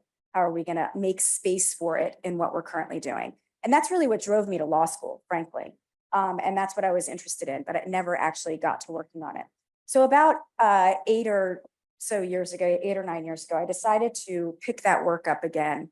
And I started working with our partner in Ecuador, Daniel Cooperman from Andean Pathways, and leading trips back down. And this time now we're working with the Achuar Nation, which is next door to the Shuar Nation, because Pachamama Alliance built a beautiful eco lodge there. And we have another trip coming up in September. If anybody's interested in learning more about the Achuar culture, please come talk to me. These are mostly cultural plunges, but they offer ayahuasca experiences. And it got me really interested in these sort of psychedelic experiences that people are interested in and seeking all over the world. So today I'm going to talk about psychedelic retreats. And I guess you could characterize what we do as a psychedelic retreat. It is not solely for the purpose of doing psychedelics, and the psychedelic experience is optional. Many of these psychedelic retreats that I'm going to be talking about, it's the primary and only component of what people are signing up for. But I got very interested in these psychedelic retreats and how they function. And I'm not going to today talk about sort of the normative case for whether psychedelic retreats are good or are bad. I think you'll see from data that I'm going to present that there are many, many different types of psychedelic retreats that are out there. Some of them are very deeply entrenched in indigenous culture, traditions, and practices, like the ones that we do. Others are more westernized, but have been very thoughtfully and carefully planned out. And then there are many that I would argue that are out there that are offering psychedelic retreats in unsafe settings with questionable or dubious practices. So there's a variety of things that we're going to see. What I'm interested in is sort of how do these psychedelic retreats intersect with our Western healthcare system as psychedelics kind of is on the edge of potential FDA approval, right? But is certainly starting to emerge into that space. So my disclosures are my relationship with Andean Path Journeys, as well as I've been a consultant for Lykos Therapeutics, particularly on their new treatment manual. And one of the other reasons I'm really talking about psychedelic retreats today is because I think we were talking a little bit about this idea and debating a little bit, Glenn got into a little bit about the issue of diversion, and is FDA approval going to drive people more into the medical model, or is it going to drive them out of the medical model because the costs are too high and things like that? But I think we're already seeing that because of sort of public awareness of the high profile promising research and the pending FDA approval, there's increased interest in psychedelics for a variety of different things.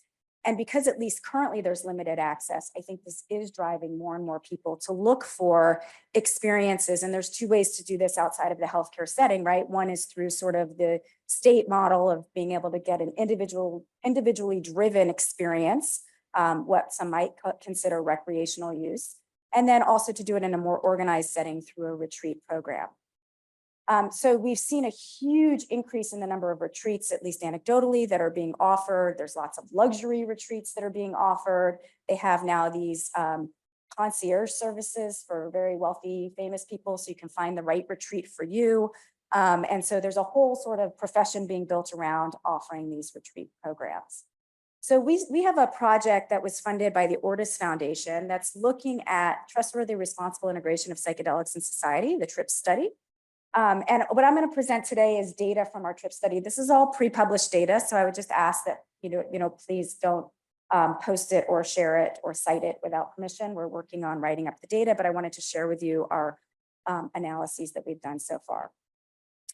So we were really interested in sort of what's being offered and what's kind of out there, and we wanted to do a landscape analysis. So this was based solely on an online search of retreat programs, psychedelic retreat programs that are being advertised in the United States through some mechanism or another.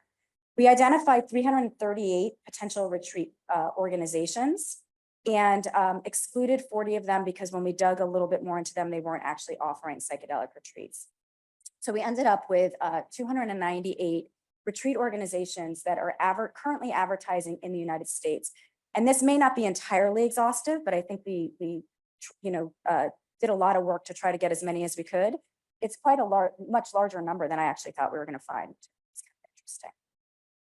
Many of these retreats operate outside the United States, as you would expect, because the legal landscape outside the United States allows for the use of psychedelics much more freely. But surprising to me, 85 of the retreat organizations that we identified are based in the United States and they're headquartered in the United States. Interestingly, about half of those in the United States hold themselves out as some sort of religious organization. And they probably don't have, or the vast majority probably don't have religious exemption in order to operate in the United States. But I think it's interesting that they're holding themselves out as a religious organization, potentially with the anticipation that they can make that argument. This is where they actually hold their retreat, their actual retreats. And you can see that it's all over the globe. But many of the retreats are actually being held in the United States and all over the United States. So not just in Oregon and Colorado. So these are happening in states where the psychedelics are illegal, but these are what you would consider to be underground type of retreat settings. And in terms of the type of psychedelics that they're offering at these retreats, the vast majority that we found online are offering ayahuasca retreats. And then there were also 26% of our sample was offering psilocybin and 20% were offering San Pedro. Many of these retreat organizations offer retreats with different types of retreats. So they may have an ayahuasca retreat and they have a psilocybin retreat. And then interestingly, many of them offer multiple substances in the same retreat. And I think this is a very interesting question to look at. Anecdotally, we heard from many of them that they'll do like a 3-day retreat and they'll do ayahuasca one night, San Pedro during the day, ayahuasca, San Pedro, ayahuasca, San Pedro.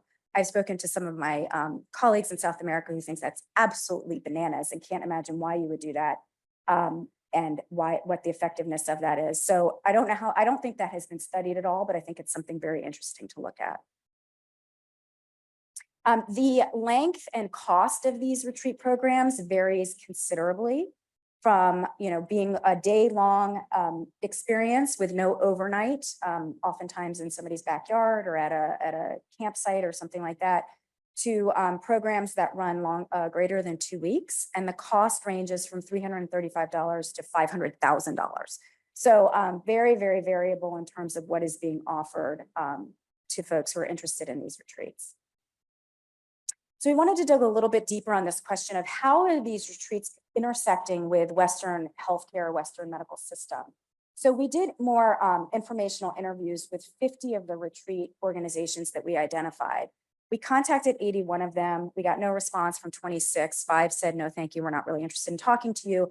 But the remaining 50 that we spoke to were incredibly generous with their time and information. And we were able to get a lot of information that wasn't available online to better understand what their offerings were, particularly as it related to healthcare gatekeeping in the United States. So we asked them if they screened individuals who wanted to participate and if they excluded people from the retreat if they had certain medical conditions.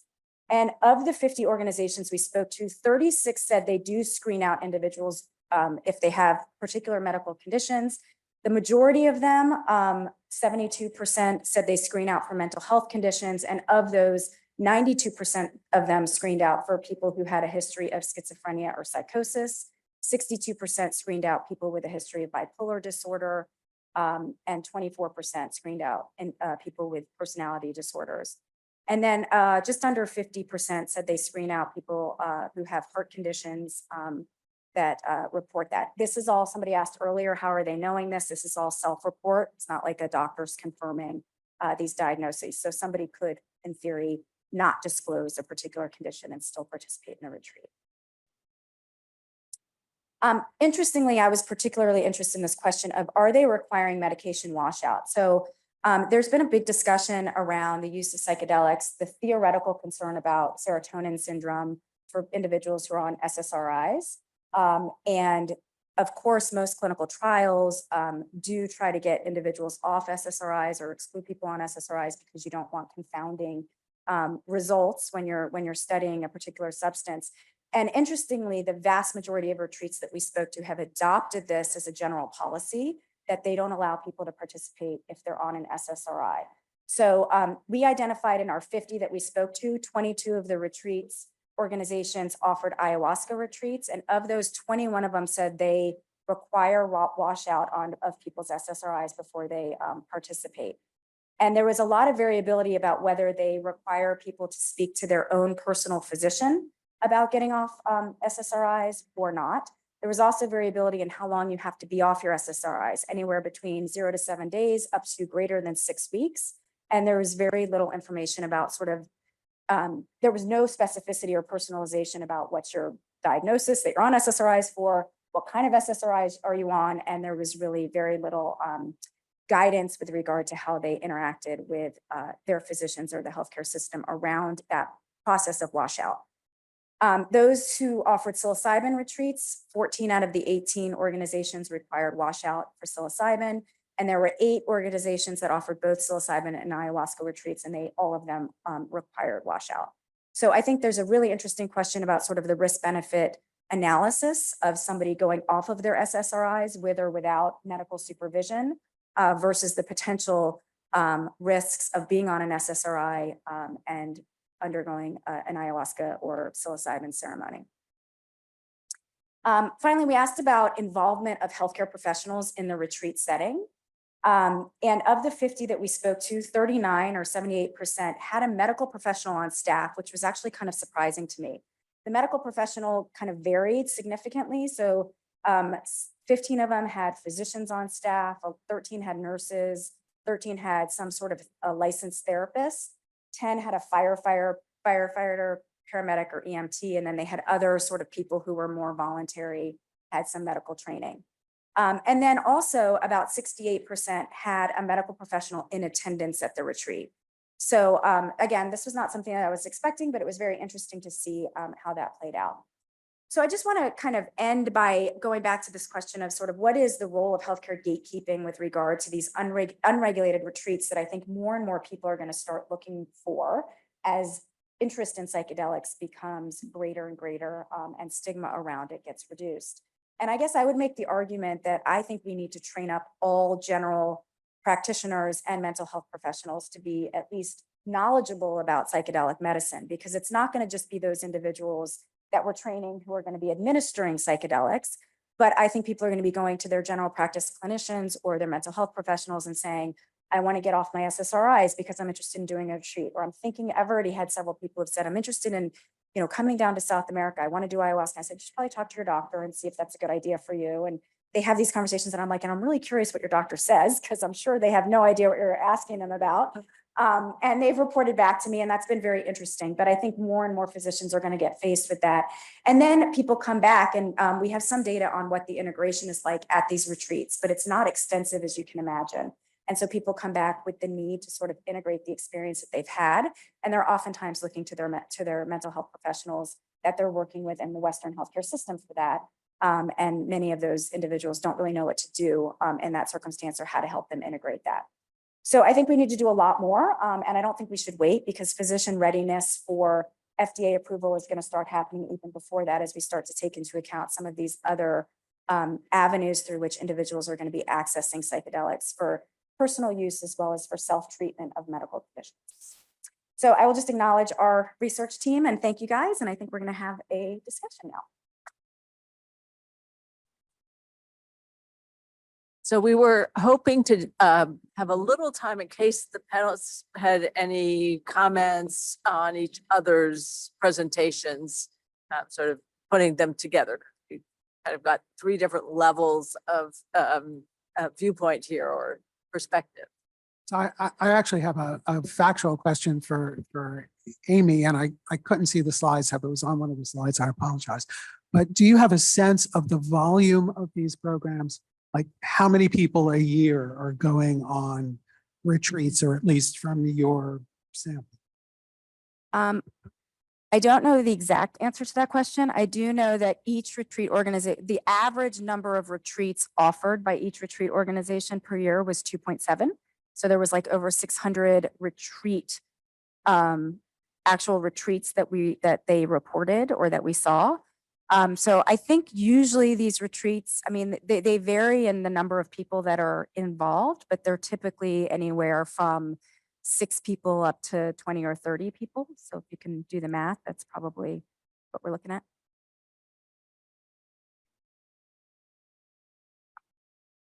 We'll now open for questions. And you can come to the mic so we know that you have a question. And I'll start with the first question, which I'm a law professor and a lawyer. And one of the things I really hear strongly all day, and especially in your presentation, is the relationship between law and regulation and the underground, right? So regardless of what law says can or can't happen, there is going to be a sort of, self-driven human beings are going to do what they want to do, and they're going to. So I'm wondering if you have any thoughts about that in terms of ethics and being able to regulate the ethics or provide guidelines and standards for ethics, and the problem of driving activity underground if it's overly regulated. So I'll take the question in a slightly different way and talk about when the underground comes above ground and integrating some of the values and practices there. Because I know I've spoken with folks at APA who did develop the guidelines that Paul mentioned, and that's really been a struggle, is to respect the knowledge of folks who have done this for many years and have learned, and have valuable data, albeit anecdotal data. It's not like it's evidence, it's standard evidence-based studies that like we, hold up at the gold standard of, placebo-controlled trials or something. Nonetheless, it's valuable knowledge. And we should figure out ways to bring that in, I think, to the space. Now, there are things that I think are just out of bounds that maybe were somewhat acceptable in various pockets of the underground that will not fly in a mainstream medical setting, of course. But there are other things, and I would say like the inner healer idea. These things are kind of, again, anecdotal somewhat, but like steeped in a lot of tradition and practice that I think are valuable, even as like heuristics to explain to train, to explain to patients what might be happening while they're undergoing the psychedelic experience. So I think it's a tough question, because we do have these cultures that are somewhat clashing, and we need to figure out how to take the best of the underground and bring it to mainstream medicine, while also recognizing that there's certain things we want to leave behind, and then sort of reciprocity there, I think, is important. Yeah, I guess I would add to that 2 things. One is I don't think there's one underground, right? So I think it's hard to talk about like the underground. I think if you're thinking about sort of unregulated use, which might be a better way to think about it, because it could be above ground or underground. There's many different cultures, traditions, practices, motivations, types of use, that sort of thing. So I think we need to be careful about that. The other thing I'll say is there's a distinction between regulation and enforcement. And I think that drives how underground some of this is, right? In terms of use that's unregulated.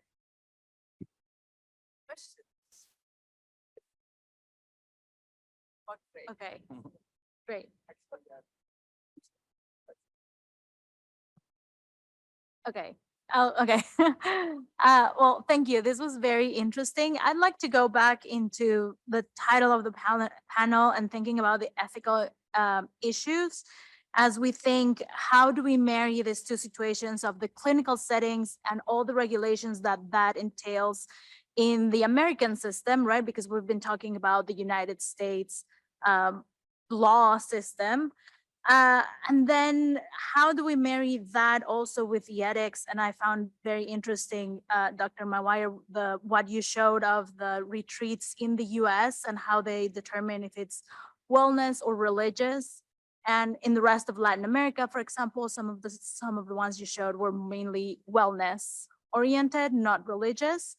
But then that brings this ethical issue, and I would like to kind of marry these two spaces of the regulation in the US with the ethical issues of only considering wellness in Latin America, and what would that mean to the commodification of religious rituals that are for indigenous populations in Latin America, but that are being consumed as wellness by goers of these retreats that are not necessarily the indigenous populations themselves. They're probably, coming from other countries, the US, Canada, other countries, wherever it is. How do we merge those two ideas of these ethical issues abroad, and how do we consider that wellness versus the clinical settings and all the regulations that are required in the US? Yeah, somebody else might want to also address this, but so first of all, let me just say that that categorization was based on how the organizations are holding themselves out online in their materials. And I think that the religious category in the United States is probably very strategic and intentional. But it also might reflect sort of the idea that organizations in the United States are trying to draw on this spiritual component that maybe some of the Latin American and other international organizations feel like is just implicit in what they're doing. So I don't know how much it's actually different if you go to a religious, an organization that says it's doing religious retreats versus wellness retreats. I'm not sure, and my hypothesis would be that they're not that different from each other. It's just the way that they're holding themselves out, but I think it raises some really interesting questions. I forgot the other component. Retreats that claim religious exemption to run the retreat just as like a. So we haven't looked into sort of the legal status of them, but I suspect because of what Glenn was saying earlier, how it's like so difficult to get religious exemption in the United States, that I expect most of them don't have an actual religious exemption. I'm forgetting, was there another part of your question that I didn't just answer? Oh, let me say one other thing. Also, wellness is super vague, right? So I think people are very careful, especially in the United States, to not call it a medical retreat because they know that they'd be in violation of the FTCA if they, or they could potentially be, right? So they're not calling it a medical retreat. They're calling it a wellness retreat. What does that actually mean? We actually just did this really interesting study. We're in the middle of collecting data, but we're working with a group that's doing like this huge genetic study of OCD. Internationally, they have 54 countries, a lot in South America, as well as some in the US. And as part of the intake form, we've started to ask their participants if they've ever used psychedelics to treat their OCD as one of their managements.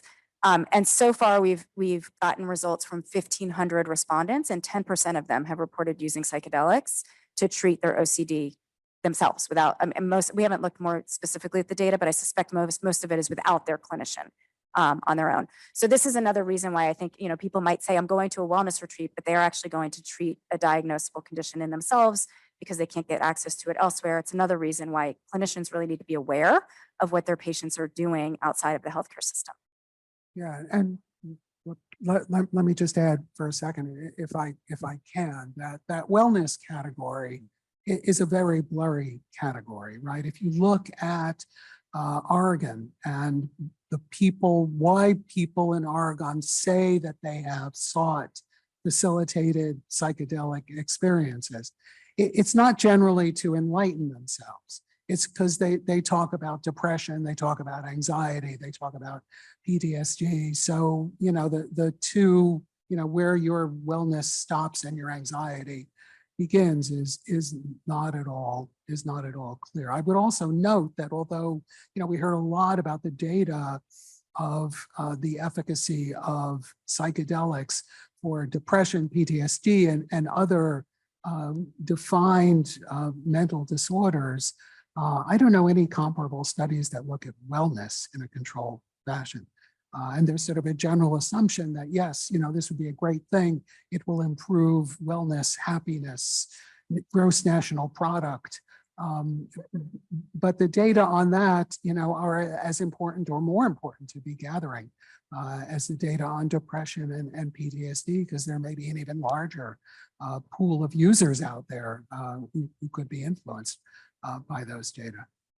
I just want to add, sorry, one other quick point, which is we're doing a similar study as Amy at Penn, but with ketamine clinics in the US, and looking at wellness versus medical, trying to kind of phenotype them in a way. And we're seeing a lot of ketamine clinics use wellness language, but it's kind of weird because they're using wellness language to talk about helping with diagnosable medical conditions.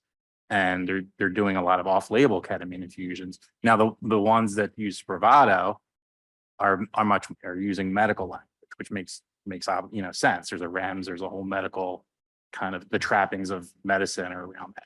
But it's a really interesting question, and the distinction is not very clear. Okay, hi. Well, wonderful presentations, very interesting points. So I guess my question has to do with informed consent and like the freedom to draw. So as we know, not much is known about the risk-benefit ratio of psilocybin. And obviously when participants are going to be in studies, even the clinicians or researchers aren't really aware of, what can happen. So I guess I want to know, like, what is your perspective of like how you can even, have the informed consent be done when you don't really know what's going to happen? And like, how can participants have the freedom to leave, especially because, well, they don't really know, you don't know what's going to happen, and neither do they.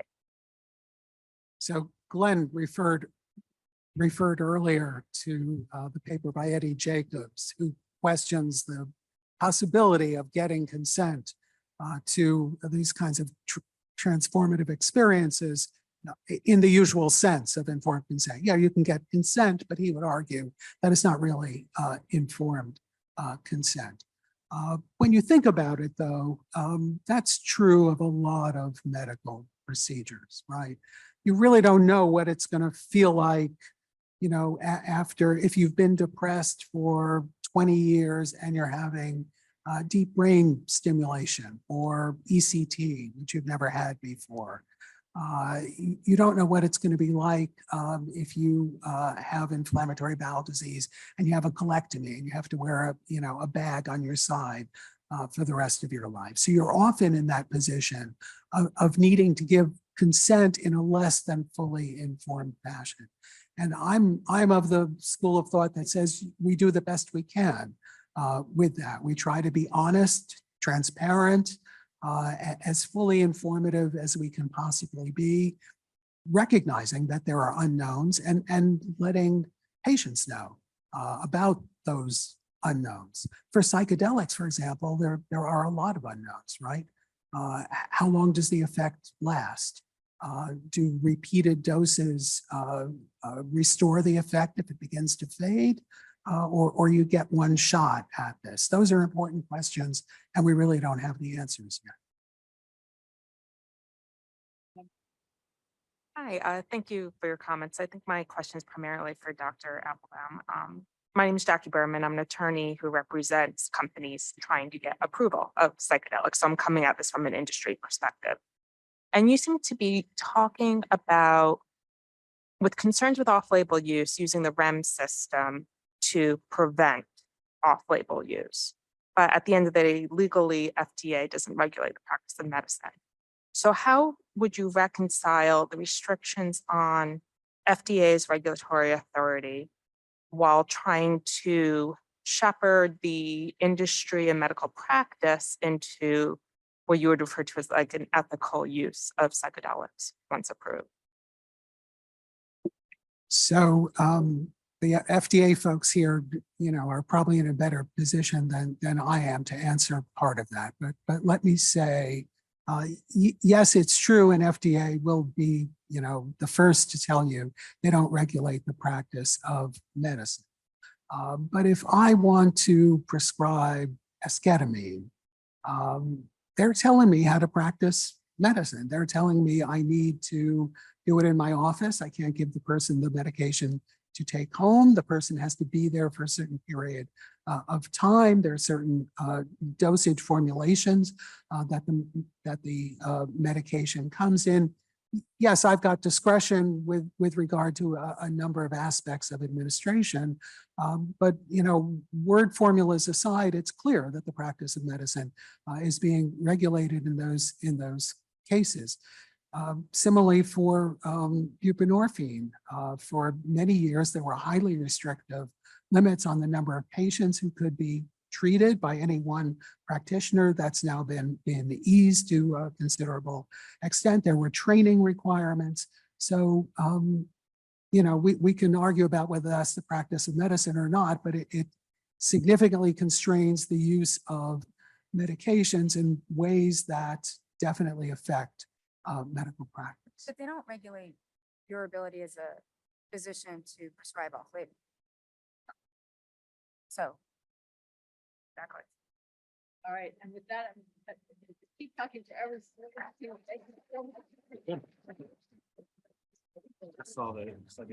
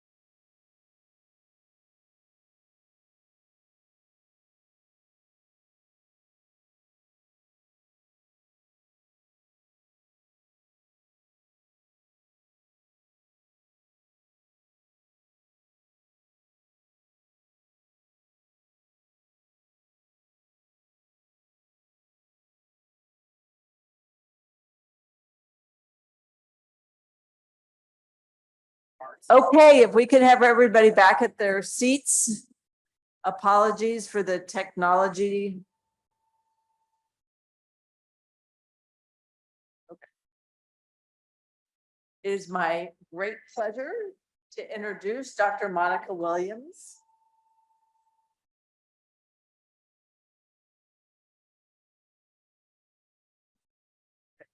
Testing, testing, 1, 2, 3.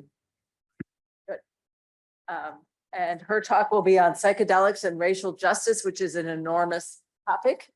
So we'll just get the highlights and take them back, think more about them, because definitely something we need to be thinking a lot about. Dr. Williams is a board certified licensed clinical psychologist specializing in cognitive behavioral therapies. She is a tenured professor in the School of Psychology at the University of Ottawa, and she is the Canada Research Chair in Mental Health Disparities, as well as the Director of the Laboratory for Culture and Mental Health Disparities. She is the Clinical Director of the Behavioral Wellness Clinic in Connecticut and the Behavioral Wellness Clinic in Ottawa. She has founded outpatient clinics in Kentucky, Virginia, and Pennsylvania, including a mental health clinic for refugees. Dr. Williams conducts clinical research on psychological and pharmacological treatments for OCD, PTSD, and anxiety disorders. Her research interests also include the role of culture and race on mental illness. She is an authority on obsessive compulsive disorder, racial trauma, and one of the very few researchers focused on the inclusion of people of color in psychedelic research. She's published more than 150 peer-reviewed articles, many book chapters and scientific reports in a wide variety of leading journals. And she has been, her research has been funded by a wide variety of local and federal competitive grants. So I'm very pleased to introduce Dr. Williams to you. Thank you so much for that wonderful introduction. It's really exciting to be here and have an opportunity to share some of my work with you.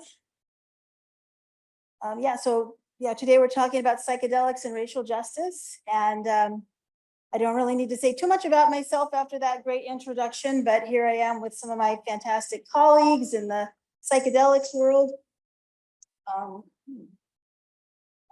And boy, this is kind of ringing there. And I do, I am licensed to practice in both sides of the border, the US and Canada. And you might be wondering why I have a clinic in,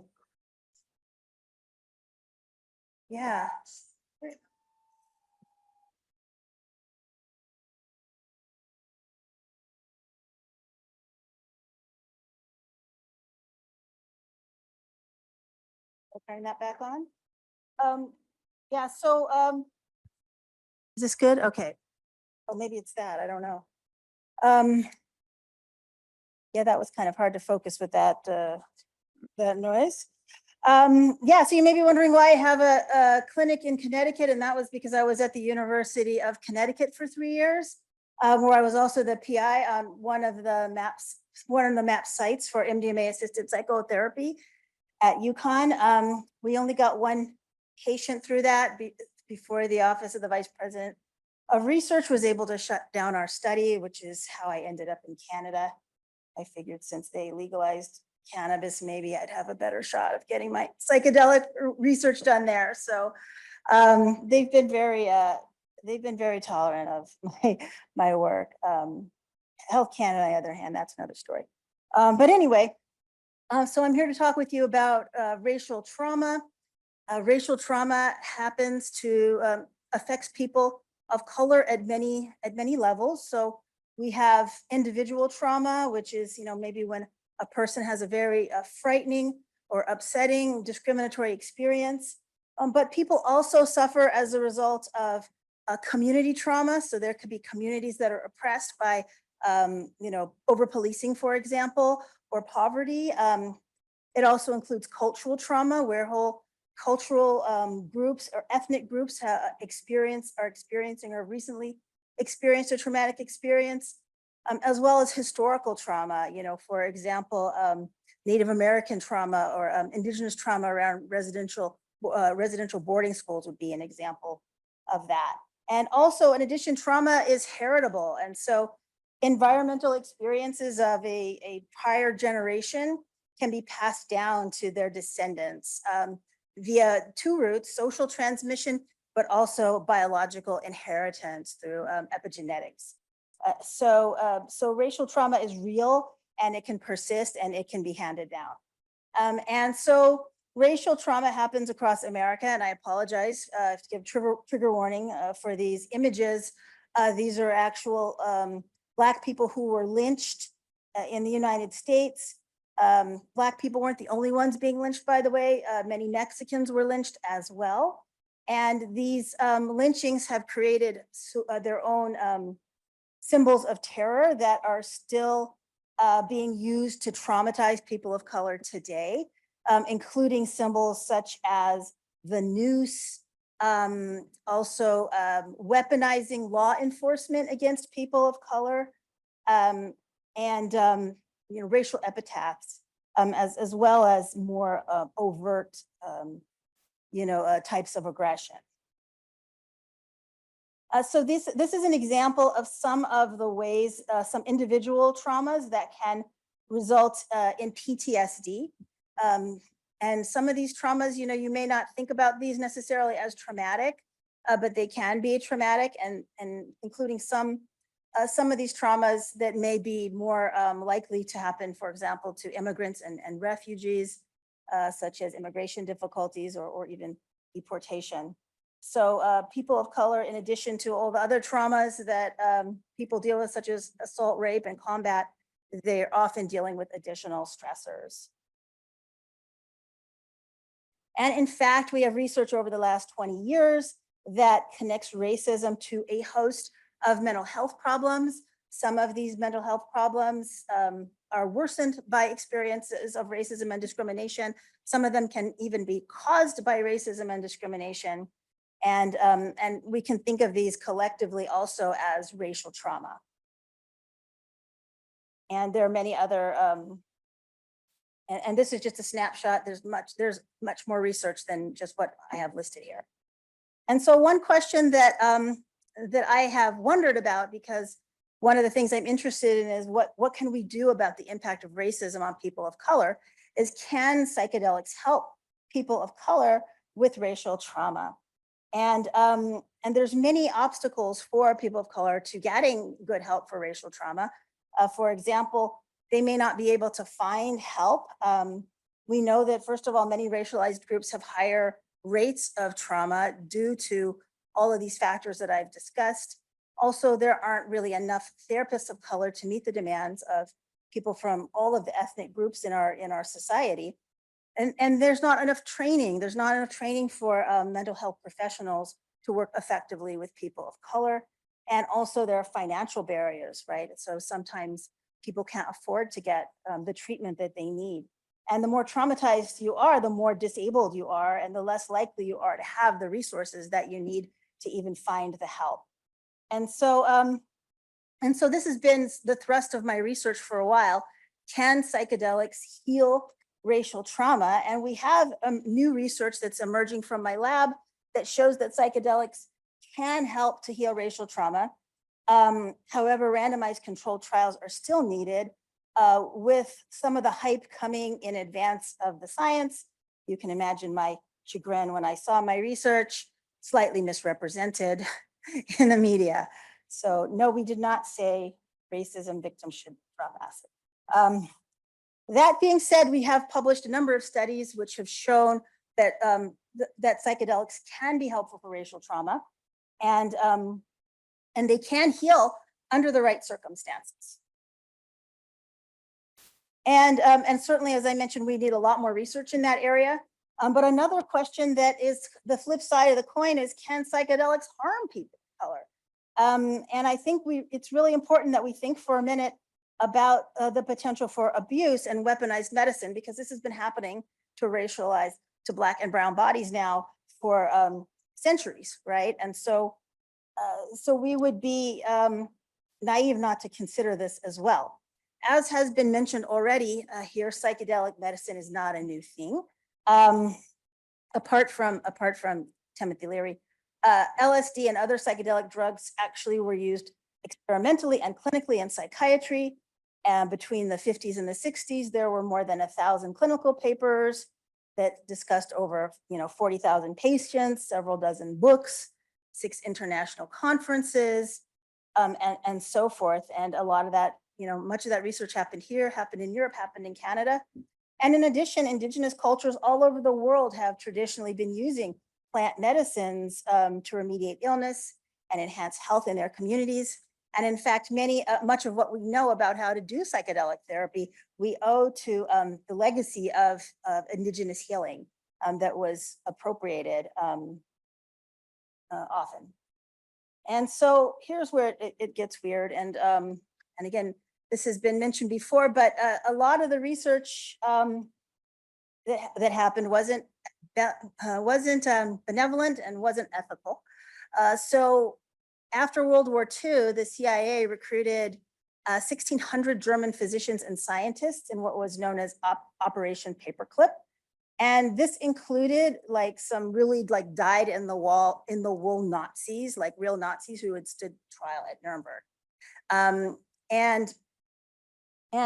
German chemist Richard Cohn brought LSD to the attention of the CIA in 1948, and it had initially been tested as an interrogation technique against Soviet spies that were captured by Nazis.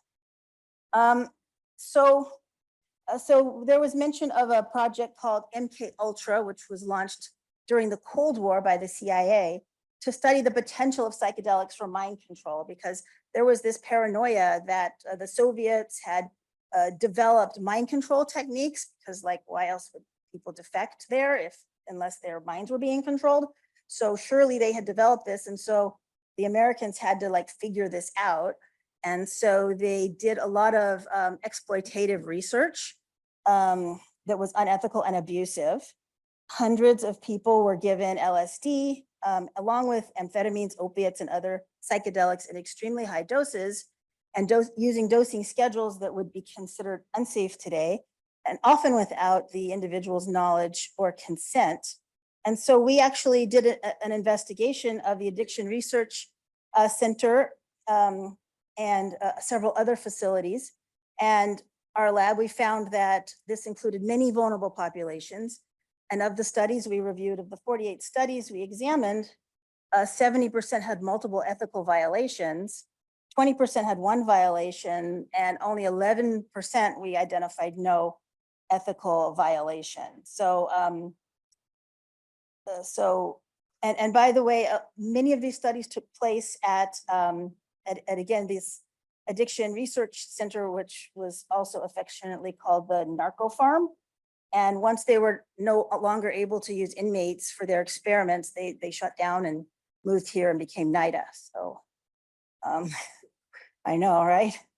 Now here's another example of, of a case that happened to a real person. The U.S. Army conducted these Cold War drug experiments, and there was a program called Operation Third Chance, which was used against unknowing Europeans. But there was one American who was dosed with LSD in this operation, the lone Black person stationed in France. And he was accused of stealing classified documents and interrogated for over 3 months, during which time he was physically and psychologically abused. And he said he was terrified with threats of death.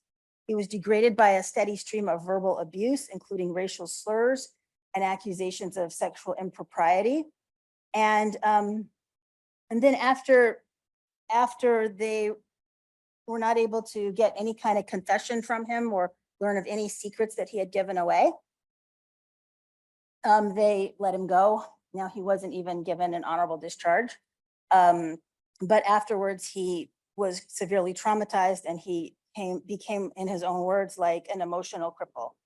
And it was 16 years before he learned what the Army had done to him.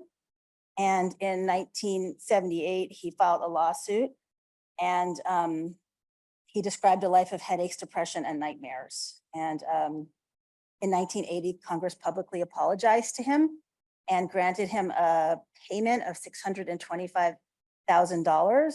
But then 4 years later, he drowned after a suspected epileptic seizure. So eventually, the powers that be had to admit that the MK Ultra project was a failure. The head chemist said that no effective knockout pill, truth serum, aphrodisiac, or recruitment pill was found to exist. In 1971, Richard Nixon launched the war on drugs through the Controlled Substances Act, making psychedelics Schedule I drugs, classifying them as having no accepted medical use. And then, and this had an impact all over the world, not just in the United States, where these substances became banned. Now, many currently illegal drugs, such as opiates and psychedelics, have been used for thousands of years for both medicinal and spiritual purposes. And why some drugs are legal and some are not legal is not really based on science at all, but it's based on politics and who these drugs are associated with, rather than any actual medical risks. And the war on drugs has been used as an excuse for over policing and harassing Black and brown people. And and it's had a real severe impact on the on those individuals, and also on attitudes about drugs and the war on drugs, which was also reignited by Ronald Reagan. And in fact, in Canada, Prime Minister Brian Mulroney was quick to follow suit. And so the war on drugs is continuing to take a toll. Now, recently, there's been a resurge of interest in psychedelics, as has been discussed today. What's been called the psychedelic renaissance is now in bloom, but keeping in mind that it wasn't always fantastic before, and it's still not always fantastic today. There are many issues that remain. For example, our lab did a review of the randomized controlled trials across the globe of psychedelics, and we found that people of color were largely excluded as participants. And also we did the same sort of deep dive on the literature for ketamine trials, and also found very low participation for people of color, which has implications for the generalizability of this work. In addition, as I pointed out, there have been problems with appropriation of indigenous knowledge. There are not really any clear standards for training for practitioners, and there's a problem of abuse of vulnerable clients. So these are things that need to be sorted out. Also, psychedelics can hurt in other ways too, and if we don't learn from our troubled past, we are doomed to make the same mistakes. Now, as one example, in 1928 in Hawaii, an ethnic Japanese handyman and chauffeur called Kisan was arrested as the chief suspect in a kidnapping and murder of a young white boy. The police surgeon injected him with a substantial dose of hyoscyamin to obtain a confession. And supposedly he confessed to the murder, but then when the drug wore off, he recanted the confession. He said he didn't do it. And he wasn't released until somebody else was found who was the actual murderer.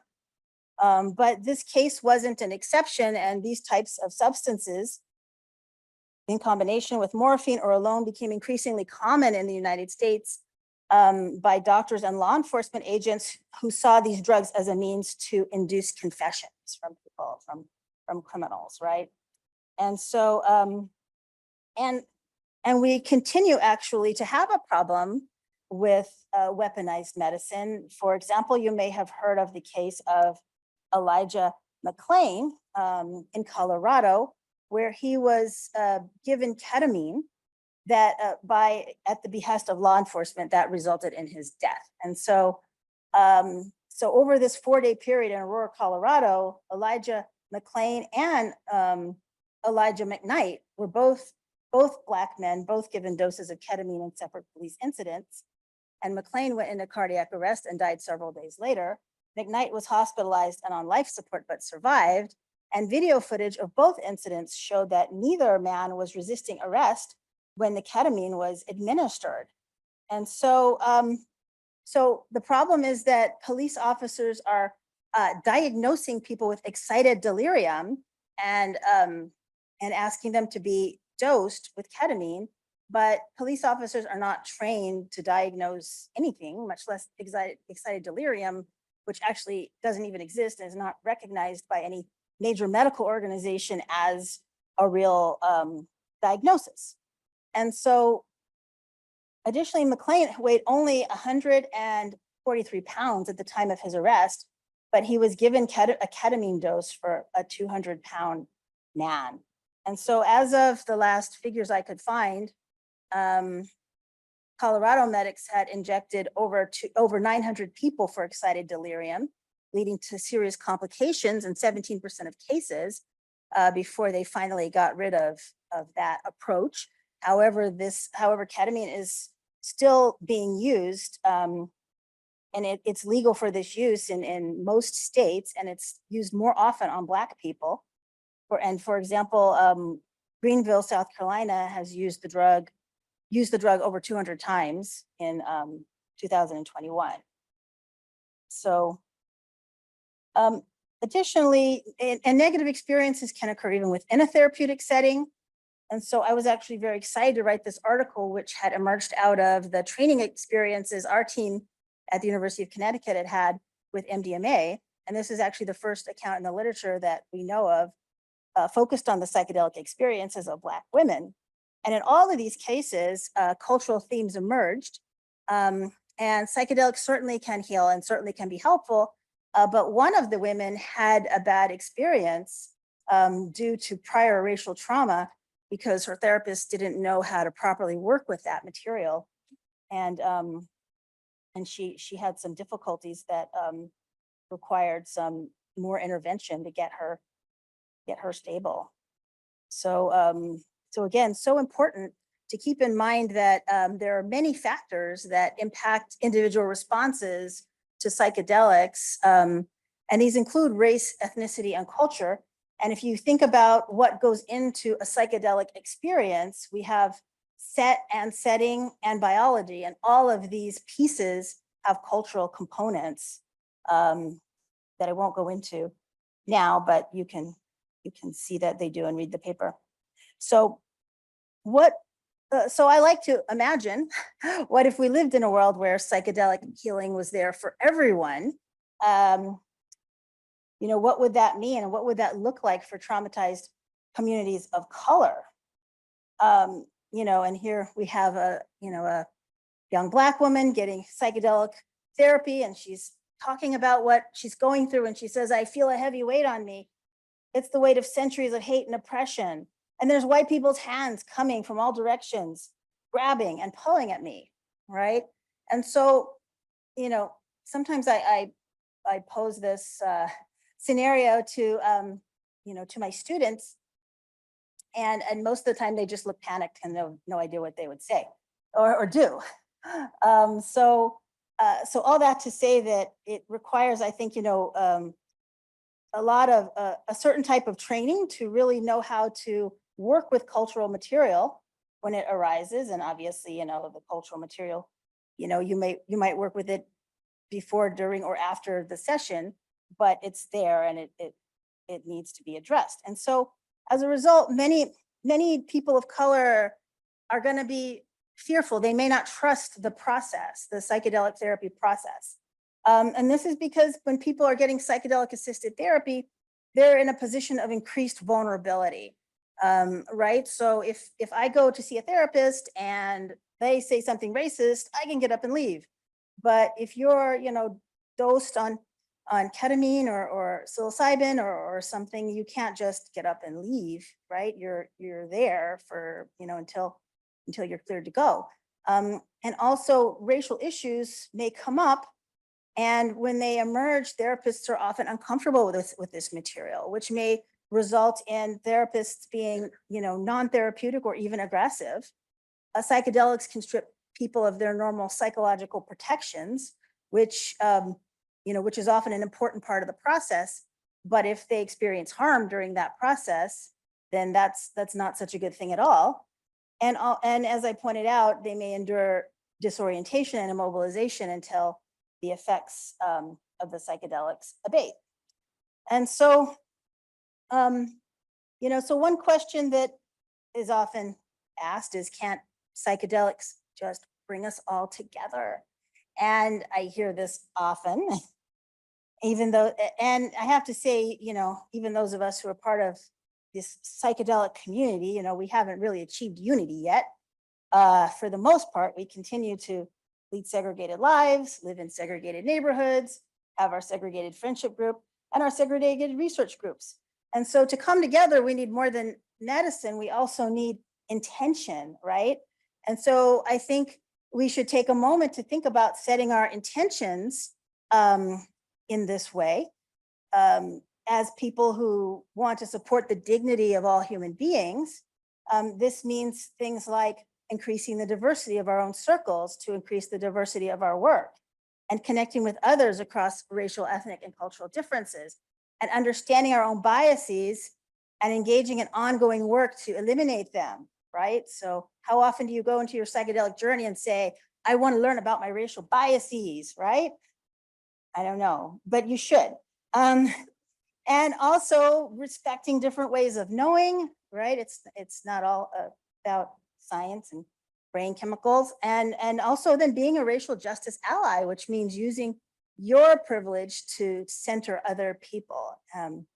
And one of the things we really need, as was pointed out today also, is a diverse, well-trained psychedelic practitioner workforce. And this is a picture from a training that we did in Kentucky, actually, in 2019, where we had the opportunity to train, at the time, the largest cohort of people of color for MDMA-assisted psychotherapy. We got a grant from the Open Society Foundation, and also other donors as well. MAPS got other donors to chip in, and we had a really well-attended, meaningful training.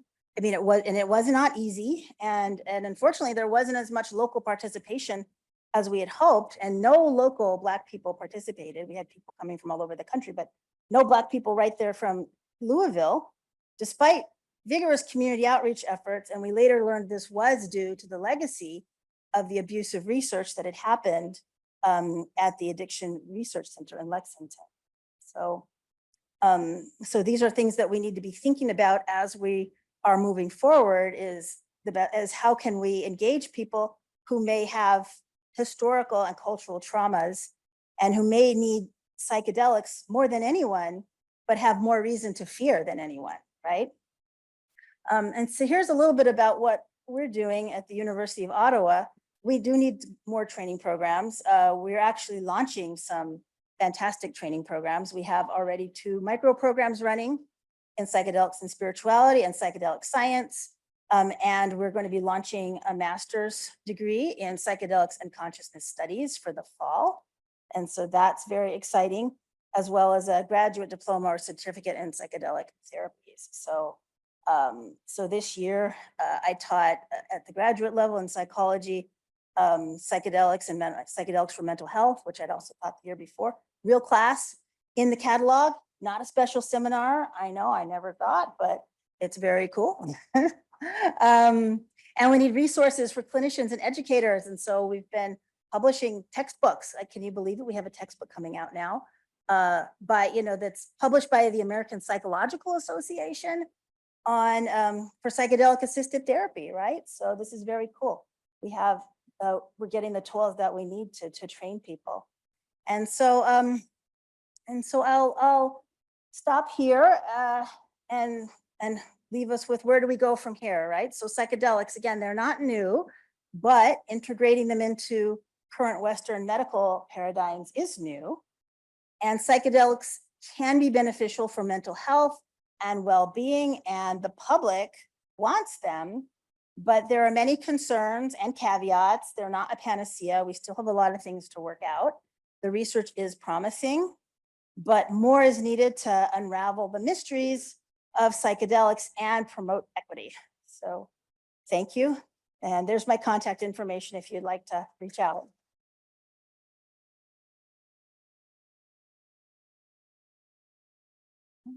And I think we'll take some questions. Yeah.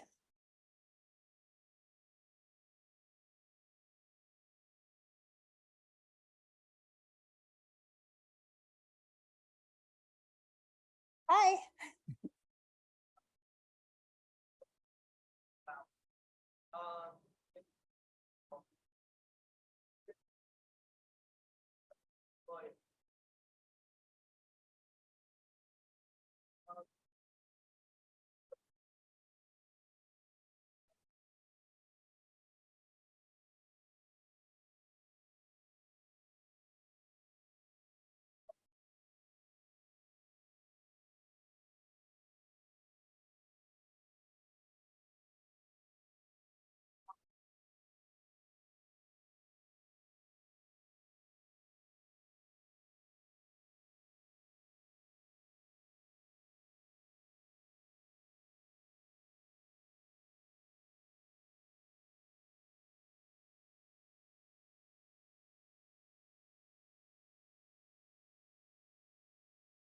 Yeah, good question. So I really don't think, consideration of how to heal people from generational traumas. I mean, I don't really think that that's part of our medical approach right now.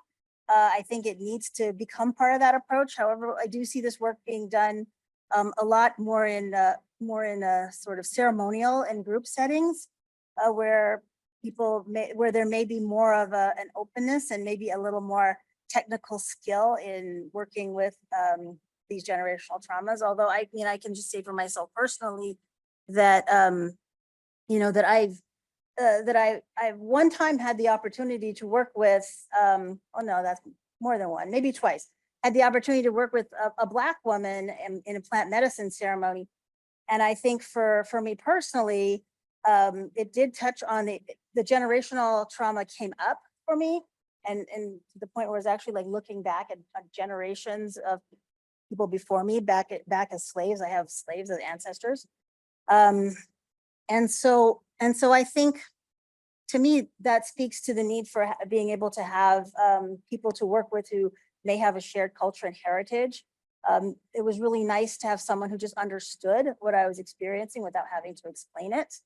And so I think that's one approach. I don't think that's necessarily the only approach, but I think we need to definitely, have a lot more thought and conversation about that.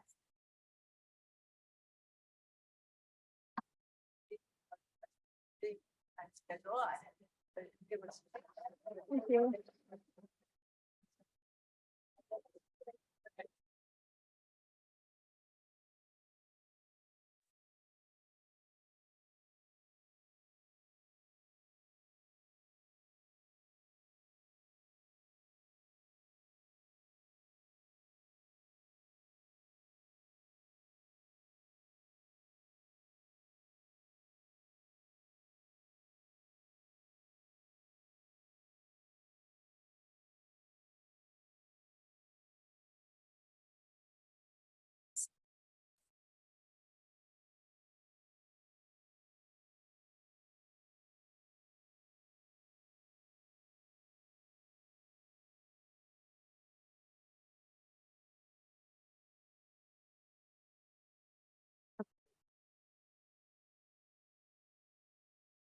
This is on.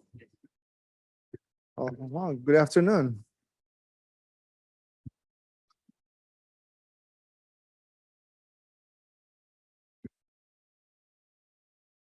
Hello, my name is Erdal Tekin, and I'm a professor in the School of Public Affairs here at American University.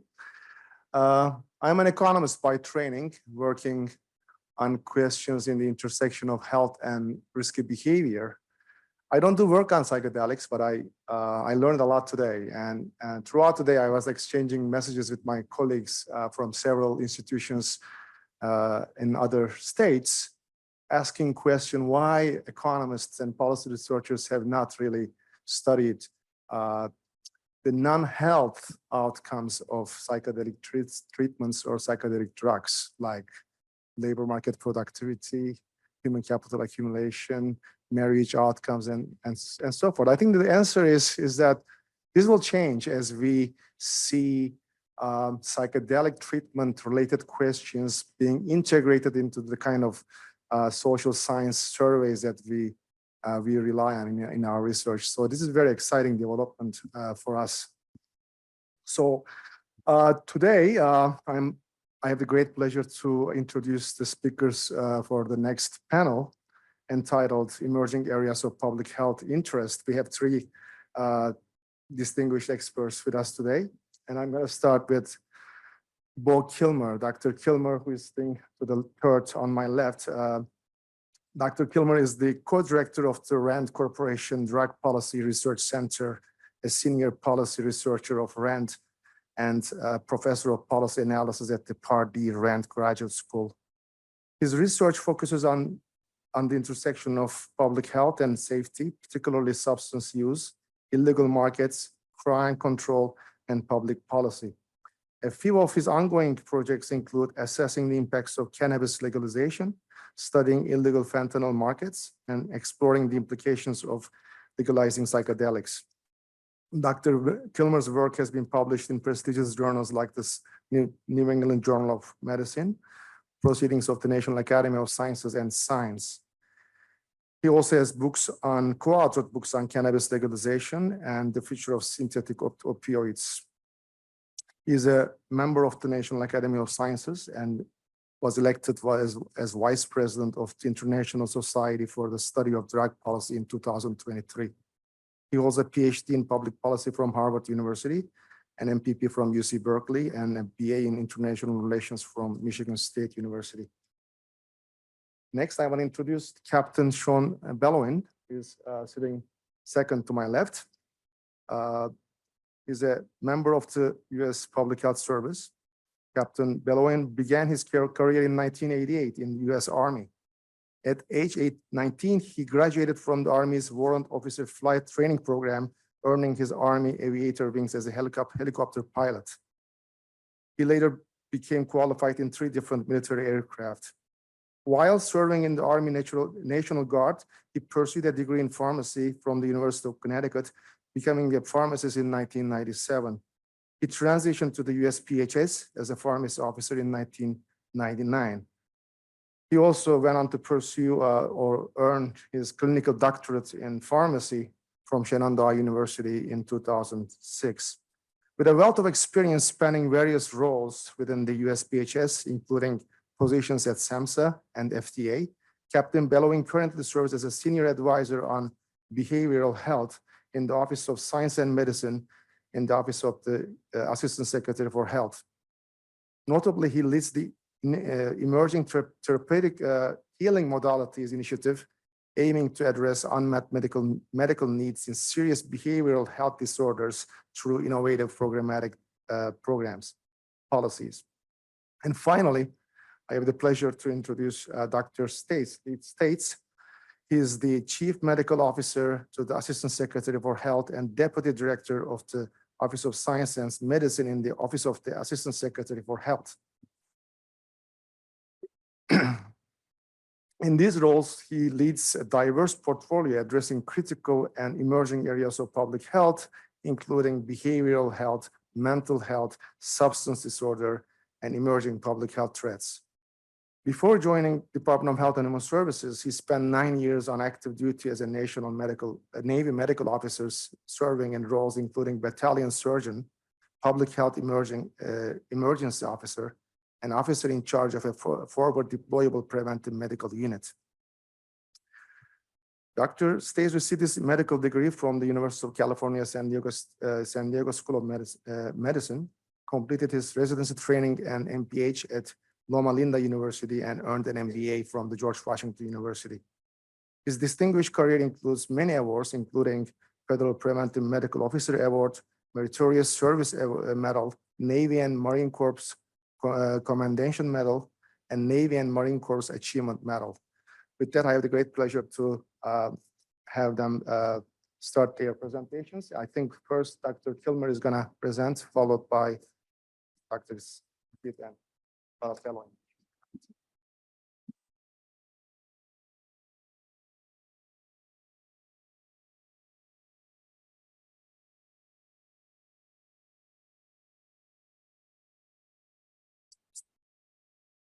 Good afternoon. I want to begin by thanking all of the organizers, and Rachel, especially you, for bringing everyone together. And I've learned so much, not only from the presentations, but just also the conversation. So thank you. I wanted to kick this off by talking about considering alternatives to psychedelic drug prohibition. So if we go back to Glenn's presentation, kind of that third pathway, recreational, spiritual, I think it's best to think about this as use outside of FDA approved kind of protocols, outside of the labs, outside of the clinics. Now, I'll make it very clear, I'm at RAND, I co-direct our Drug Policy Research Center, and RAND doesn't have a formal position on this. It's not like we should legalize X, we should not legalize Y. And we're really just trying to do the research to kind of help inform policy discussions kind of in this space. So I want to cut to the chase. My key takeaways, the first one is we have to be really careful about the terminology we're using. And so I've spent a lot of last 15 years kind of working in the cannabis policy space. I've seen there be a lot of confusion. So that not only leads to less productive debates and conversations about this, it also really affects the research. And as Erdal mentioned, I think you're going to see a lot more research happening in this space. And we have to be very specific about the interventions we're looking at, or else you're going to get some incorrect inferences. The second key takeaway is that, look, there are a lot of different alternatives when you're thinking about or alternatives to prohibiting the supply of psychedelics. If we look at the cannabis space here in the US, so much of the focus is on this for-profit commercial model. But if you actually go outside of the United States, there's much more interest in some of these middle ground approaches. In fact, that's what we're seeing being implemented in Oregon and Colorado. And it turns out there are a lot of other options out there besides the for-profit approach. Third takeaway is that there are some important differences with cannabis policy, not only in terms of the effects of the substances, but things we'll want to think about when designing policy. And the final kind of key takeaway is that now is going to be the time for the federal government to make decisions about what they want this non-clinical market to look like, and then decide if it wants to make any changes to that or shape what that looks like, because now is the time. And this is based on a few different presentations with a number of RAND colleagues, and also a report that we have coming out in a couple of months where we've been doing our own surveys and our own qualitative work on this. And I'm going to share some of those insights with you today. But in terms of thinking about the scope of the policy changes that have happened just since 2019 in the United States, one thing I think we need to be careful about is the use of the word decriminalization. Especially in the media, you hear the word decrim used to describe a lot of these interventions, but it turns out most of them aren't actually decriminalization. And so when we think about decriminalization, at least in kind of an empirical drug policy space, we tend to think about this as reducing or eliminating the criminal penalties for possessing small amounts. It doesn't make it legal, but if you do get caught with it, it could be like a civil fine or some other type of civil sanction. That's typically how we think about decriminalization. It actually involves changing the law. And when people talk about decriminalization, they're usually not talking about supply. So that's especially, there's sometimes could be confusion. People will use decriminalization as a synonym for legalization. No, they are very different concepts. I think this is going to be important. As I said, we want to be precise so we have better policy conversations, but we also have better policy evaluations. So in terms of what we've seen so far, and this is something Glenn had alluded to earlier, we've had more than 24 places throughout the United States implement what we would call deprioritization. Here, they haven't changed the law, but essentially either there's been a ballot initiative passed at the local level or something at a city council, where essentially they say, look, enforcing certain laws with respect to psychedelics will be a low or maybe the lowest priority for law enforcement and prosecution.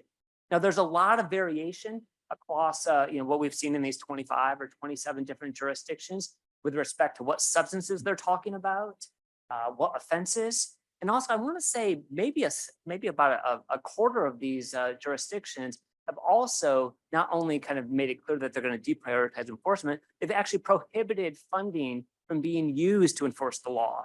I want to say in probably five or six of these locations. So even within this particular category, there's a lot of variation. I think that's going to be really useful when we start seeing these policy evaluations because they aren't all the same.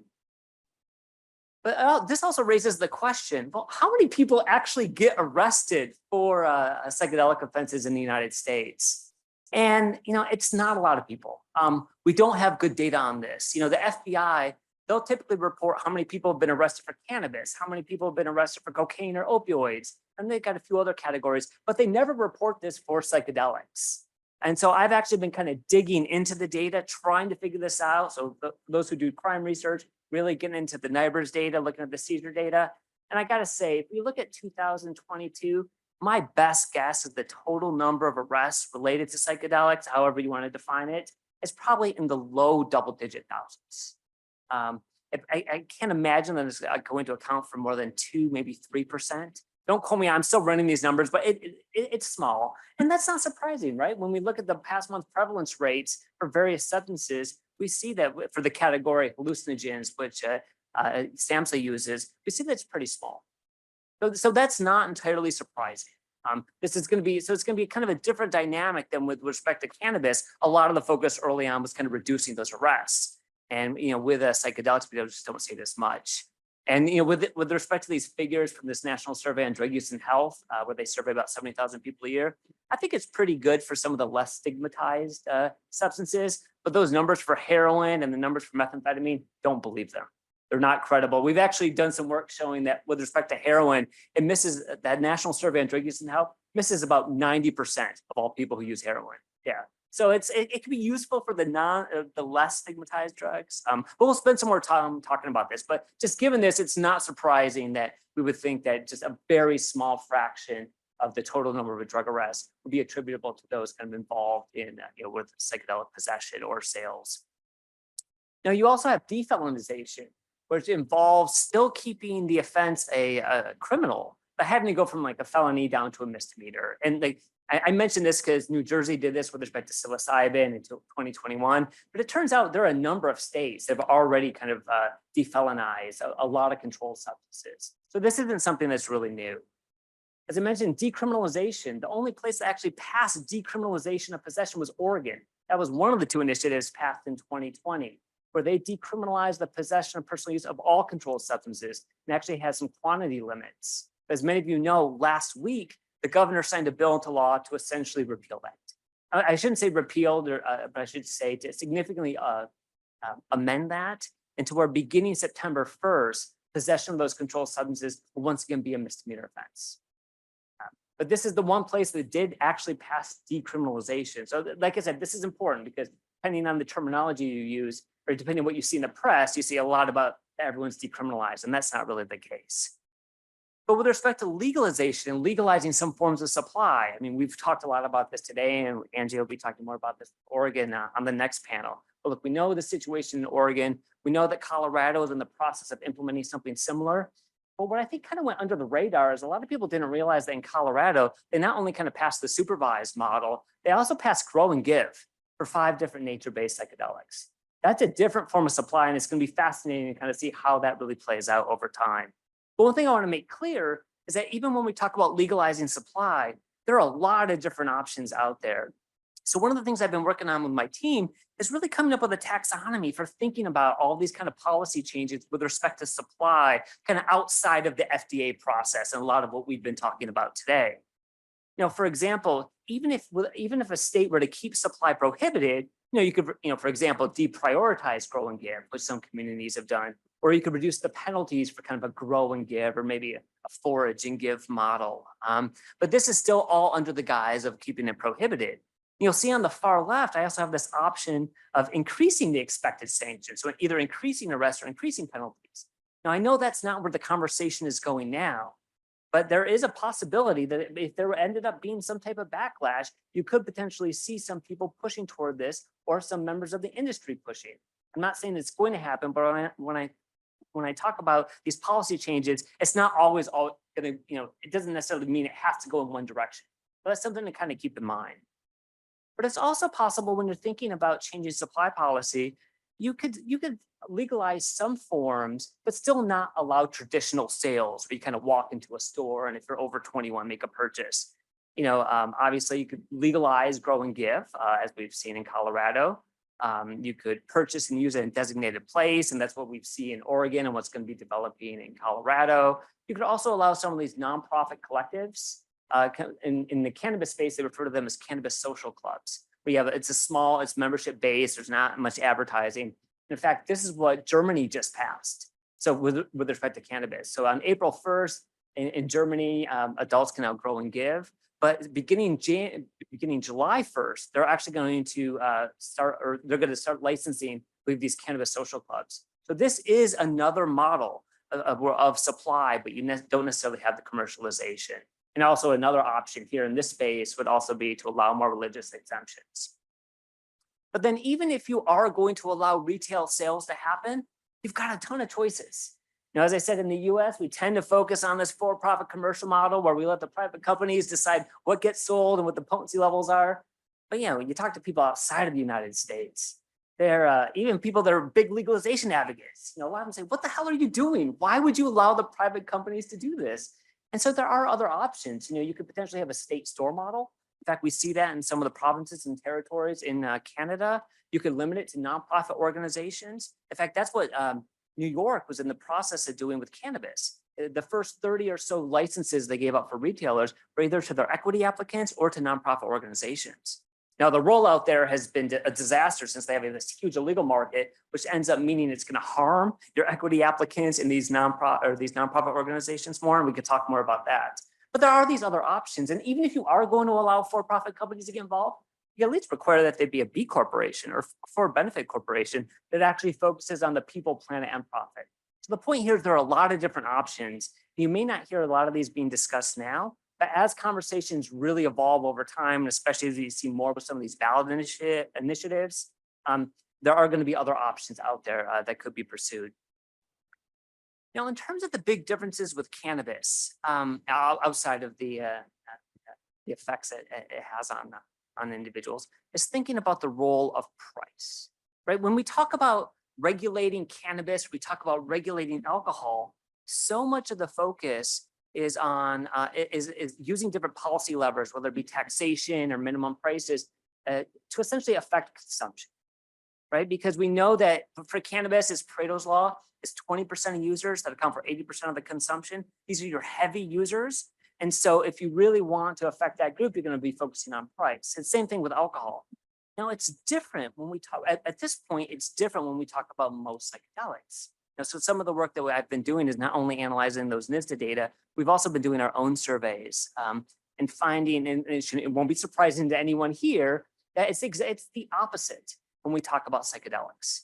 It's those that use very infrequently that actually drive the market. And so that's a big difference. And so even when I look at total expenditures for people over the course of a year, it's not a lot of money. And so that means that the goal of potentially using price to kind of influence consumption behaviors may not matter as much. Now, I don't want to say, especially with early, I don't want to say it doesn't matter at all. In fact, I've never seen any price elasticity estimates for various psychedelics, but this is something to keep in mind when you're designing these regimes, is that you may not necessarily have those same levers. The second thing that's different is with respect to supervision. We've talked a lot about this today. If you're going to go down this pathway, is supervision going to be required? As we see in Oregon, as developing in Colorado, will it be regulated? Will it be incentivized? So I think the thing to keep in mind is even if you were to have this for-profit commercial model where people could walk into stores, you may still want to have some type of regulation or some type of incentives for people to make sure that their consumption is supervised. So that's a little bit different than, people are talking about cannabis lounges, but it's very different when we're talking about most of these psychedelics. So that's something that's going to be different when we think about the policy conversations as they evolve. And the other part is with the role of social and racial equity. And so I'm so glad I'm kind of following this last presentation because, being part of these cannabis conversations, 15 years ago, racial and social equity wasn't really part of the conversation. People talked about, reducing disparities in arrests, but it was really over time that we started talking about expungement and ceiling how do we spend the tax revenues? For example, Evanston, Illinois is using some of their cannabis tax revenues for slavery reparations, licensing preferences. So I'm thrilled that we've kind of had this evolution. And one thing I'm noticing more about with respect to psychedelics is that it seems like these social equity conversations are front burner issues now, which is really encouraging. And I'm glad that we're having that now with the goal of trying to bring, being inclusive when we have these, as I think Angie and I were talking about yesterday, all these states now are passing these blue ribbon commissions and work groups and all this stuff. And that's great, but you want to make sure that, especially with respect to indigenous populations, that you've got the right people at the table. You're not just, it's not just tokenization. You're not just checking a box. That you're actually getting the right people to be there to be a part of this. And I think those are the conversations and things that we need to be doing right now. And the final thing I want to talk about is with respect to some of the federal options, for non-clinical supply. We're in a somewhat different situation than when we were in 2013, right? When Colorado and Washington passed legalization in 2012, no one was quite sure what the federal government was going to do. And it wasn't until, I want to say, August of 2013, the Department of Justice released what was known as the Cole Memo. It essentially came out and said, hey, look, this is all illegal under federal law, but as long as you follow certain guidelines, it won't be an enforcement priority for us to go after. And even though when Trump came in and that memo got rescinded, for all intents and purposes, things haven't changed. But at that point, really the federal government sat on the sidelines and just watched this commercial industry develop state by state. And so that's one of the questions confronting the federal government now, right? And especially to the extent that it's different because Colorado and Washington, they explicitly passed for-profit commercial models. We haven't seen that yet. I mean, there were conversations in California about there maybe being a ballot initiative, but I wouldn't surprise if you're going to see this coming. And so now the question is, well, does the federal government want to potentially shape what these markets look, even if they're going to keep it prohibited at the federal level? Do they want to shape kind of what these markets are going to look like in different parts of the country? And so, look, they have a lot of options, and I know in the next panel we're going to be talking about this. Obviously, you could deschedule, create your own regulatory structure. I can't imagine that happening anytime soon. You could also imagine, there potentially being budget riders. So this is what we have for medical cannabis. So essentially, there's a federal budget rider that says that we can't use federal resources essentially to shut down state legal medical markets. And so you could imagine having a budget rider like that, where it could be specific to different supply regimes, saying, hey, if you're a state and you've got clinical supervision, or if it's just grow and give, we're not going to spend any enforcement resources on that. But if you're going to start selling substances that are prohibited by the FDA, we might make you a priority. And so you wouldn't be exempt from that. And that's kind of similar to what you could think of with respect to the DOJ. As I said, with that Cole memo, they came out and said, hey, cannabis, this is all illegal under federal law, but here are some different guidelines. You can imagine the Department of Justice doing something very similar with respect to psychedelics, saying, look, hey, if you're a state and you're doing, you've got supervision model or grow and give, you won't be a priority. If you are going to start selling these substances that are prohibited by the FDA, you will be a priority for enforcement. And if they wanted to go down that pathway, getting that out now could really potentially shape, whether or not something even gets on the ballot. So anyways, we're at a point to where it's now time, whether or not you want to deal with it, the federal, and I say the federal government, obviously it's the different actors as well as Congress. They need to start giving this thought now. So if they just sit and wait and don't get involved, you can imagine this rolling out very similar to what we see with cannabis and all the promotion. So once again, those are the key takeaways. Thank you very much for this opportunity. I look forward to hearing from my panelists. So thank you.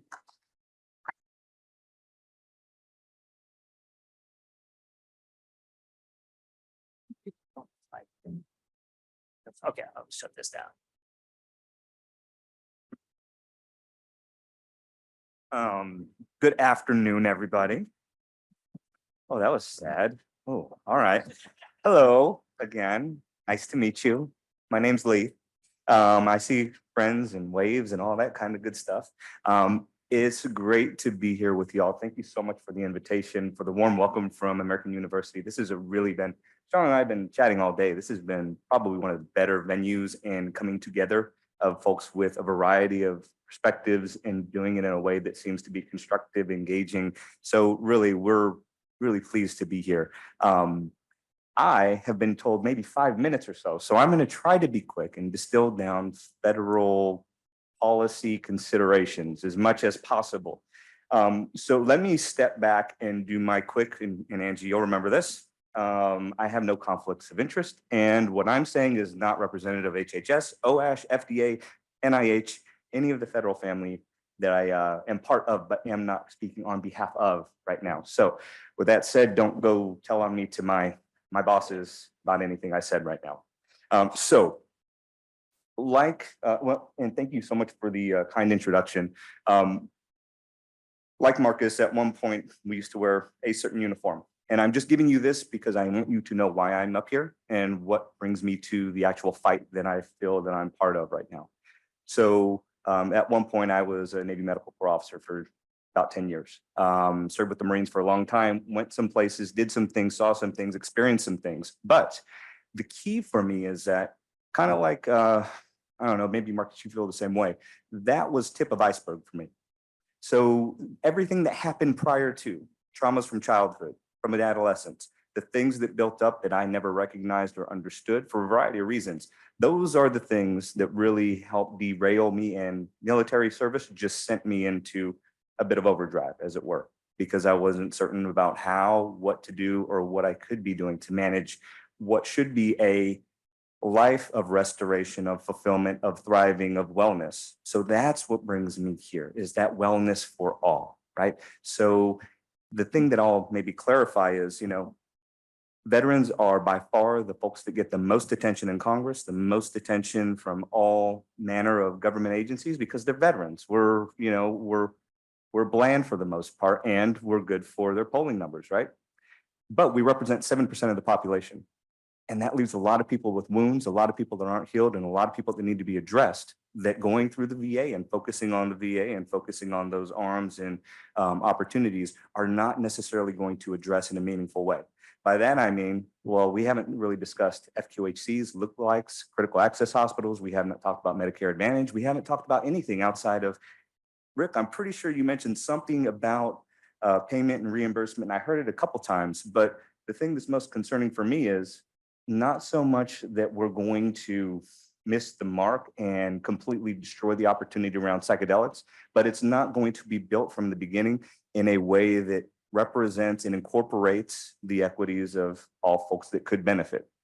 So if you know anything about me, I don't tend to go towards more polarizing terms. I'm pragmatic, and I try to get things done in the most appropriate way possible that brings together all parties.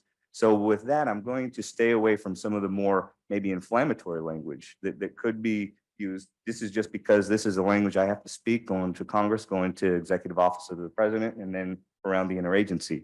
There are two things I might want to strike as foot stomps for us today. Bo, you did a really nice job. It was an absolute tour de force. For those of you that don't know the state well, that was really hard to do in a short amount of time. And I'm really appreciative because it set up two things that I want to convey, which is there is a problem, a potential problem of conflation that will get us stumbling out of the gate that I worry about in my role at HHS at headquarters. And the second is policy, legislation, regulation, statutory things, solutions in general are incremental, and they are not quick, and there are very few watershed moments that we're going to take advantage of. But in saying that, there are opportunities, right? So those are the things I want to maybe drive home. There's not a lot that I can speak to that will reflect the whole landscape adequately, but let me give you two examples of what I'm speaking to right there. First, we've heard ketamine spoken to a lot today. And I just want to go into some of the difficulties there because I heard it mentioned as a little bit of a binary, like it's good or it's bad. It's complex. It is so complex. We talked about esketamine briefly. That does have a REMS, right? Esketamine is not used much compared to ketamine proper, right? Off-label drug use is what runs the day. And telemedicine, to Dr. Applebaum's point, in a variety of formulations, right? We could have telehealth with lodging preparation using FDA 503B, right? So we have compounding pharmacies, which we don't generally have a ton of regulatory oversight or capacity to enforce. And at the same time, you have IV clinics with these for-profit models. That does not extend to the coverage of REMS. So this idea of practice of medicine and psychotherapy truly is a limiting factor. And Tiffany, I won't steal your thunder, but there is a recognition that there is a gray space where we don't cover right now. And there are things coming, and the time is now, to Bo's point, in terms of what federal action can be taken advantage of. That, the other piece, Monica, you mentioned ketamine. There are some very clear law enforcement pre-hospital space engagement where there needs to be consideration. I'm so glad you brought up the idea of excited delirium. It is a term that has come back and is being scaled back more and more and more. I think this past week, something happened in California, if I'm remembering right, where they're starting to bring back that terminology. That, as Monica was saying, is, you know, it does give Leo that capacity to reach out to like first responders, to EMTs and whatnot, to administer ketamine in the field. One of the problems there is you do not have standardized dosing around ketamine, right? So you do have this inability to really deliver it in a what could be an appropriate means in that pre-hospital space in the field, but you do have these problematic pieces when they're tied with other issues around Leo and equity and inappropriate engagement with law enforcement for certain communities, where you can see the unfortunate outcomes from using these capabilities, potential tools for good, in a bad way. The second one I'll say, and then I'm going to pass to Sean, I promise. Sean and I are fortunate to work on cannabis a bit from time to time. And I'm not going to talk about cannabis flower, right? The thing that's the elephant in the room that folks don't generally dive into is the intoxicating hemp products, right? Delta 9, Delta 10, Delta 8, right? These are the problematic things that are escaping at the moment regulatory oversight and being able to address from DEA and FDA, right? It's just falling into a space with gas stations and smoke shops where if you are under 18, that's probably what you're going to go to, right? This is one of those things where we have a tension between the state, local, federal, and it's not aligned. And part of it is because we missed the window with cannabis. And we got into a situation where we had this advancing, and let me try to talk to it this way. We had this advancing and developing industry based on the state levers being put in place, which in my mind helped facilitate the capacity to get the 2018 Farm Bill Act at its place, because you were able to get a lobby that was strong, that was able to, you know, get things to go a certain way, where we had these hemp products and then capitalization on that. And now we have to, unfortunately, go back and try to correct things once things are already out of the barn, once the horse is already out of the stable, whatever other adage we want to talk to, right? But psychedelics are that as well, right? So there are things to do to right size and to ensure we protect public health and public safety, but it will require us taking advantage of the time, which is now. With that, I will transfer it over to Captain Boulogne, and then I would really look forward to the discussion. Thanks. So can everybody hear me okay? So for the sake of brevity, I'll try to keep this pretty short. I just also equally want to comment. This is probably one of the best experiences I've been at in terms of the venue, the level of coverage by everybody here touching on the major themes. What really heartens me is how consistent these themes are being repeated by all the different members who've been participating. And I'm sure we're going to continue to hear this in the final panel discussions. So, I mean, as Leith has talked about, I mean, what, you know, really keeps me up at night is how do we protect public health and safety? And so much about all of this, if we really want to engender these potentially significant positive outcomes that has been commented on, it really comes back to protecting public health and safety. And so that gets back into this where we really have to get everybody on the same page of information. And that's where I go back to what was so heartening was to hear how many of the discussions were just sort of like variations on the same theme. And at the end of the day, there's very few of us in the federal government who are actually addressing these issues. And so it's really going to take my sort of like takeaway that I want to share back with you all is please don't look to us to try to solve all this. It's like, it's really going to take all of you to co-create this reality. That's what it's going to take. And you're going to have to be out there to all the states and to all the local jurisdictions to reiterate these same messages. And I mean, we've been jotting down notes throughout the whole day. And I wanted to leave a few key points. We do a lot of discussions internally. We do a lot of briefings. And psychedelics is just, there's so much fear around it that's driven by stigma. And the conversation actually has to be normalized. You have to talk about this over and over and over again. So where it just becomes part of the normal daily conversation, but you have to talk about it, what these major issues are that you already are talking about. And you have to reiterate this to all the public officials out there. We can do our job, but we only can do our small part if you're all doing your part. Look, the train's not only left the station, I mean, it's already like 3 stations down. And so we're not going to put this genie back in the bottle. We have to deal with what the reality is on the ground. And, I think about, if like from an equitable accessibility of all of this, we're trying to create these different models. And I mean, one of the commenters talked about the religious use, clinical use, recreational use.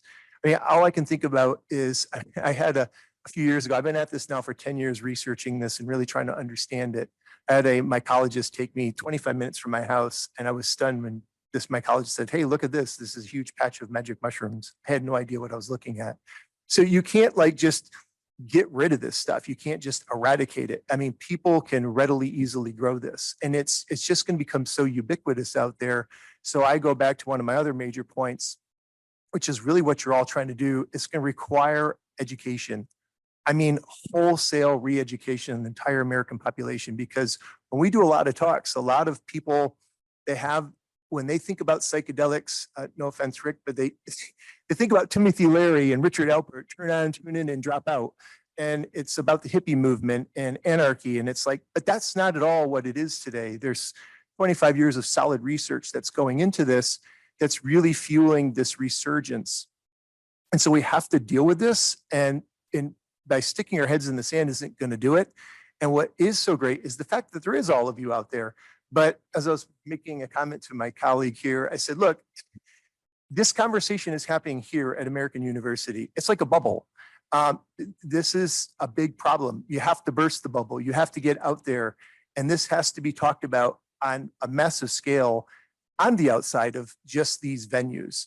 And so we'll continue to do our part, but it's going to really require all of you collectively. It's going to take everybody. It's like I sort of joke around saying, NASA is responsible for building the outer space program. Look, collectively, everybody here with society is responsible for building the inner space program. And it's going to take everybody. And you're going to have to normalize this conversation to get us to where we need to go. And I often like to think of this as, these can't be like one-off conversations. And what this all looks like, when we have MDMA coming out potentially very soon, and maybe within a short period of time, we're going to have psilocybin. How this all looks in the first few years is not what it's going to look like 25 years from now, a generation from now.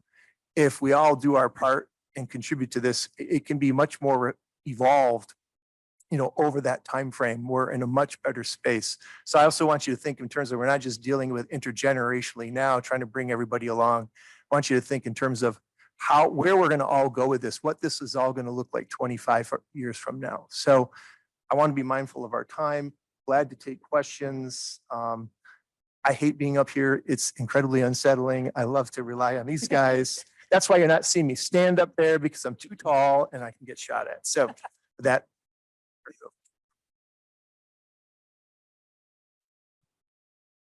And we have time for questions.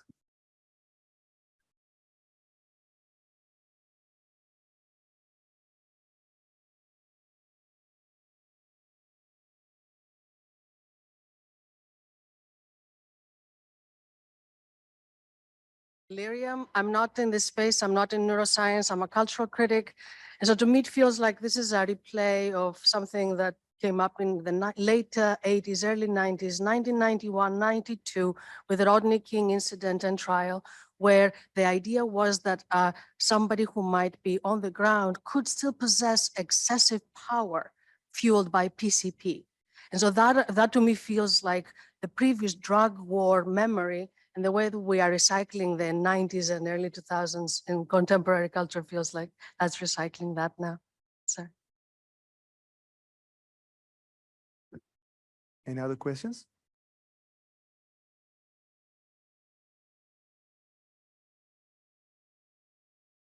So I'm taken with your comment around our ownership. And I guess I wonder if you have thoughts around collectively how we reclaim narratives around psychedelics, because it feels like a really important normative piece of how we structure and shift the regulatory landscape, and also how folks who maybe live on the margins think about its use in their daily lives and as a corrective mechanism.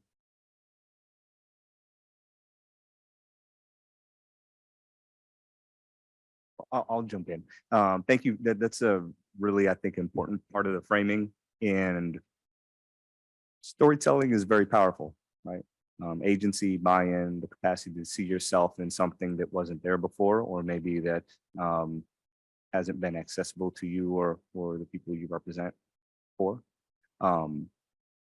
For me, and I will speak to in a bit anecdotally, having seen this develop as something of a place for veterans, right? And so I'll speak to that, which is the capacity to disentangle the issues appropriately, where we understand the federal, the state, the local implications, and then also to understand where we have the greatest agency to influence those pieces of the developing narrative. So for me, I've only been part of this area of study for the last 2+ years, but I've been able to find myself in the narrative at the federal level because of the work that I've been doing. But if I were still back in Compton doing what I was doing growing up, I would be looking for those opportunities at the community, at the local level, where I might otherwise not have a voice, right? Or otherwise have a voice at this level here. It's difficult in the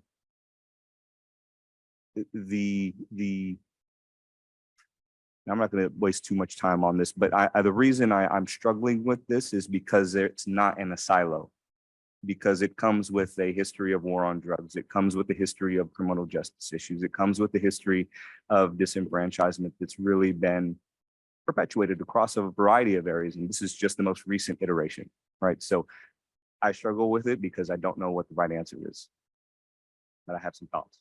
That's good. Okay, let's have one more question. Yes. Great.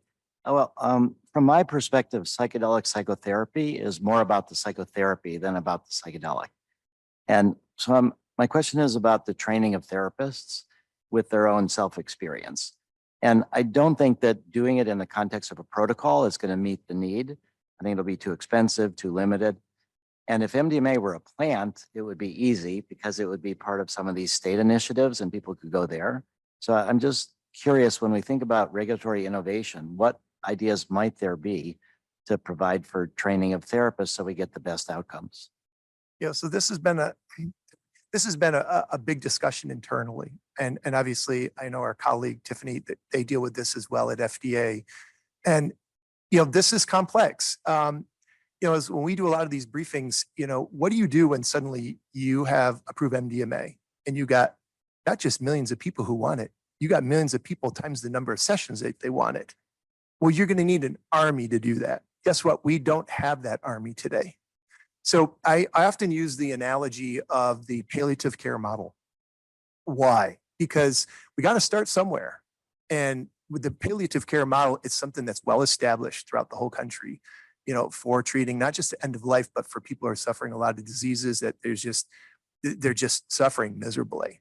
And they're trying to come to a way to accept that and using whatever tools. What I love about the palliative care model, and there's a lot of us colleagues, we've talked about this, and is that you have your entire clinical spectrum, but you also have your whole licensed counseling spectrum. But then you also have your whole faith-based practitioner spectrum. And what, everybody about this, one of the common themes here is that you can train people to do this work. You can credential them and license them to do this work. And ultimately, at the end of the day, we have to have responsible, accountable, safe, and ethical use, which means that at the end of the day, whoever's going to do this kind of work, you want to hold them accountable. Look, there's two ways to do this. We can have the American population just go do whatever they want. All right, people are going to do stupid things. Okay, let's just call it out. But we do want to offer them up a model in which they can say, all right, here's a model of all this whole spectrum. And this might get into where states, do it a little bit differently, where you can train this whole spectrum of individuals to do this kind of service work. And we're going to need these people, because at the end of the day, people who go through this stuff, look, most people, if you offer them up an above ground real world framework model, they're going to say, yeah, I want that, because I can hold, if I have, this was brought up, what happens to a person when they go under psychedelics like psilocybin? They have their cognitive functioning, their physical motor skills get completely impaired. They're increasingly susceptible to suggestibility. Well, what happens to a woman potentially for intimate ethical violations? We want to have protections in place. We have to create a model where everybody's checking each other. And that's going to be essential. And we're going to have to build this out. And don't look to us to have the solution to it all, but we're just posing this out there. It's got to be broad. It's got to be quite large. And we have to think, also, what do we do when you do have millions of people? Now we just have not MDMA. What I mean, we have psilocybin. We're going to have to consider, like, the VA is really great at, like, peer support specialists. So there's a lot of ways to do this. We just got to be willing to acknowledge these different innovative ways to how we're going to create this framework. Because if from an equitable access, if we can't provide these services for people, they're really going to say, well, fine, I don't have a lot of money, or I don't have a generous insurance plan, I'm going to go underground. And if they go underground, that means that they don't have the legal protections, those enforcement protections. And so these are very real issues. They're not going to go away. And so it's collectively, that's why I say collectively, it's going to take everybody.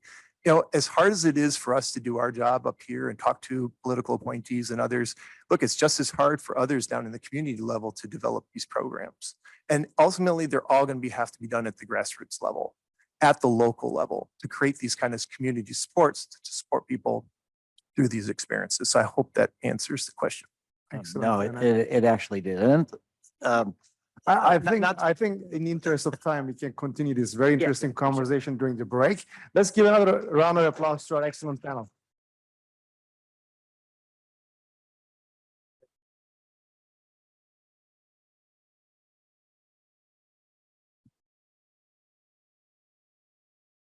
Okay, we are close to being on schedule. Yeah, we're close to being on schedule. So if you get back here about 3:45, we'll be exactly on schedule.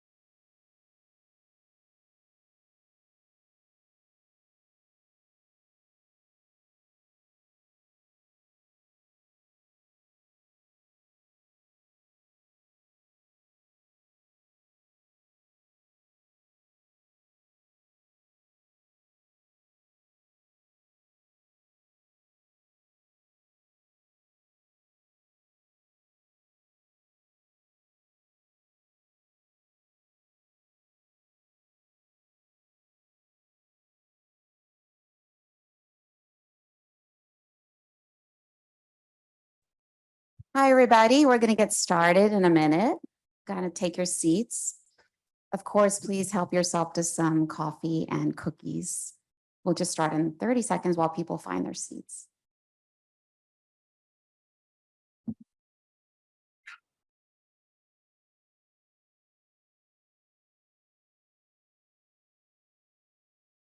All right, everybody, welcome to this session. Today, we're going to be picking up this afternoon with a panel discussion of federal and state policy and regulation matters. My name is Asha Shelzo, and I direct the health law program here. So it's wonderful to see you all and have such a robust conversation today. Let me just give some very brief introductions because we have so much great content and I want to get right to that. You can find the full bios of our speakers on our conference website, so please do look there. But for now, I'm just going to give a couple of brief notes about our wonderful panelists. We're going to first hear from Professor Louis Grossman, who's the Ann Loeb Romfin Professor of Law at American University Washington College of Law. He teaches and writes in the areas of food and drug law, health law, American legal history, and civil procedure. He's also serving as of counsel with the law firm Covington and Burling. He is the author of Choose Your Medicine, Freedom of Therapeutic Choice in America, published by Oxford University Press in 2021. And he's also the co-author of Food and Drug Law Cases and Materials, the leading text in the field. We are going to hear from Professor Grossman first about the regulation of psychedelics under the Controlled Substances Act, challenges and solutions. So we'll turn to that in a minute, but allow me just to introduce our other two panelists while I'm here at the podium. We're also really delighted to have Dr. Tiffany Farshoni today, who is the Director, Division of Psychiatry at the U.S. Food and Drug Administration. Dr. Farshoni is board certified in both general and child and adolescent psychiatry. Prior to joining the FDA in 2010, she was affiliated with the University of Pittsburgh Medical Center and was on the faculty at University of Pittsburgh. In her current role, she's involved in the oversight of new drug review for all psychiatric drug development activities conducted under investigational new drug applications and the review of all new drug applications and supplements for new psychiatric drug claims. And third, we will hear from Ms. Angela Albee, who joined the Oregon Health Authority Public Health Division as the Oregon Psilocybin Services Section Manager after working to shape legislative policy for nearly a decade. After serving as Senior Policy Advisor for the Oregon Health Authority Government Relations, she served in policy roles with the Oregon Department of Human Services, the Oregon Criminal Justice Commission, the Oregon House Majority Office, and Legislative Assembly. Prior to policy work in Oregon, Angela spent nearly a decade in the nonprofit sector, serving older adults, individuals with disabilities, refugees, asylees, veterans, and survivors of domestic and sexual violence. Again, please take a look at our conference website for the full bios. But now let's turn our time over to Professor Grossman. Thank you.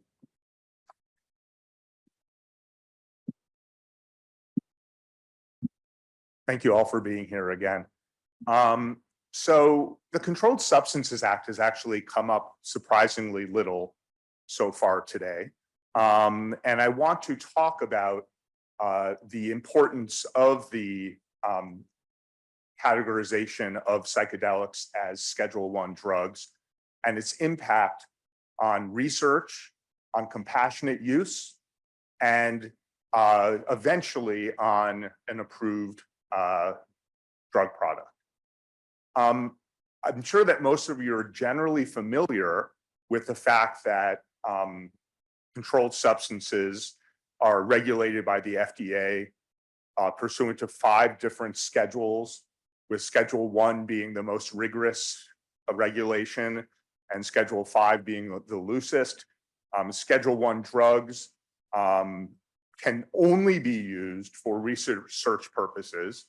And what makes a Schedule I drug is a high potential for abuse, no currently accepted medical use in the United States, and a lack of accepted safety for use of the drug under medical supervision. As I'll talk about in a few minutes, the key issue for getting out of Schedule I for a psychedelic, like for cannabis, is the no currently accepted medical use in the United States requirement.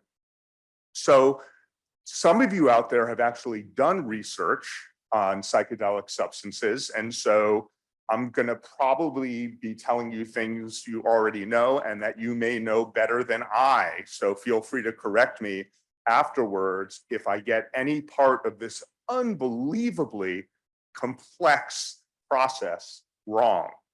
But the bottom line is that a Schedule I substance is hard to research. And I've put together a list of steps that a researcher who wants to research a Schedule I psychedelic has to go through. They have to, first of all, get FDA approval of an IND. And I say approval in quotations because FDA doesn't approve INDs, rather they go into effect after 30 days unless the agency puts a clinical hold on them. And an IND is a detailed document including a lot of information about the protocol and a lot of information about the investigator. And it is reviewed in many different dimensions. And if it is a psychedelic or a scheduled substance, as I understand it, FDA at this point also consults with DEA on diversion prevention measures, either simultaneously or before or shortly after. The researcher also has to get IRB approval of the protocol, which protects the ethical character of the study and ensures informed consent and so forth. Now, something that I learned as I was preparing for this and speaking to Jim, who you're going to be hearing from later, is whereas all of the written scholarship seems to focus on DEA, there's an entire doppelganger world of state-controlled substance regulation that is not spoken about very much. The Controlled Substances Act was passed in 1970. All the psychedelics were put into Schedule I statutorily, except for MDMA, which was not actually put into Schedule I until 1985. But meanwhile, around the same time, there was something called the Uniform Controlled Substances Act that was adopted by almost every state in the country. But different states adopted different elements of it. And in some states, there is an entirely separate review procedure for researchers and facilities that they have to go through in order to perform research. I'll say a little bit more about that in a second. You have to take care of that before you seek DEA Schedule I researcher registration. And you're also going to need a DEA facility license. You also have to separately get your research protocol approved by DEA. Now, while preparing for this talk, I learned, at least according to the letter of the law or the regulation, DEA is supposed to pretty much follow FDA's IND approval with respect to the design of the protocol. But DEA can intervene here and reject a protocol based on the researcher's record, a criminal record or a record of violations or so forth. Then there might be a possible inspection by the DEA field office, and then you need your product, and you're going to have to file a DEA Form 222 to obtain the product, no matter who you obtain it from, and that has a lot of attachments.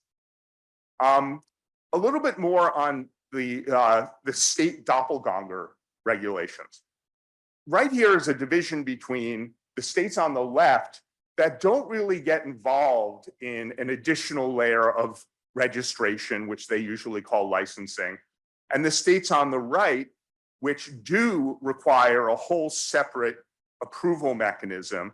And when I was speaking to Jim, he was talking about Michigan, and you'll see that Michigan is indeed on the right and caused Jim some of the problems that he confronted. In addition to, labor burden and time delay, there is also cost involved in this. And this is the price list for getting a DEA registration. And you'll see that while it's only $244 to get a Schedule I researcher's registration, to actually be a manufacturer of it, which sometimes the researchers themselves want to do, is $3,000. So once you've gone through all that, you have to obtain the product for research. And here I want to draw a distinction between cannabis and psychedelics that many people are not aware of. United States drug manufacturers and distributors are subject not only to the requirements of the Controlled Substances Act, but also to international treaties. And the United States regulators are supposed to comply with those treaties. And cannabis is subject to the Single Convention on Narcotic Drugs of 1961, whereas psychedelics are subject to the Psychotropic Convention of 1971. They actually have different requirements. For cannabis, there must be a single government agency that exercises complete control over the production and distribution activities and have title to the crop.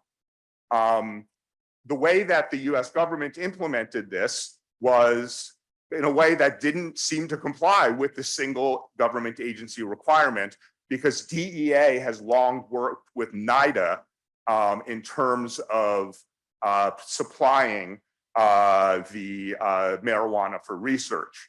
Licensed manufacturers are supposed to deliver the entire crop to a single agency within 4 months of harvest. Now, the way this has actually played out is there's only been one grower of research marijuana for many, many years in the United States. It's the University of Mississippi working under a contract with NIDA. In 2016, DEA announced a policy that allows additional growers outside the NIDA contract system. But then in 2018, the Office of Legal Counsel, which is at the Justice Department and is the main legal advisor to the president and the executive agencies, said not only would this new system violate the Single Convention on Narcotic Drugs, but what you've been doing for years and years, using both DEA and NIDA, violates the convention. And so that entire sort of possible expansion of sources of supply has ground to a halt. Here's good news for psychedelics, is that the Psychotropic Convention has no single agency requirement. It requires merely close supervision of production and distribution activities.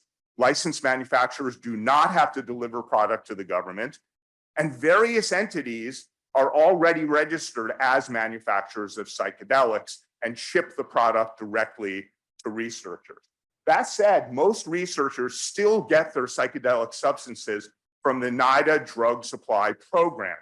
Yes, if you want Schedule I substances, there is a catalog, a NIDA catalog, the drug supply program catalog, and here's the cover and here is the page where you can find both psilocybin and psilocin for order.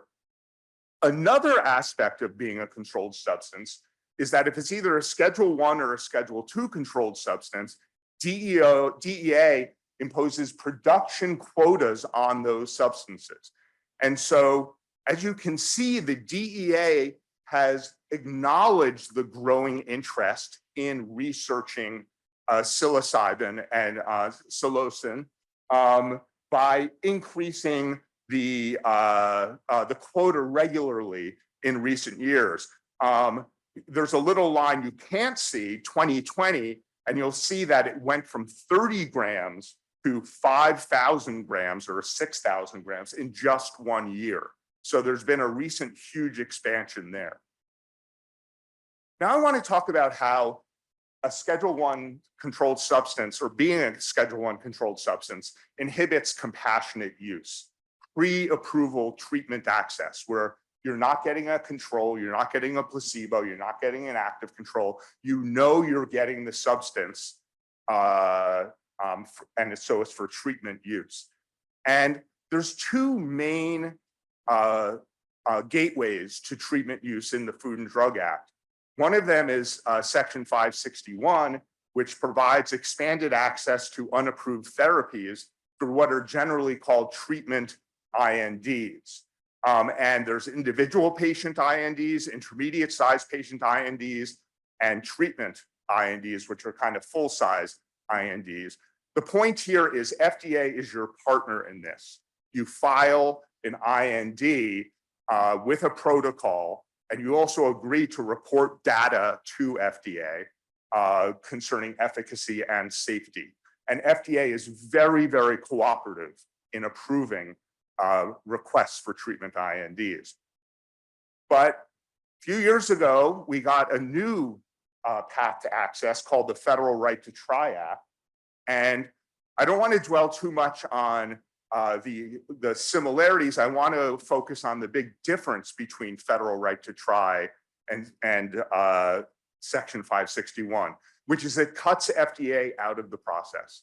You don't have to file an IND. It has been a completely moribund program because researchers don't necessarily want to cut out FDA, especially if they're ultimately hoping to seek FDA approval. And plus, FDA is always willing to play ball with treatment INDs. So a dozen people or something like that have used this mechanism since it went into effect. So there's a doctor in, I believe, Washington named Sunil Agarwal, who sought DEA authorization to obtain psilocybin for use in terminally ill cancer patients suffering from anxiety or depression, pursuant to the Federal Right to Try Act, and sent DEA a letter saying, what's the deal? Can I get this pursuant to Right to Try? And the DEA responded with a letter in 2021 basically saying, no. The Right to Try Act does not waive the requirements of any provision of the Controlled Substances Act or its implementing regulations. They suggested that a potential avenue for Dr. Agarwal was to apply for a Schedule I researcher registration with DEA to conduct research with psilocybin. An open question for me is, could a registered researcher use a Schedule I substance pursuant to a 561 treatment IND rather than a classic IND? I don't know the answer to that question. Senator Booker, who unfortunately couldn't be with us today, and Senator Paul have introduced something called the Right to Try Clarification Act, which says that to avoid the question that Dr. Agarwal is wrestling with, this statute would automatically make Schedule I drugs available for Right to Try. One question I have for them is, why did you make it available for Right to Try rather than available for treatment IND expanded access, which is really where we'd want to be funneling this compassionate use in the first place. Rescheduling psychedelics. It can happen in various ways. It can be in response to a petition or through agency initiative. And it's a joint DEA HHS process. HHS has delegated most of the function to FDA. And the HHS recommendation is binding as to, quote, scientific and medical matters. As I said before, the key obstacle to rescheduling out of Schedule I is the currently accepted medical use, CAMU. FDA approval of an NDA constitutes CAMU. But when a drug is rescheduled after getting approved, the rescheduling tends to be very, very narrow. Look at the rescheduling, for example, for Marinol or for Epidiolex. These aren't kind of like broad deschedulings of THC or CBD. Rather, they're very narrow reschedulings for the specific product in question. But here's the real issue. In the absence of FDA approval, what type of evidence is required to support a rescheduling to Schedule II or Schedule III by showing currently accepted medical use?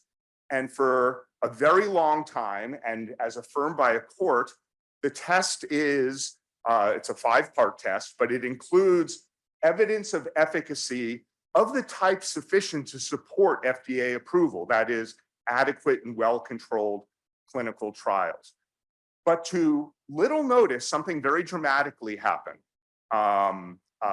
last August. FDA recommended that DEA reschedule cannabis to Schedule 3.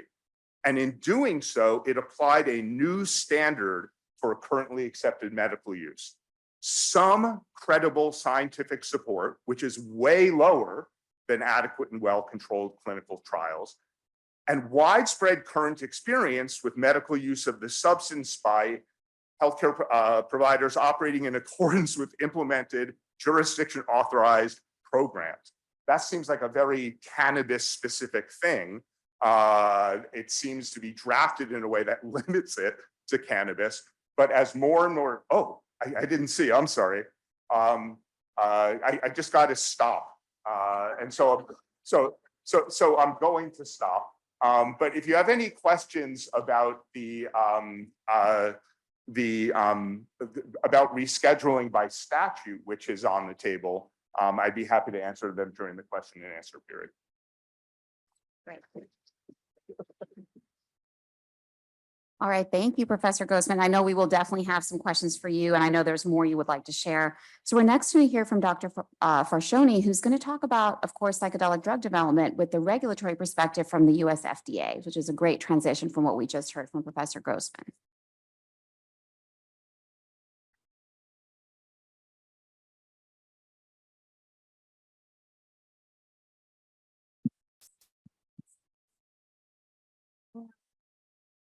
You know, it's fun because getting older now, I have these reading glasses and I still can't see a darn thing, but that's okay. All right, so anyway, so as folks have mentioned, my name is Tiffany Farshoni. I am the director of the Division of Psychiatry in the Office of Neuroscience at FDA, and I'm here to provide the regulatory perspective on psychedelic drug development. And I only have 15 minutes, which is not a lot of time to talk about a really complex issue. So this is the abridged version.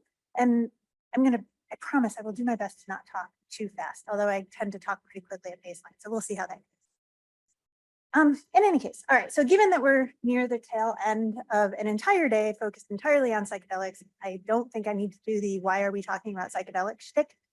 But you know, the interest in these compounds obviously goes way beyond academia and industry at this point. And just to give you some idea, like this is just a small sampling of recent headlines related to the perceived promise of psychedelics for treating psychiatric disorders. But, you know, and I say this all the time. Anybody who's heard me give this presentation before has heard this same line and seen the same slide. All this hype is putting the cart before the horse. Is this a promising area of research? Absolutely, 100%. Everything that we've heard today tells us exactly that. But the tenor of the coverage in popular media is really one of inevitability. And, you know, these are still investigational products. They're still under development. The studies are still underway. And when those studies are done, the data still has to be submitted, as we know, to the FDA for our review. Which leads me to my key take-home point for today, which is the bottom line up front. Psychedelic drug development programs are subject to the same regulations and the same evidence standards as every other drug development program. The difficult thing, though, is that psychedelics are sort of unique. And so there are trying to fit a drug like MDMA or psilocybin into our standard framework is a bit difficult. So I'm going to sort of talk about over the next several slides what kinds of study designs, what kinds of information we need to be able to support a marketing application and how it's complicated. All right. So I want to kind of set up the discussion of regulatory issues just by giving a high level overview of how the FDA assesses new drug applications when we get a marketing application. And basically what we're always doing is we're considering, you know, the available treatment options, the indication under review. We're looking at the evidence both for effectiveness and for safety. Safety is a big important piece of this. And we're trying to determine whether the benefits outweigh the risks. And if we think that that's true, then we have to figure out how to write a label, how to tell people how to use the drug safely, and so that there's a favorable benefit risk profile, supports marketing. But, to support a marketing application, a company has to provide what's called substantial evidence of effectiveness. That's the standard for our regulations. But, what does that mean? Typically, that means 2 adequate and well-controlled trials, which we've heard a little bit about. But, and I'll get into more about what that means in a moment and how designing adequate and well-controlled studies for psychedelics can be difficult. But for now, suffice it to say that the bar of evidence is the same as for every other drug. And, we have this lovely guidance document that tells you all about how you demonstrate substantial evidence of effectiveness. Once you have that, then once we've determined that the benefits outweigh the risks, then we need to be able to write a label to ensure that that label includes the essential scientific information that you need in order to be able to use the drug safely.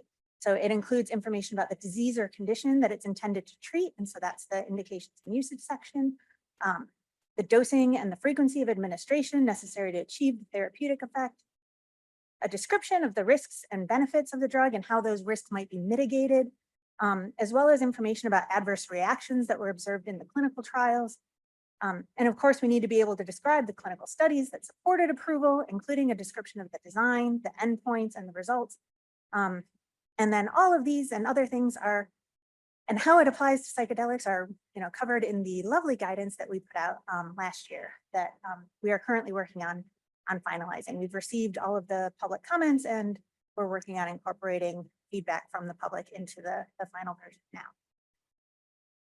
All right, so let's start with the clinical trials, the adequate and well-controlled studies that serve to provide substantial evidence and will ultimately be described in the clinical studies section of the drug label if the drug is approved.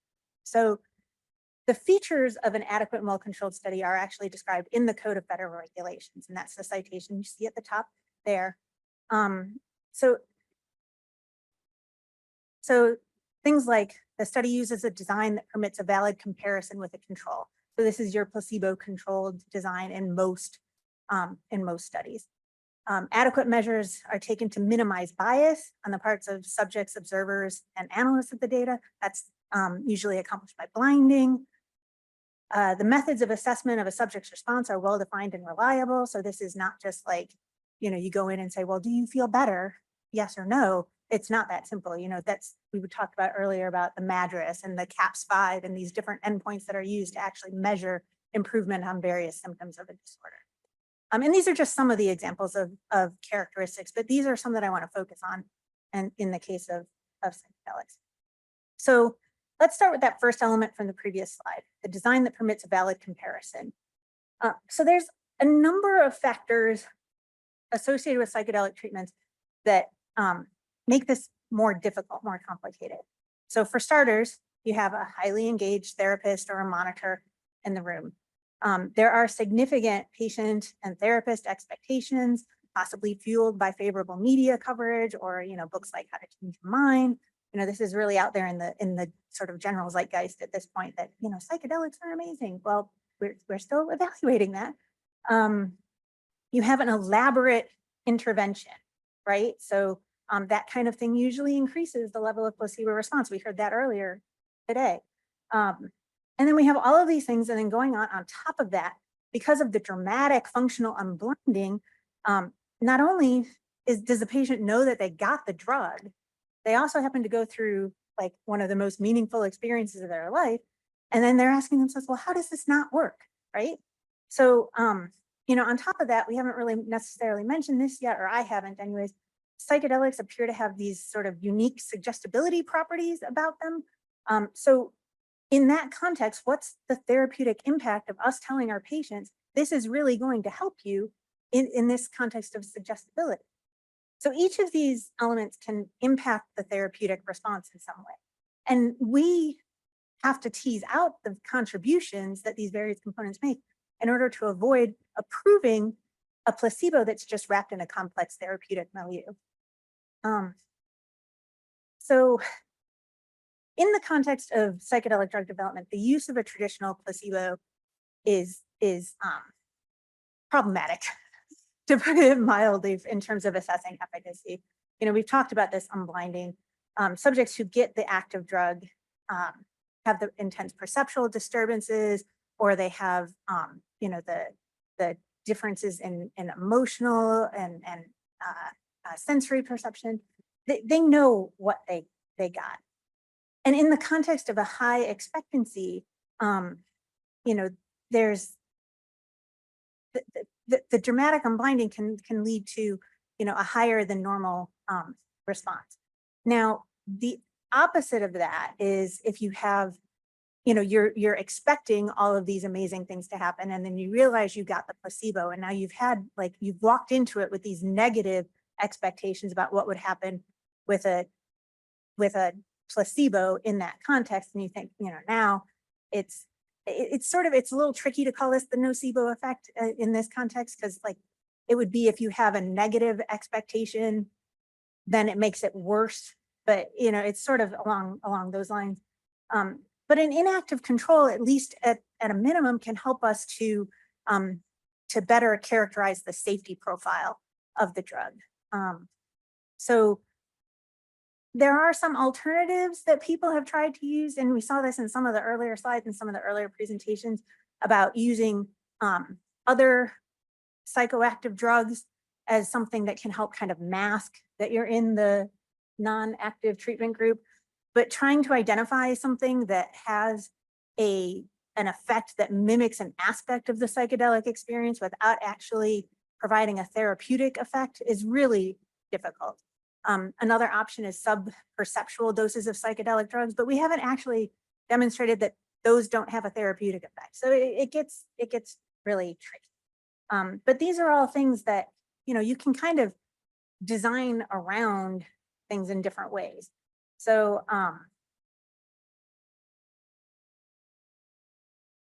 one of the things that we try to do, you know, because we can't really control the blinding issue very well, is we try to look for other sources of biases and try to control those as much as possible. So implementing measures to minimize biases in the trial is really important. And you want to minimize the biases on the parts of the subjects, the observers, the folks who analyze the data, as many people as possible to not know what's going on. So, you know, blinding questionnaires can be helpful. I mean, they don't do much in terms of necessarily minimizing the bias, but at least then you can, you know, do some analyses to see the impact of the biases, right? You can also use video and central raters. So these are folks who are blinded to treatment, blinded to visit number. They don't have any idea of who got what, and they're just, you know, doing the measurements. That can be helpful. One thing that got a lot of comments in the guidance was our suggestion to have the post-treatment therapist be different than the in-session monitor. And, you know, folks were like, well, what about the therapeutic alliance and everything? And I hear that, I do. But, you know, there's a difference between clinical trials and clinical practice. And in a clinical trial where you're trying to answer a question, the more things that you can control and the more you can reduce the bias, the better. And so if the therapist can easily tell that the person that they're sitting there with is definitely having a psychedelic experience, then, you know, that can impact the way that they deliver therapy after the fact. So it introduces another source of bias. And I'm not saying that, you know, this is the way that you have to do things, but it also is one way that you can help try to make your study more interpretable, basically. And one of the other things that we suggest in the guidance is doing a dose response trial. So dose response trials are actually one of the things that are defined in federal regulation as being an option for an adequate and well-controlled study. And we do have a guidance that tells you all about exposure response relationship study designs and things like that. The reason why I bring it up here is because the dose response relationship for psychedelics really has not been well characterized. But if you can try to use complementary study designs to get around some of the issues with interpretability. So if you have one study that's double-blind placebo controlled, right? And then that can help you to characterize safety, but you have to admit that there's going to be functional unblinding. It's going to be hard to interpret efficacy. If you have another study where, you know, everybody knows that they're getting the active drug, but you're going to control the dose and give different levels of that drug. If you see a dose response relationship in that context, that helps you it helps to support the idea that this is in fact a true therapeutic effect related to the drug, because the therapeutic effect is increasing with the increasing dose. So if you see that, and so putting those two types of studies together can be a really powerful way to, help us to reach that conclusion on substantial evidence. So, all right. And then we get into the role of psychotherapy, which, keeps coming up. And I know even, Rick was saying that he sees MDMA as more of an assistance to the psychotherapy rather than being the treatment itself, not in so many words, but approximately. The trouble for us is that we don't regulate that like at all, so it's going to become a real challenge when it comes to if we do reach the point of approval for any of these products, of trying to label that, right? Because we don't regulate the practice of psychotherapy. We can't say, that this has to be administered with that or whatever. And also the contribution of psychotherapy in any efficacy observed with psychedelics hasn't been characterized. Nobody is lining up to do factorial studies where you do, drug plus psychotherapy and then psychotherapy alone and then, drug without psychotherapy and all of those different permutations. So, there's a belief that the therapy is a vital component of the treatment response, but there's a difference between belief and demonstration with data and an empiric sort of evidence to that. And so that it becomes a challenge in labeling. So in part because our labeling does, we have to label the product to ensure it contains the essential information to assure safe use. And we can specify that a drug is only used in conjunction with another mode of therapy if the drug is used for an indication, only in terms of like with a primary mode of therapy. It has to include a statement that it's indicated as an adjunct to that. But in order to do that, we have to be able to say that the therapy is essential to efficacy, and we need data to say that it's essential. So that gets, complicated. So yeah, this is what I was saying. So there are some examples of when we have done this, and I've just listed a couple up here, but you can see here that the way that we've described any kind of adjunctive therapy component in labeling, very abbreviated, very general. We're not putting a therapy manual in the label. We can't do that. So it's going to be tricky if that makes it in there, what we would be able to say about it. There has been some suggestion that we could just use a REMS, which you've heard a little bit about today, to ensure that they're delivered in practice in the way that they were in clinical trials. But REMS are a drug safety program. They aren't intended to make sure that you have efficacy there. They're designed to prevent, monitor, and manage specific serious risks by informing, educating, and/or reinforcing actions to reduce the frequency and/or severity of a particular event. They are program specific, they're drug specific, and it's all based on the adverse event data that was collected in the clinical trials. And so we look for a specific serious risk and look for ways to try to prevent that risk, but they aren't intended to assure effectiveness. So the therapy piece is not really something that the REMS can help address. So we do have some risk mitigation strategies that we've imposed on sponsors in clinical trials that are likely beyond our regulatory authority in the post-marketing setting. For anybody who has ever done a study with psychedelics, you will recognize these as our credentials for our monitoring requirements. For clinical studies, we've been able to frame this as a safety issue because, at least the part about having 2 monitors and things like that, I only got one more slide. But, for that, we will put studies on clinical hold if they don't adhere to these monitoring requirements. And ultimately, we're worried about patient vulnerability. We want to make sure that, the person who is in charge in the session has their license on the line. So if anything bad happens, that person is going to have consequences. And having that second person in there can help to sort of add that level of safety that, like nobody's going to do something while somebody's watching or whatever. It's just an added level of yeah. So And then this is my last slide, just talking about some additional challenges. We've talked about the challenges in demonstrating acute efficacy and how complicated the trial designs can be. But beyond that, that's just the first half of the story, right? Most of these studies are being done, they are acute treatment studies evaluating an effect on a chronic illness. So MDD, PTSD, all of these things, these are chronic conditions. And you're talking about giving one dose or a few doses. What happens if you need to redose? What happens if, the effect wears off? All of these things. We don't really understand the durability of effect yet. Again, like in the data that's published, it looks promising. But if the effect wanes, can you redose? Those are questions that have yet to be answered. So again, like asking trial design to include open label extension of 6 months or 12 months, and to continue to monitor the clinical effect over that time, so we can at least begin to characterize durability is where we're at this point. And if it does end up looking like, the effect wanes after a time, then we'll probably require redosing studies. But again, like so far we're seeing 6 months, 12 months looks pretty promising, at least from what's happening. So I know that's a bit of a whirlwind, and I know that I'm out of time and probably over by about a minute, but when we get to the Q&A session, I'll be happy to answer any questions. So thank you.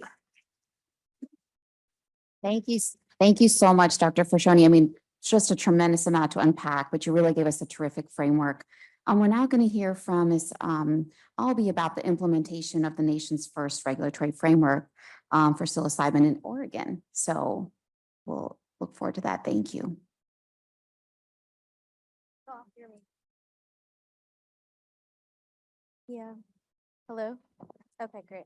I like to move around, so here I go. I hope you can keep up. No, I have a lot to fit into a very short period of time. Again, my name is Angie Albee. I'm the section manager for the Oregon Psilocybin Services section at the Oregon Health Authority Public Health Division's Center for Health Protection.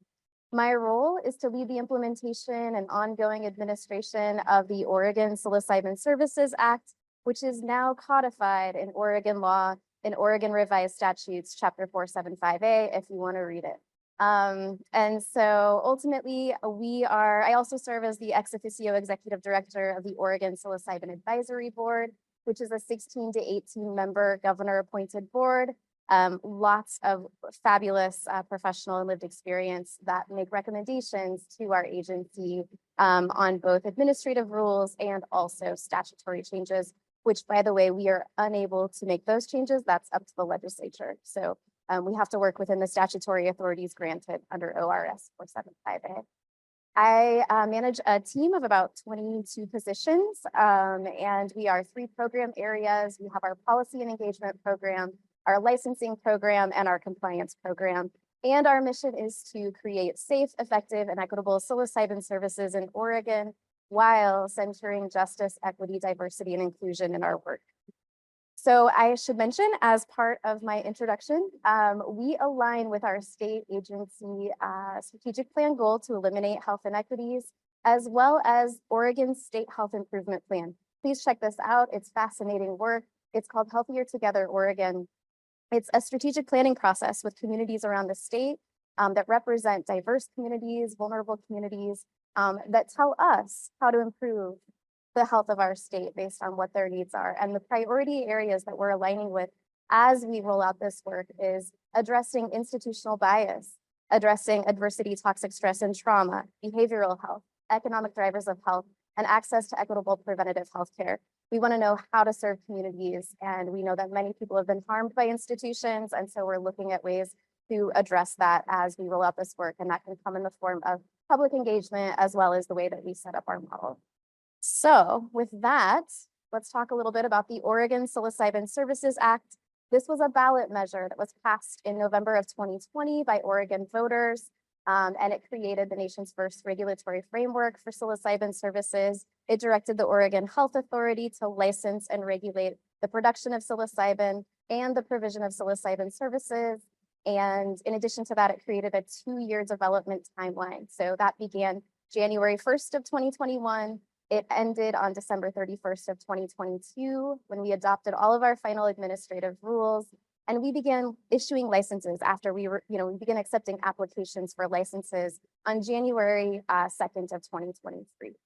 So, I'll talk a little bit about the license types, but if you want to review either ORS 475A and the statutory container of our work, or the 100+ administrative rules, pages of administrative rules, we've put a lot of thought and a lot of work into those rules, and those are all available on our publicly available website. So to begin, there are 4 license types that must be renewed annually. There are 3 that are premises-based licenses and 1 that is an individual license. So I'll go through those. For the premises-based licenses, we do site inspections. So we go, we make sure that the site is compliant with all of our statutory and administrative rule requirements. Too many to talk about here today in a short period of time, but all of that information is also on our website. To begin, we have the manufacturer license. This is for the indoor cultivation of natural psilocybin products from the species Psilocybe cubensis. Out of all of the 200+ species of psilocybin producing mushrooms that are found naturally around the world, we are focusing on 1 at this time, and that was at the recommendation of the Oregon Psilocybin Advisory Board. We can get into that if you have any questions, but ultimately all of the products have to be packaged and labeled before they can be transferred to a licensed service center, and manufacturers can have 1 of 3 or all of 3 endorsements, which include psilocybin fungi cultivation, extraction, or edible food products. And it's important to note that there is another state agency that has oversight over edible food products and extracts in Oregon, and that's our partners at the Oregon Department of Agriculture. So we share an oversight over some of this work. The next license type is the laboratory license. All laboratories have to be accredited by the Oregon Environmental Laboratory Accreditation Program prior to applying for a license. And these labs test for speciation, so the presence of Psilocybe cubensis in the product, and they also test for potency. We measure potency in psilocybin analyte in milligrams in Oregon, and we do that because it's tied to administrative rules about the length and duration, the minimal amount of time a client has to stay at the licensed service center, as well as client facilitator ratios that are determined by the amount of dosage consumed. And I have to say, I could talk about products for a very long time, but products are both subperceptual dosage amounts all the way up to higher dosages. So clients can have both a subperceptual experience, a lower dose administration session, or a higher dose administration session, which is determined in the preparation session, which we'll talk about in a little bit. So once those products are tested, then they are transferred by the licensed service center or the licensed manufacturer to a licensed service center. This is the premises where psilocybin services take place, specifically the administration session. This is the only location where a client can access psilocybin, the only place they can purchase or consume products, and they have to stay at the licensed service center for a minimal duration of time based on the doses that they consume. Service centers can offer varying client experiences. You could have an individual one-on-one session, you could have a group administration session, or you can have an outdoor administration session. Oregon, we love our nature, so you can go out and put your feet in the grass and connect if that's something that you want, and if that's something that the service center offers. And so service centers are the only licensee that is allowed to transfer products to clients. So that's important to remember. Next, we have the individual license for a licensed facilitator.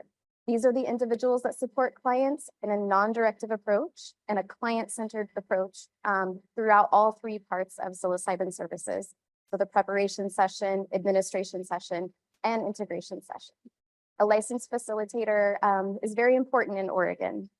This new workforce creates opportunities for facilitators that represent diverse communities to actually provide culturally specific psilocybin services to their communities.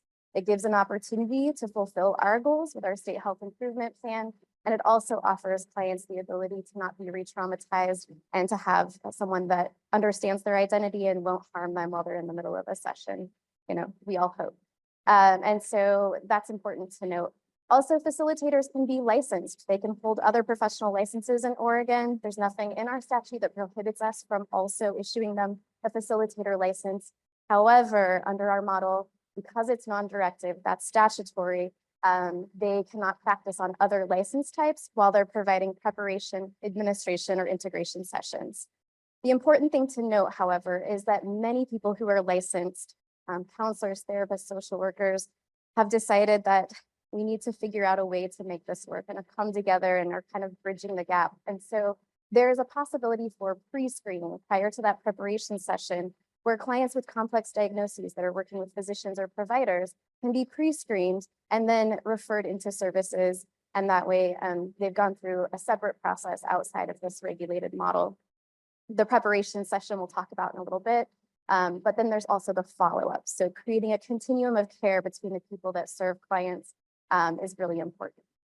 I could talk forever about licensed facilitators, but the last thing I'll say is that licensed facilitators, any individual that wants to be licensed as a facilitator in Oregon has to go through and complete a psilocybin facilitator training program.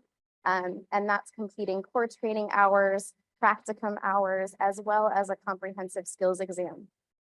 In our administrative rules, we've adopted rules on what the curriculum has to focus on. So ethics, safety, cultural competency, there's quite a list there. And we're still going to be evaluating those requirements and to see where we need to adjust, change, increase, et cetera, over time. There's a big conversation about CEUs for facilitators. And so as we open administrative rules this year, we'll be having those conversations as well.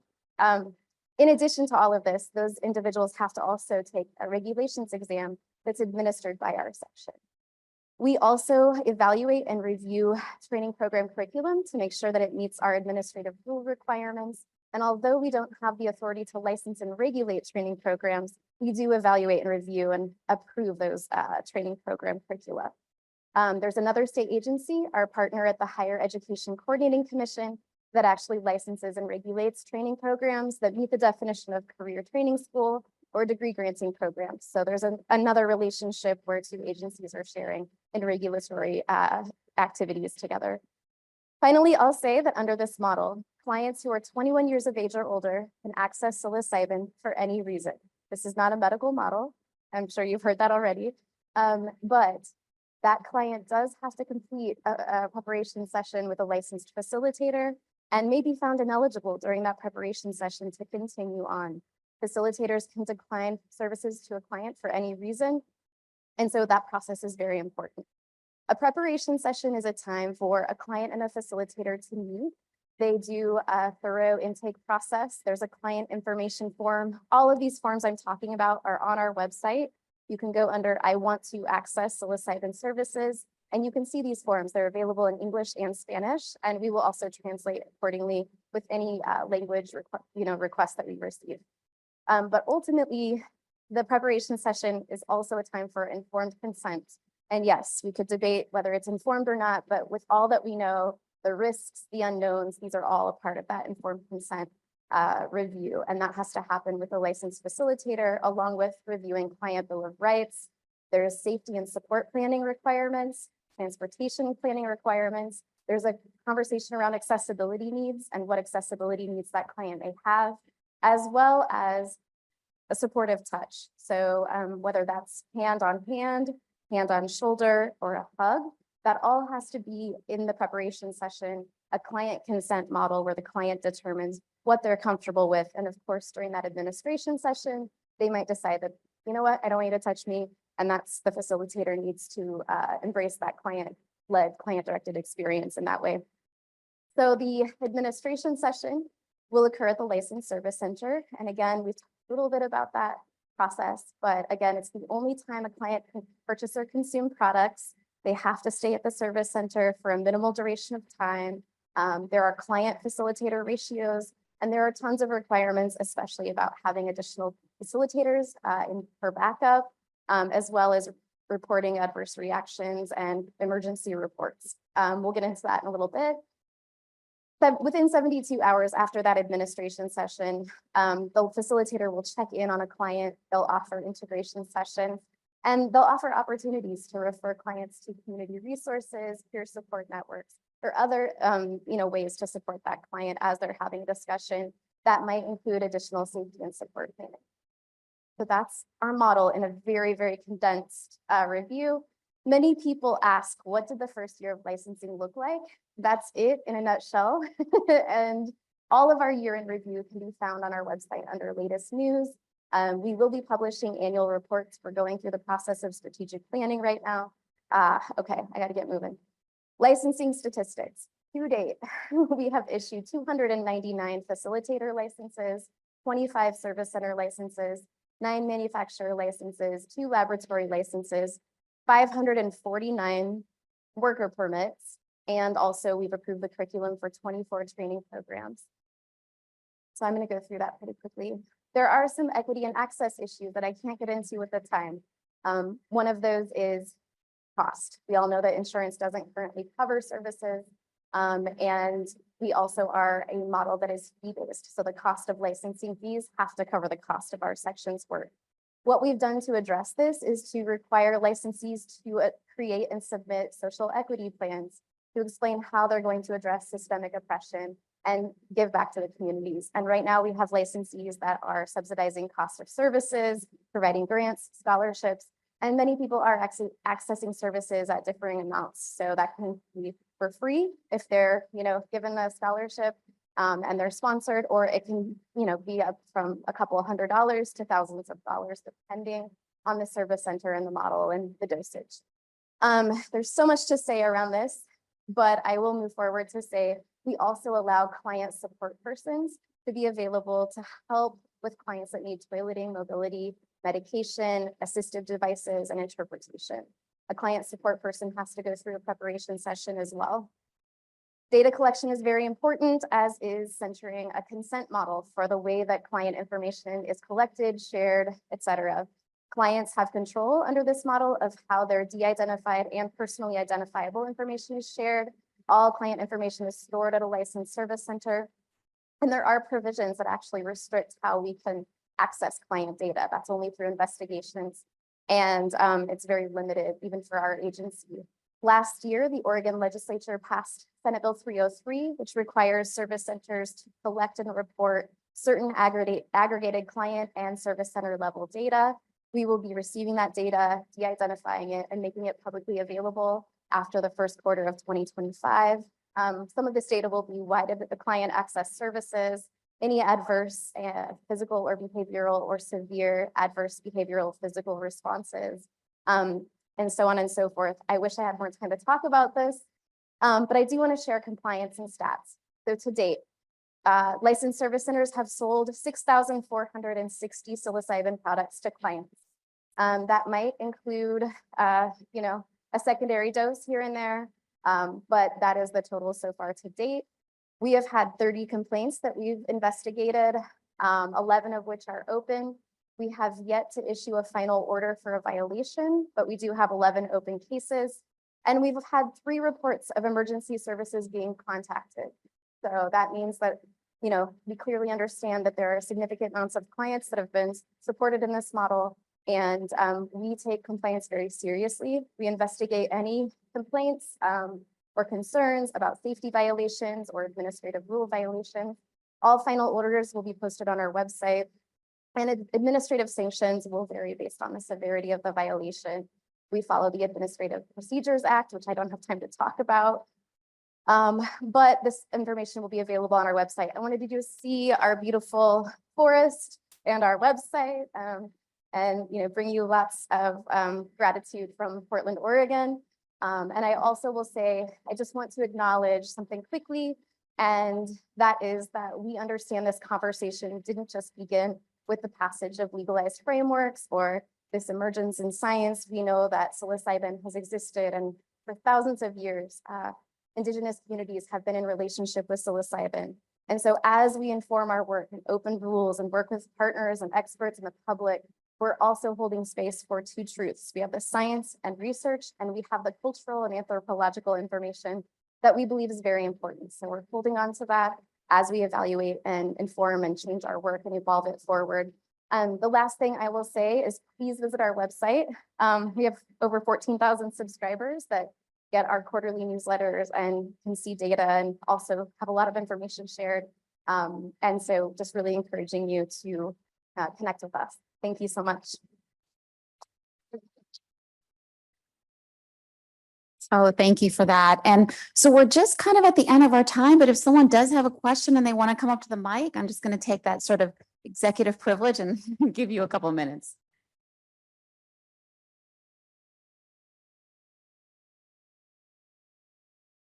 I'm just going to shout. I'm going to shout into the microphone. This is a question for Professor Grossman. This is a very practical question that really, unless you're California, maybe you don't care. But right now, California is holding up about 80 studies, Schedule I studies, due to the state body is not approving them. The reasons for that are complicated. Would the DEA care if suddenly a state changes laws to say, you know what, we're not really that interested in reviewing Schedule I research and go forth? Would that change anything from the DA's perspective? I don't know how it could, because I think more than half the states currently don't do those independent reviews. And this gives me an opportunity to say something else. Is I know that the notion of states protecting their own people's health and welfare is a long tradition, but DEA could be, I don't think it could exercise preemptive authority itself, but Congress could give DEA or the Controlled Substances Act preemptive force in a limited way over research to end this ridiculous dual system. And I say ridiculous, I don't really want to go there because there may be some It's really good ridiculous. reasons I can for tell it. you it's definitely ridiculous. It is ridiculous. Yeah. And I'm on the state panel, actually. Yeah. That reviews research. So it is fixable, but it would require congressional action. But maybe this is something to start advocating for on the Hill.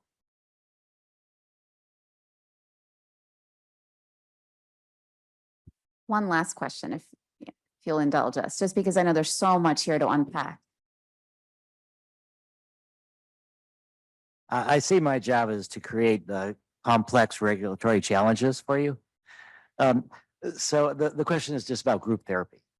So research is just starting with group therapy. So let's assume that it is approved with your with the whatever monitors, but how would group therapy end up? Would you need more studies proving group therapy, or is it something that could be done by therapists at their own judgment, or how do you see that?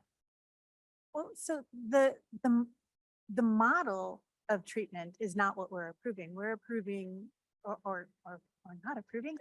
We are evaluating drugs for treatment of specific disorders. Yeah.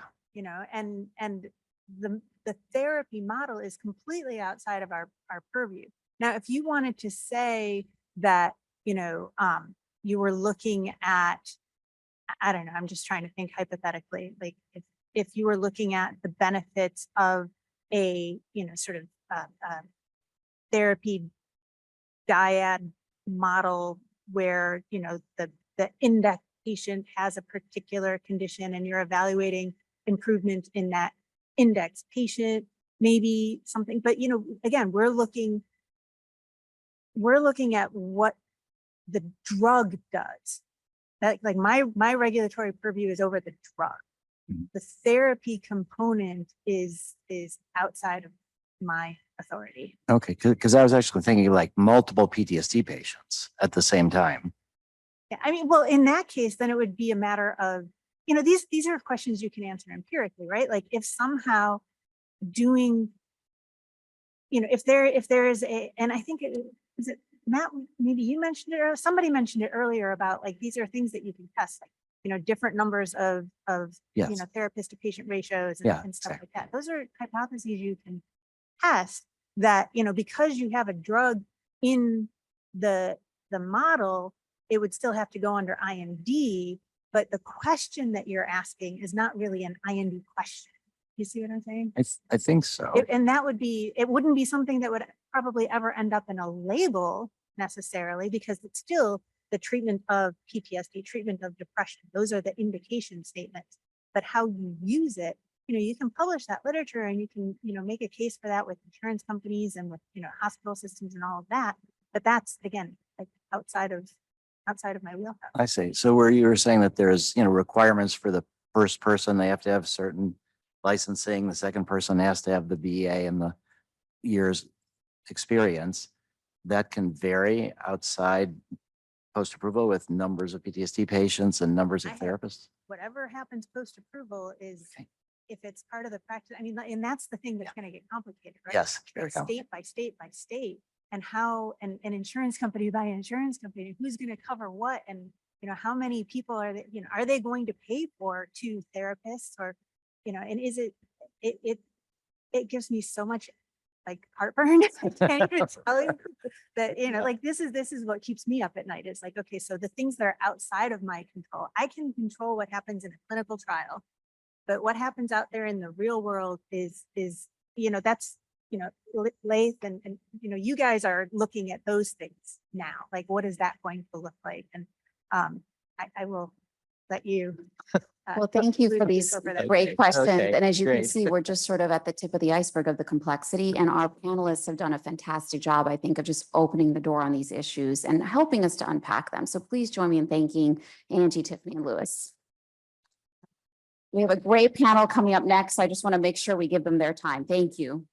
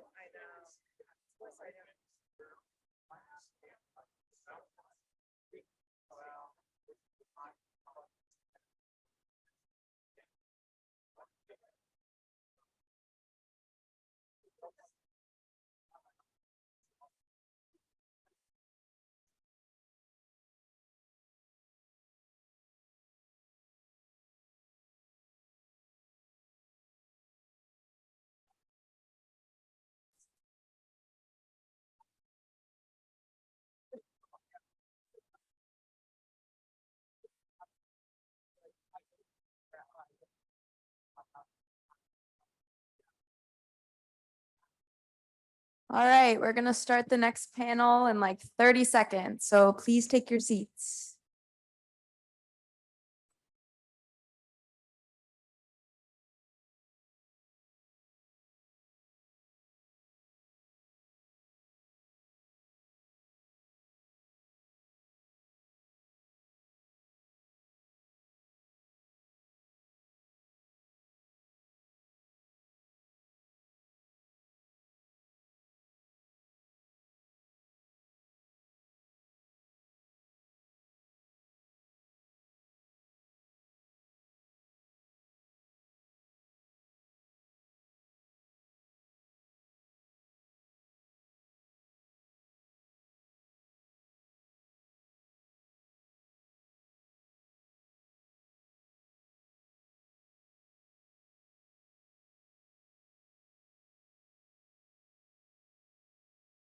Red means not.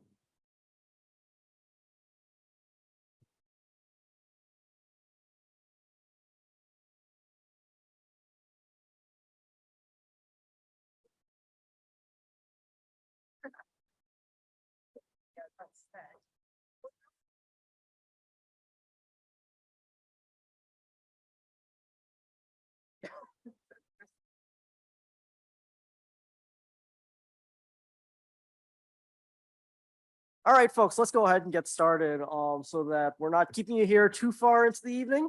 All right, so my name is Charles Dwan. I am a professor at the American University Washington College of Law. I'm delighted to be here at this conference. I've really enjoyed learning about all of these different topics. My main topic here that I teach is patent law.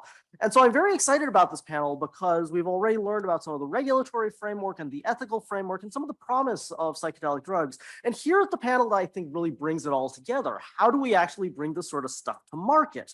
How do we navigate these legal and regulatory challenges in order to create, innovate, and develop new products that are useful for consumers? So we've got two great speakers. In the interest of time, I will not go through their entire fantastic biographies, which are all on the website. But Graham Petchnick, he's a registered patent attorney with 20 years of experience. He's the founder of Calyx Law, which he started in 2016 to help cannabis and psychedelics ventures with their IP strategies. And then we've got Dr. Jim Gilligan. He's the president and chief scientific officer of Trip Therapeutics, who's doing a lot of clinical stage research on IV infusions of psilocin to support psychedelic assisted therapy to meet a variety of unmet needs. So they're going to talk about some of their experiences working with the intellectual property system and the regulatory system in this unique space. Graham, why don't you go ahead, and Graham will be telling us about what the IP landscape looks like. Thanks, Charles, for that introduction. And thank you all for being here and for sticking it out the last panel. And I always get a little nervous with patents in general because it's technical and there's legal and scientific aspects, and it already can tend to be something to need to direct a lot more energy to, which I know can be flagging at the end of the day. But I'm going to try to keep it peppy because I don't have as much time as I have slides to begin with. So we'll see if I can make it entertaining.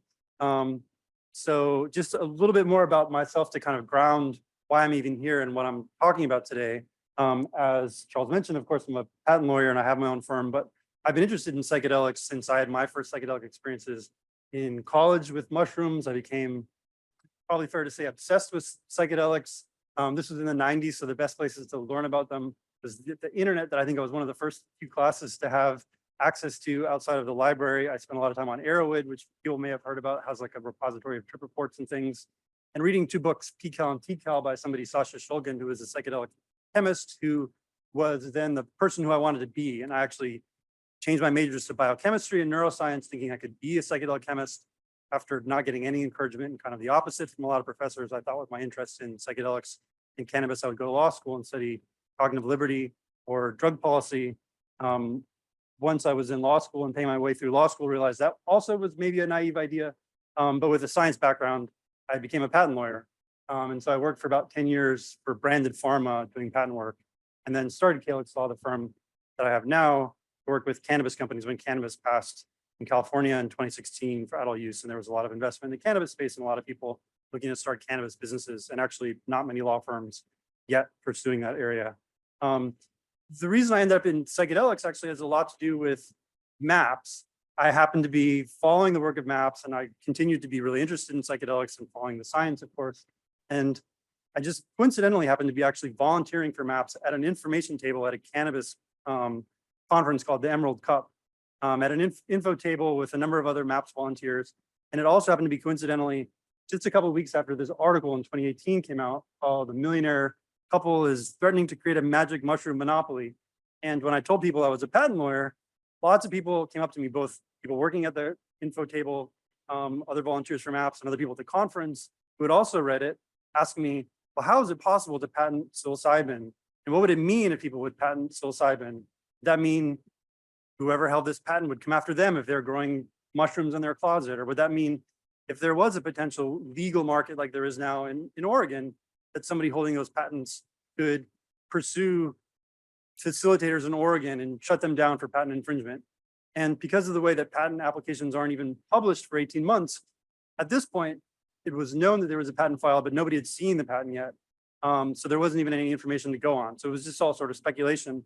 One of the things in the article that caught my attention was that this sort of patent is not unusual in the pharmaceutical sphere, something I knew because I had worked for about a decade with branded pharma, but it is new to psychedelics. I had been working in cannabis patents. I hadn't actually seen any psychedelics patents, but I became interested in myself and seeing if this was true. So at that time, I went back and I made a little table of all the patents I could find on psilocybin. And there were 13 patent applications. So they weren't all granted. The red ones were the ones that were actually, the green ones were actually the ones that were granted. Some of them were Albert Hoffman's early patents from the 1950s. A couple of them were Paul Stamets's, who people have probably heard of Paul Stamets, really not that much else. So at the time, this was true that there weren't very many psychedelics patents that had been filed. 2 years later, I kept following this sort of growth in patents, and it hadn't moved very much. There was not even twice as many in 2 years later. At this time, so actually these tables became tables that are now publicly available on a website that was then psilocybin alpha, now it's psychedelic alpha. And we have a bunch more patent trackers also tracking the kind of growth of patents in the space.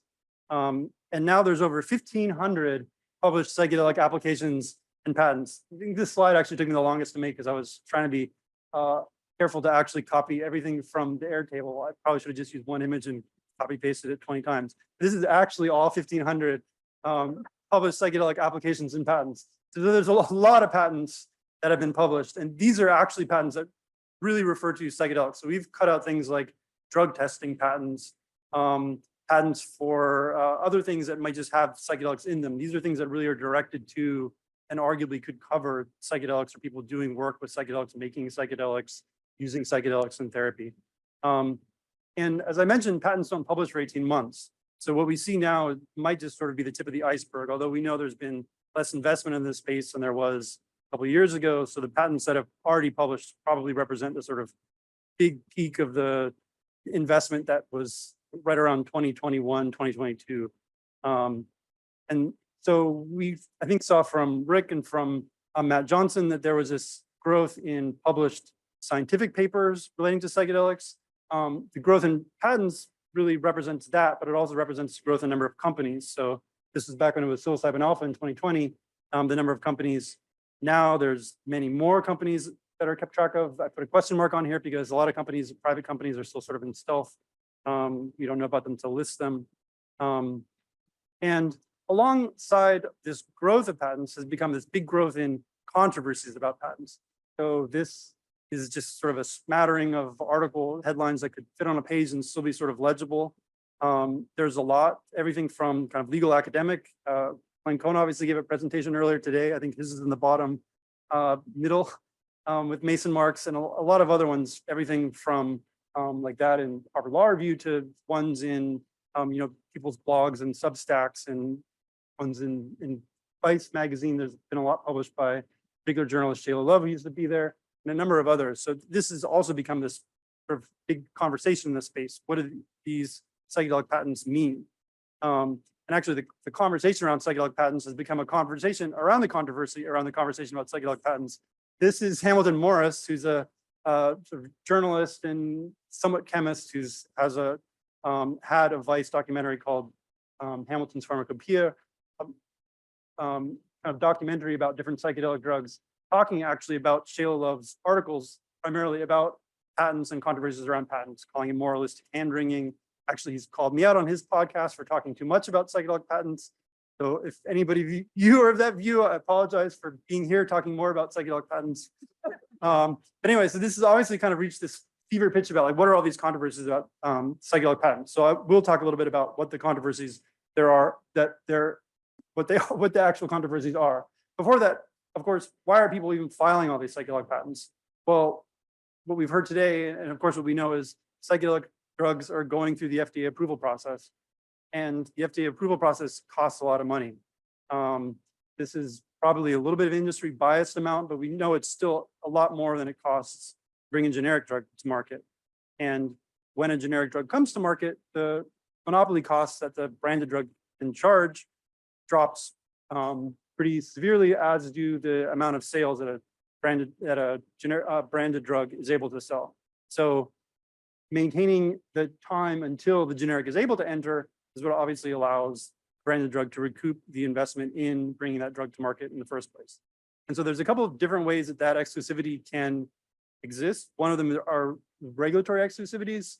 If we've known about MAPS' development, we know MAPS has used the top one, data exclusivity, which is for bringing a compound which hasn't yet before been approved, which MDMA hasn't. So that gets 5-year data exclusivity before a generic could rely on their data to seek an abbreviated new drug application. There's a couple others, but the primary ones really are patents. Patents provide a 20-year period of exclusivity. Of course, it's a little bit shortened by the time you get to approval, but there's ways of extending it.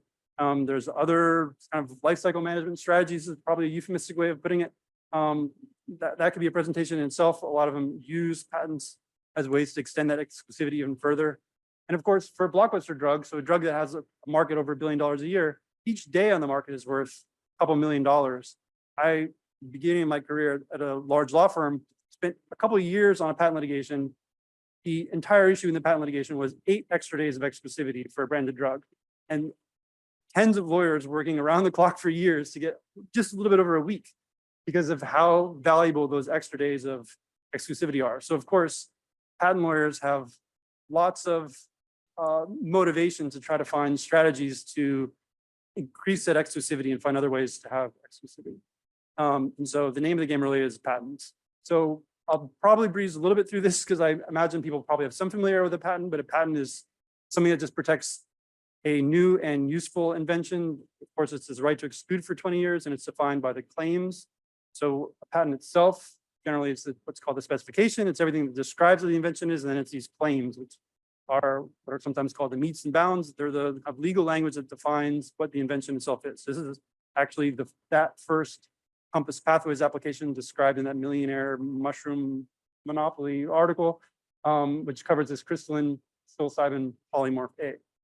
And the reason we have patents is really to do just what the patents do in the pharmaceutical space. It's to provide this reward or this inducement to actually bring this knowledge forward. So the argument would be if we didn't have patents, the companies wouldn't take the effort to put in the inventive activity in the first place. So it's this bargain and this trade-off between this period of exclusivity and the incentive to actually bring the new invention to market. One thing I'll just pause on because I'd like to use this to sometimes frame the way to think about patents, but also just to invite others to frame the way to think about patents and patent policy in general is patents are not considered just a natural right that people get in exchange for doing the inventive activity, but they're considered like a public policy that's actually created to bring specific types of inventive activity to the public. So when we think about it as being this creation of society, I think we can all invite ourselves to think about like what are the best ways to set the standards to actually have a patent policy that brings the types of innovations to market that we want to see as a public. And so I won't go through all the basic requirements for a patent. Can't be a law of nature or a product of nature. The patent examiner makes sure that the specification supports the claims. The rubber really hits the road in examination around these two requirements of novelty and non-obviousness. So the patent examiner will look for the prior art, so that's everything before the patent was filed, see if actually the patent describes or the patent claims describe a new invention over that prior art. And if it doesn't, they'll kind of negotiate with the applicant to make sure that the claims are limited to something that is an invention that is worthy of getting this reward of a 20-year monopoly.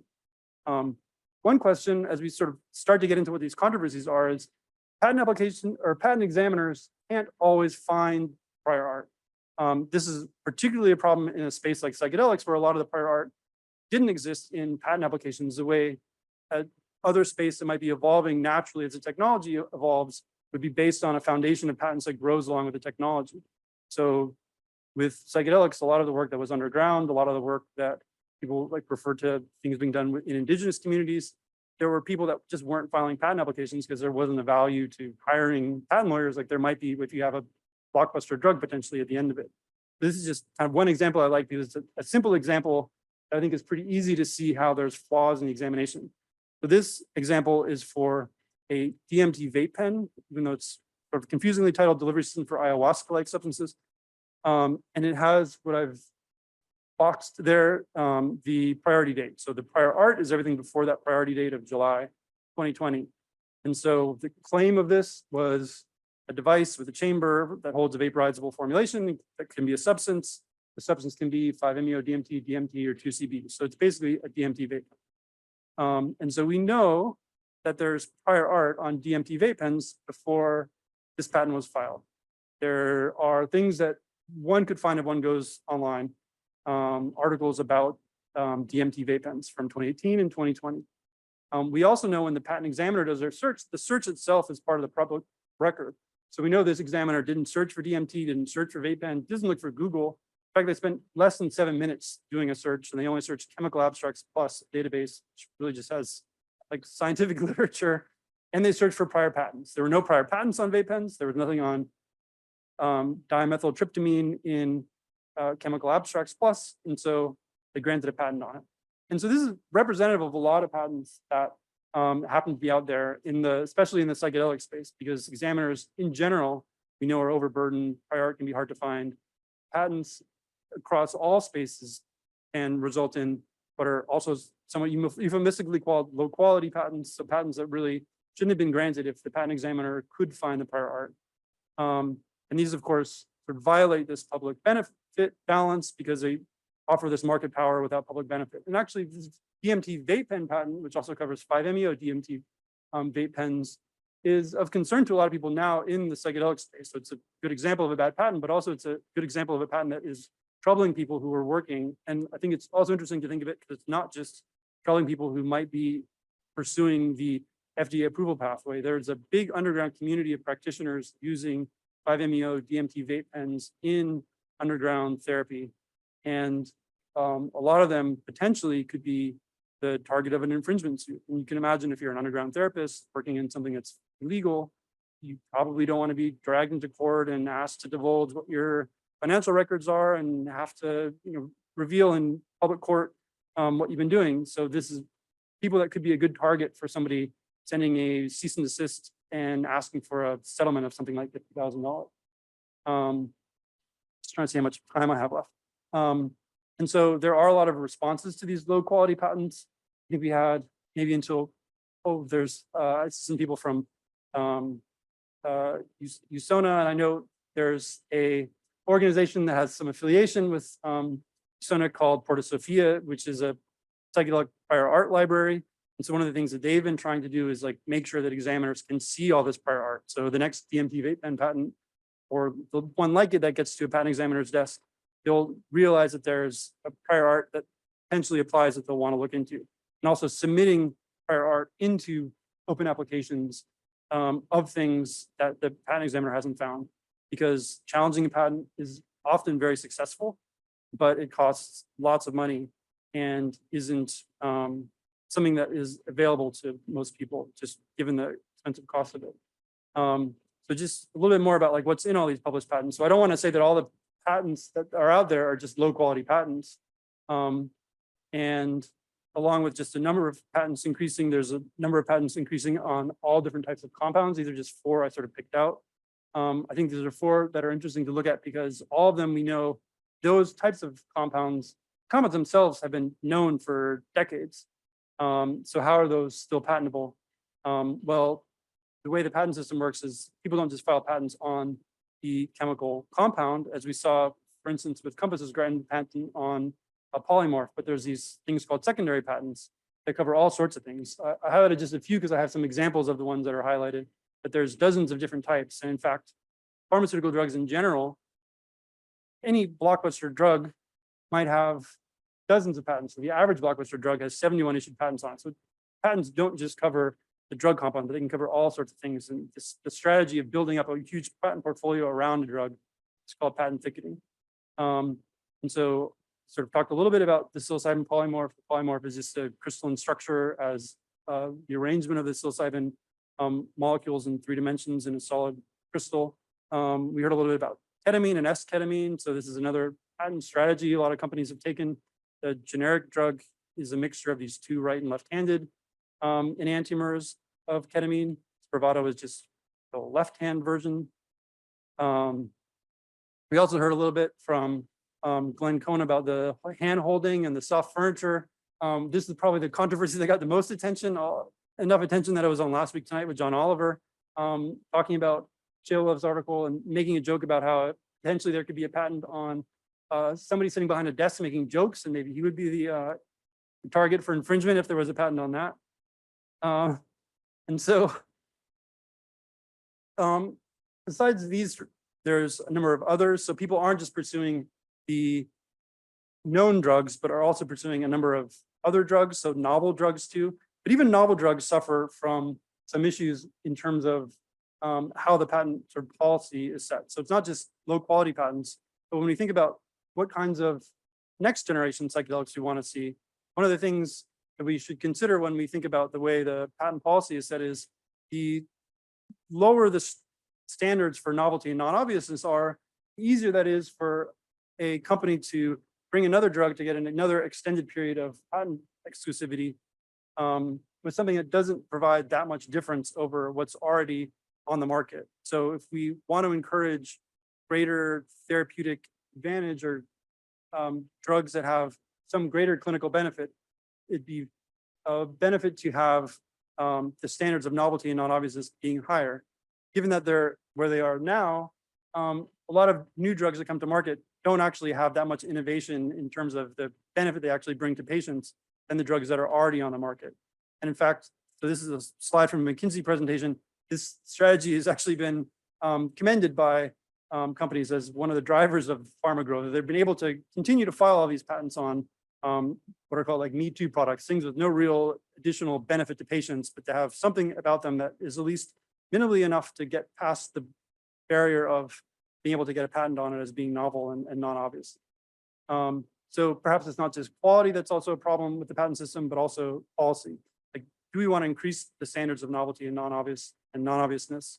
And so what advancements are actually worthy of protection? So when we're thinking about this balance or this bargain with the public, like where do we want to set the standards in view of where we think the incentives will lead? So we can consider that specifically for the psychedelic medicine space. And so there are lots of efforts that not really time to get into around patent law reform and regulatory reform that are attempting to do these types of things. Okay, so I know I'm kind of like out of time here. There's a lot of things I wanted to cover that there's not really time for, like traditional knowledge and community wisdom completely left out of this conversation. But like there are a lot of people that are also considering like the fact that when these new drugs are brought to market, there'll be this huge benefit, potentially a blockbuster drug with a lot of money being made, but none of that being rewarded to people who may have been providing some of the value that underlies that. In some sense, that controversies might even be considered insoluble entirely, because some people think we shouldn't even have patents on things that have this kind of spiritual component. One of the first patent controversies, so this actually dates all the way back to the 1981. Somebody patented an ayahuasca vine. It was called an offense against indigenous people. And somebody said it was like trying to patent a communion wafer, which apparently was thought to be completely out of the realm of possibility, although I was curious and did a search and there's over 50 patents on communion wafers. So if you've ever had a low gluten communion wafer, I don't know if the church needs to pay a royalty to somebody or if you could be an infringer. And then, so in view of all this, just to kind of wrap up here, so I don't want to call you out again, Glenn, but one of the things that you made, which I think is probably on the extreme of, and I think called in your own article, a very radical step. Potentially one of the things we could do is just not have psychedelics even be patentable, saying that psychedelics are of such importance to science and public health, no individual company or group of entities should be able to monopolize their production use at all. I sometimes call my mind back to a comment made in a different context, but by Rick, about how psychedelics are tools and that they're not good and bad in and of themselves, but it's how they're used and the relationship you have with them. I sometimes think about that with regard to patents as well. So patents aren't necessarily good or bad, but it's the way that we use the patent system to create the incentives. And so I would come back to a comment about patents being the creation of society. So just trying to leave here, like, I don't have a particular view about like whether we should have anything in particular about how we should set the kind of standards for patentability, or a view that I have other than to invite others to think about like how the patent system should be rewarding invention in the psychedelic space and what kind of innovation we want to have in this space.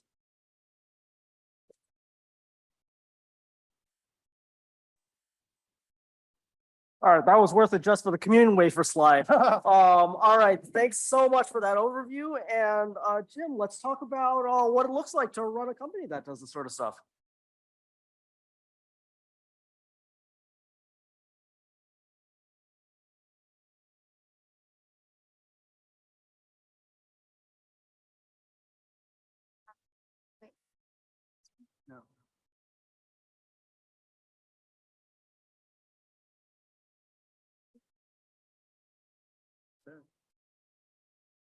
You got good eyes. So I was kidding Graham, we saved the best to last, but I don't know if that's the case. I think the organizers done a tremendous job bringing different people in, and I'm going to change my talk a little bit to go with the theme of IP. But, part of it is overcoming the challenges of psychedelic drug development. And, we have luminaries here who have paved the way, but there's still a lot of work to be done. Rick knows that's what I'm talking. So, one I want to do is talk a little bit about how do you establish an IP estate for natural molecules. And then we've talked about a lot today, just the novel treatment paradigms. I've been in drug development for decades, 30 plus years. And, you get used to developing drugs. And now with psychedelics, it's a whole new world as far as the approach. We'll talk about that a little bit. We talked regulatory. I mean, Lewis and I had the discussion. FDA has been great from our standpoint, 30-day reviews, everything. But it's the local DEA and trying to get the drug to the sites. I'll talk about the impact there. And commercial viability. Part of it too is being in a company and raising funds and being able to get investors. You have to have some IP protection in order for them to feel that they're willing to invest. So I'll go through this pretty quickly because I know I'm standing between you and leaving. So when we first got involved, we were behind some of the other groups who were looking at treatment-resistant depression and PTSD and things like that. So our initial IP strategy was to go after different indications and be the first mover, be the first ones in those areas, basically to get a method of use. So we picked two distinct areas: eating disorders, where we focused initially on binge eating, and then nosoplastic pain. Nosoplastic pain, to me, it's a great thing at a cocktail party. I had no idea what it was when we started, but it's pain that emanates in the brain. So phantom limb is a good example of that, where a veteran loses an arm and it has pain in extremity that doesn't exist. So clearly that signal originates in the brain, and we started there in fibromyalgia. So that our initial approach was, let's go into different areas where no one's looked at psychedelic assisted therapy before and establish a position there. So the first is binge eating. And this actually flows into what Lewis was talking about. Florida is in the good category where we were able to get the DEA review within a couple of months. So that ended up being our first study. And part of the approach was that now, as Graham was saying, your IP strategy is first to file. It used to be first to invent, but now it's first to file. But one of the things you do is you file a provisional patent with prophetic claims. Basically, you take your protocol and you say, this is going to work great. It's going to work. It's going to improve eating. It's going to do all these things. And then you hope that the clinical data supports that to support your claims, to enable the claims. One of the things we did here, right before I show some data, is what we did is we did a sort of a 30-day baseline run-in. People, everyone has their phones now, so they did daily questionnaires. So every day was how many binge eating episodes did you lose control, anxiety scores, and things like that. So the first couple of weeks were just to do that and make sure they were compliant. The second couple of weeks was when they had their 8 hours of therapy, fMRI, and all the support. Then you had your drug intervention with integration. And so what we did is the data I'm going to show, and again, it's only 6 patients, was the 30-day average, and then what happened after the drug. So we could look at what happened with therapy, what happened on the brain imaging, and in this very small number, we really didn't see any change. What this just shows, and I'll go through quickly, is that on average, there's an 80% reduction in number of binge eating episodes and an 84% reduction in how frequently they felt they lost control of their eating behavior. And the range was actually pretty tight, it was 75 to 100%. So the point being, we went into an area where we had no idea whether it was going to work or not. And after the first 6 patients, we said, yeah, there's obviously potential, there's obviously a signal. And then this data would enable our provisional patent. So that's the here. And one of the other things we're seeing, it's consistent across a number of our studies, is that you do see an improvement in both anxiety and depression scores. And we're not talking about it now, but when we start talking about pharmacoeconomics and reimbursement in the commercial opportunity, you start seeing that you're having this more holistic benefit for patients, and that, you know, there's a constellation of comorbidities. We often see patients as a single indication, but they have a lot of other things going on. So if we can have a number of other benefits with pharmacologic intervention in this way, I think it'll be significant. So this is what Lewis was referring to. So we're doing the same exact approach at University of Michigan in our fibromyalgia study. FDA was great, 30-day review, allow us to proceed. It took 13 months for us, 13 months in order to ship 10 capsules. Frustrated, you think? I mean, and then think about what I was saying from a provisional patent standpoint. So we lost the 12 months, we had to start over. But I think what's more important here is all of us collectively want to do good clinical research. We don't want to understand, does it really work? Is it safe? What's best for patients? And so we have to come up with a better way to be able to perform these studies. You know, you do multi-site studies, every state is going to be different. How do you coordinate? So it's really quite difficult. The next study we're doing is in abdominal pain in patients with IBS. We're looking at visceral tenderness, abdominal pain. So in a way that fits into the nasoplastic pain space. But this was on the other side of the equation. We were a little over 4 months for Harvard in order to get their state. And that's all done now. We're enrolling and doing things. And again, we had our discussions with FDA here. One of the things that was touched upon is as we go forward, there are a lot of complexities. You know, you have your training manual, you have your therapist trained and all that you put into your IND. But the thing that we keep coming back to is how do you do the gold standard double-blind placebo-controlled study with psychedelics? And so we talked to the FDA, and again, they were great. They said, "Oh, just do, you know, the delayed cohort." We did that, and we were able to do this at least to generate enough data for us to pursue this in further studies. And we tend to interact with the FDA to get a good sense of what to do next. So during this time, we're looking at getting experience with orally delivered psilocybin. And I was in a conversation with Robin Carhart Harris. I asked Robin, what could be done better? How could we help you in your development, in the work you're doing? And he said, "Jim, I'd like to be able to dose escalate." I said, "Well, why don't you?" He said, "Well, there's this variability in response. I can have a 60-kilo woman take an oral capsule. An hour later, she's saying, 'What happened?' And then someone your size, no more than 60 kilos, you know, you have a significant effect." And what it really came down to is looking at the fact that psilocybin is essentially a prodrug that your body needs to convert to psilocin, and psilocin is the molecule that goes to the brain. So if Lewis converts 25% and I do 100%, well, that's going to be a difference. And then you have first pass metabolism through the liver. So we were saying, you know, if we're going to go into unique areas, it'd be really good to know that the patient is at least getting the drug. You know, that's going to help. And so I was talking to Paul Hudson, University of Wisconsin, and he shared some data. It's over here on the right. And what this is they try to be even more accurate. They weighed everybody and they dosed according to weight. And what this just shows is that some of the folks that got 0.3 mg per kg had higher blood levels than 0.6. And that just solidified our notion of this variability with oral. The other couple things that would sort of segue into commercial applicability and scalability is, as we discussed, we believe that the drug should be administered in the context with therapists there. But right now it's a bit burdensome. You take the capsule, wait an hour or so, and then commence your journey. Then you're there another 6 or 8 hours. And so you have 2 therapists in the room and, you know, the patient, and it could be considered a burden.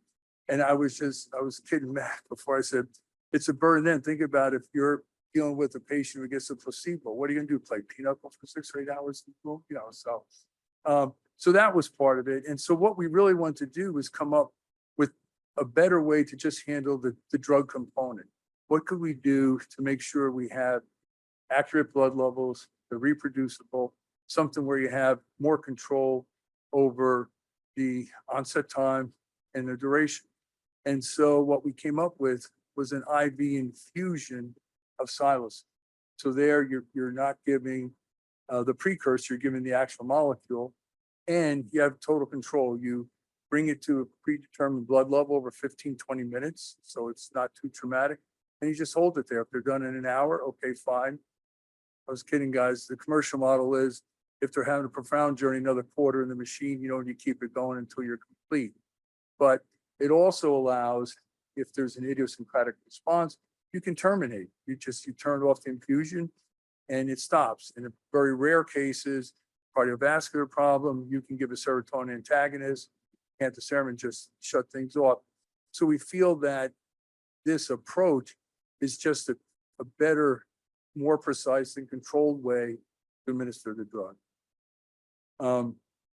And so this is just a summary slide that says even though obviously oral administration is convenient, if you look at some of what you might consider some of the problems with it, we feel that the IV infused psilocin addresses all those. And then coming back to IP, it gives a much better IP position. You have different molecule, different dose, different route of administration, and a different approach. So it does set things up for having a better IP position.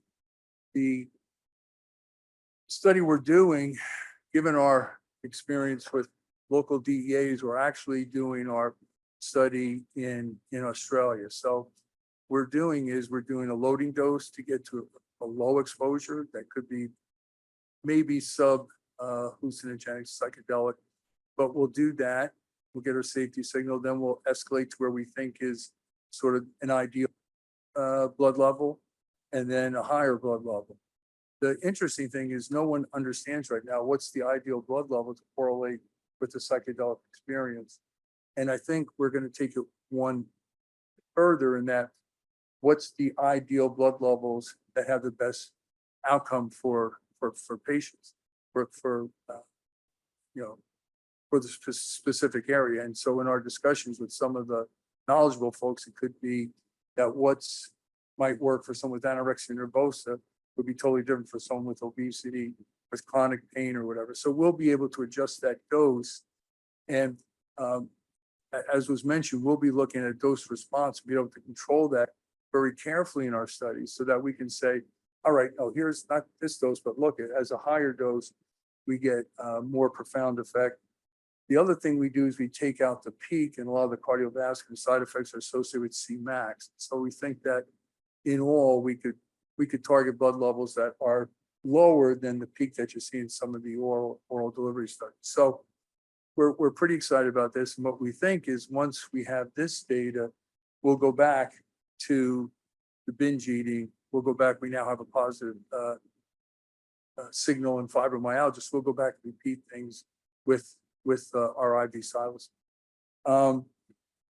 One of the things I just wanted to mention is I think due to all the great research that's being done, that there is an improved perception. If you look at the top number, 2016, 40% of psychiatrists felt that there was potential with psychedelic drugs. And now you're looking at 80%. So overall, you're just starting to see a more favorable stance towards psychedelics. And of course, FDA seeing all the number of studies that are coming down, NIH. So you're starting to see this across institutions, across universities, and there's changes in Europe, and there's certainly changes in Australia. I was just there a couple of weeks ago setting things up, and in July, the TGA actually has allowed a limited number of psychiatrists to prescribe psilocybin for TRD. What we found is that the ability to conduct clinical studies there is much easier. And there's an additive incentive for small companies that you get a 43% rebate from the government. So that for your clinical study, if it's $1 million, you get 430 back, and then it's 67 cents on the dollar. So when times are tight, money's tight, it does afford you the ability to do really good research with the universities at Monash University, University of Sydney. And that's moved us to actually do an IPO in Australia. And for me, it's great because we'll finally have the requisite resources, money to do the appropriate studies that we think needs to be done. Because my sense is the more data we can collectively pull together, the more information we have on safety, it's going to help everybody, right? And then we just get a better idea, because certainly it's not going to be the panacea that some folks think. I do think there'll be difference in doses. And, you know, we had the question, what about durability? It could be that for certain things, it could be every 3 months, 6 months, we just don't know. But the sooner we can do more thorough, rigorous research, we have a lot of interesting results on fMRI and neural networks and things. So I think that's going to help the whole field. So that's my story. I'm sticking with it. You know, one of the things we did, of course, is, you know, on the CMC side, I'm not balloon, but, you know, you do the polymorphs, we do the cold salts, we do all that. But I think part of what we're proud of is the idea with our IV psilocin. It's not just that it's more patentable, but, you know, Graham was saying it brings some value. It's an improvement over what's out there. It's going to help patients. It's going to help therapists. And so we're really looking forward to doing that, bringing those studies back to the States and doing, you know, proper studies here once we have initial data. So thank you. And I did it under time. I told you. Thank you. All right, thanks so much, Jim. Do we have time to go to the audience? Any questions? So I had a quick question. Mr. Pechnik, you specifically addressed the issue of like low quality patents and patent thicketing in this area. And I was just curious if you thought that challenges or reexamination filings by public interest groups, particularly for some of those situations where maybe the universe of prior art is larger than the examiner would have seen normally, was a good way to address that, and whether or not you're seeing public interest groups getting involved in that space. Yeah, I definitely think it's a good thing for public interest groups to get involved in. I haven't seen too much of it. Actually, I'm working on one for the DMT vape pen patent. And I think there are a handful of others. There have been some on compasses, which have been written about quite a bit. Those, I think, demonstrate, although there may be a special case of how much work went into them, but I think it's in one of the articles written about them, how many millions of dollars were actually spent to gather the research to actually try to show that the polymorph that they claimed was a polymorph that already existed. But even in the case where the evidence isn't as substantial, what's needed, the filing fees alone are almost $50,000. And you mentioned patent ticketing. If somebody files 2 patents, 5 patents, 8 patents, you can invalidate 1, you can invalidate 2 to file multiple post-grant challenges or to try to challenge in litigation. You really can run into the high hundreds of thousands to millions pretty quickly. And there just aren't that many public interest groups, I think, that have that kind of funding. Yeah, I think, but like Porta Sophia is doing good work trying to get some of that prior art into the actual examination of the time it's in front of the examiner. The examiners don't have that much time. So obviously you saw in one case, they only spent 7 minutes, but even in the kind of best case, I think they may have hundreds of prior art references in front of them that even the applicant themselves submit, and they just don't have time to go through all of it. So like some of the patent reform efforts have actually been focused on trying to address that problem and give them more time and reward them in a different way than they are now, which is for moving through as many applications.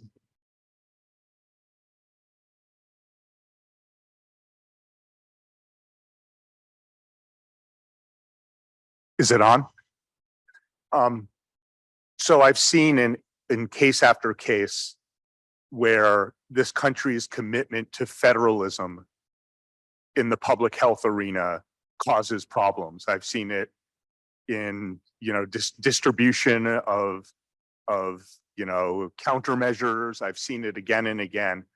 And it seems to me, just to hammer home a point that came up in my exchange before, is I've never heard anyone propose this before, but maybe we really should work on preemption on research for Schedule 1 substances.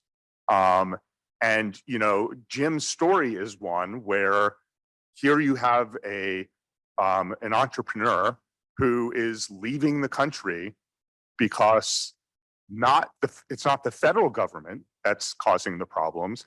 It's the state government, some of which are too difficult to navigate in and of themselves. But in addition to that, multi-state trials cause a whole new slew of problems. So anybody in the room who wants to work with me on this issue, let's do it. Sign me up. It's true, you know, you become, you're so accustomed to getting your notice allowance, you have your sites lined up. But even now, you know, I'll have leading research institutions who do for pain. And they'll say, oh, you know, we've done all these pain studies. So I'll write back and say, okay, well, do you have trained psychotherapists? Do you have a Schedule 1 license? Do you have a special room for what? Well, we don't have any of that. I'm like, okay. And then it becomes the whole DEA issue. And, you know, we were talking about this, that the irony is when you make psilocybin, you do it chemically, the penultimate step is silencing. And then silencing gets converted to psilocybin phosphate component. The original manufacturer we had can make psilocybin, but DEA said, no, well, you can't make psilocybin. They go, what do you mean? It's the step before. Yeah, but it wasn't for the final product.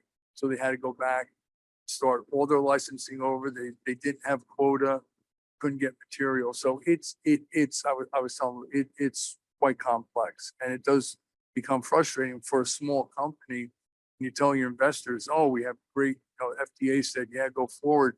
It's like, Jim, have you started yet? Not yet. You know, and literally 13 months transpired. And then we had to retrain all the therapists. I mean, it really logistically causes problems. And you're right now for me, as a company, it is a lot easier to just do some initial work in Australia and hope that with that, we come back, we have meetings with FDA and things will be tightened up a bit. We'll be able to do our you know, more substantial phase 2 studies here. But it's just difficult.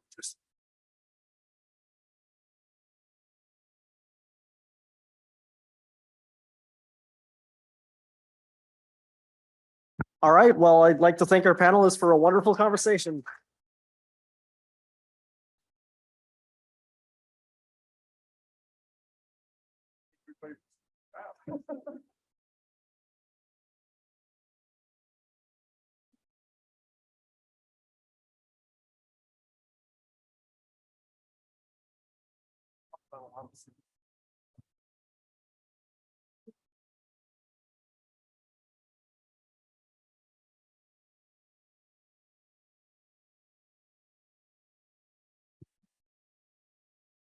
Okay, so it'll soon be 10 hours that we've been here today.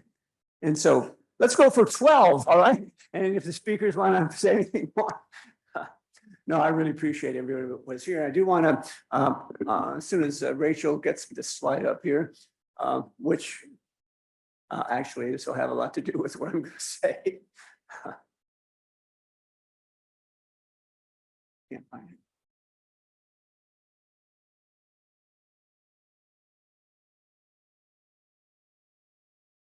You don't have it?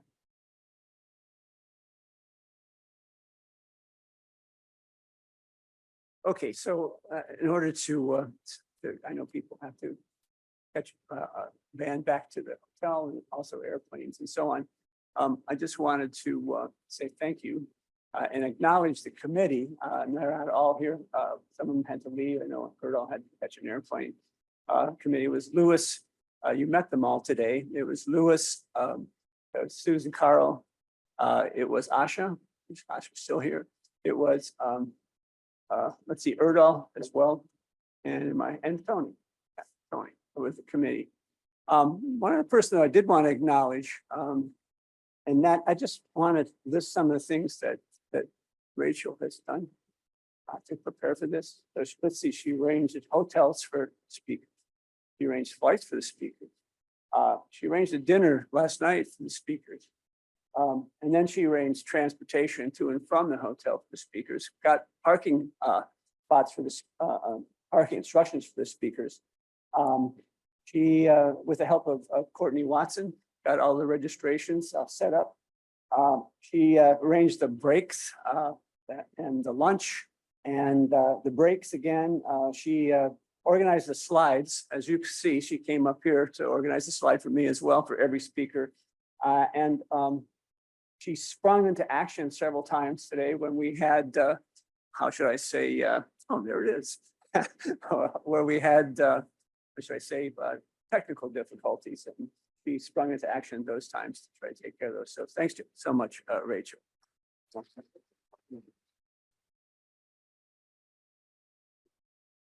Now I'd like to compare my my contributions, but I'd be embarrassed after that, so I won't do it. All right. The last thing I want to say is the whole well, if you look at the diversity of folks here on our organizing committee, we have 3 folks from a law school. We have public affairs, public policy person. We have a neuroscientist. That was the whole point. And the idea is that neuroscientists, behavioral scientists, policymakers, legal experts, and leaders of advocacy groups, we all have a common goal, and that is to promote human health and well-being. The problem is that we all have difference in languages, in culture, modes of operation. And for the most part, I assume a lot of the scientists here will know that we often spend a lot of time talking to ourselves, other scientists, but we often don't get a chance to talk with people outside that. And one of the things that we need to do to solve those kinds of problems, for example, I've worked on obesity and dementia for years. All I'm doing is talking to other scientists. We need policies, and we need sound policies to take sound science to solve these kinds of problems. And that's certainly the case that's associated with psilocybin.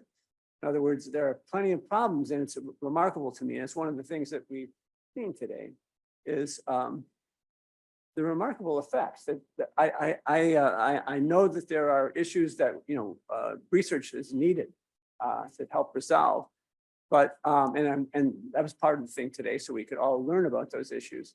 But it seems to me that this is one of those things where we really need to bring policymakers together with scientists to create the kind of sound science and sound policy is needed to solve the problems. So with that, I hope I'm not forgetting anything with that. Thank you so much to all the speakers and to the audience. You guys stuck around. I did mention the 2-hour thing. Probably Marcus could do that because he got through SEAL training, but I'm not sure the rest of us could do it. All right, so thanks again, everyone.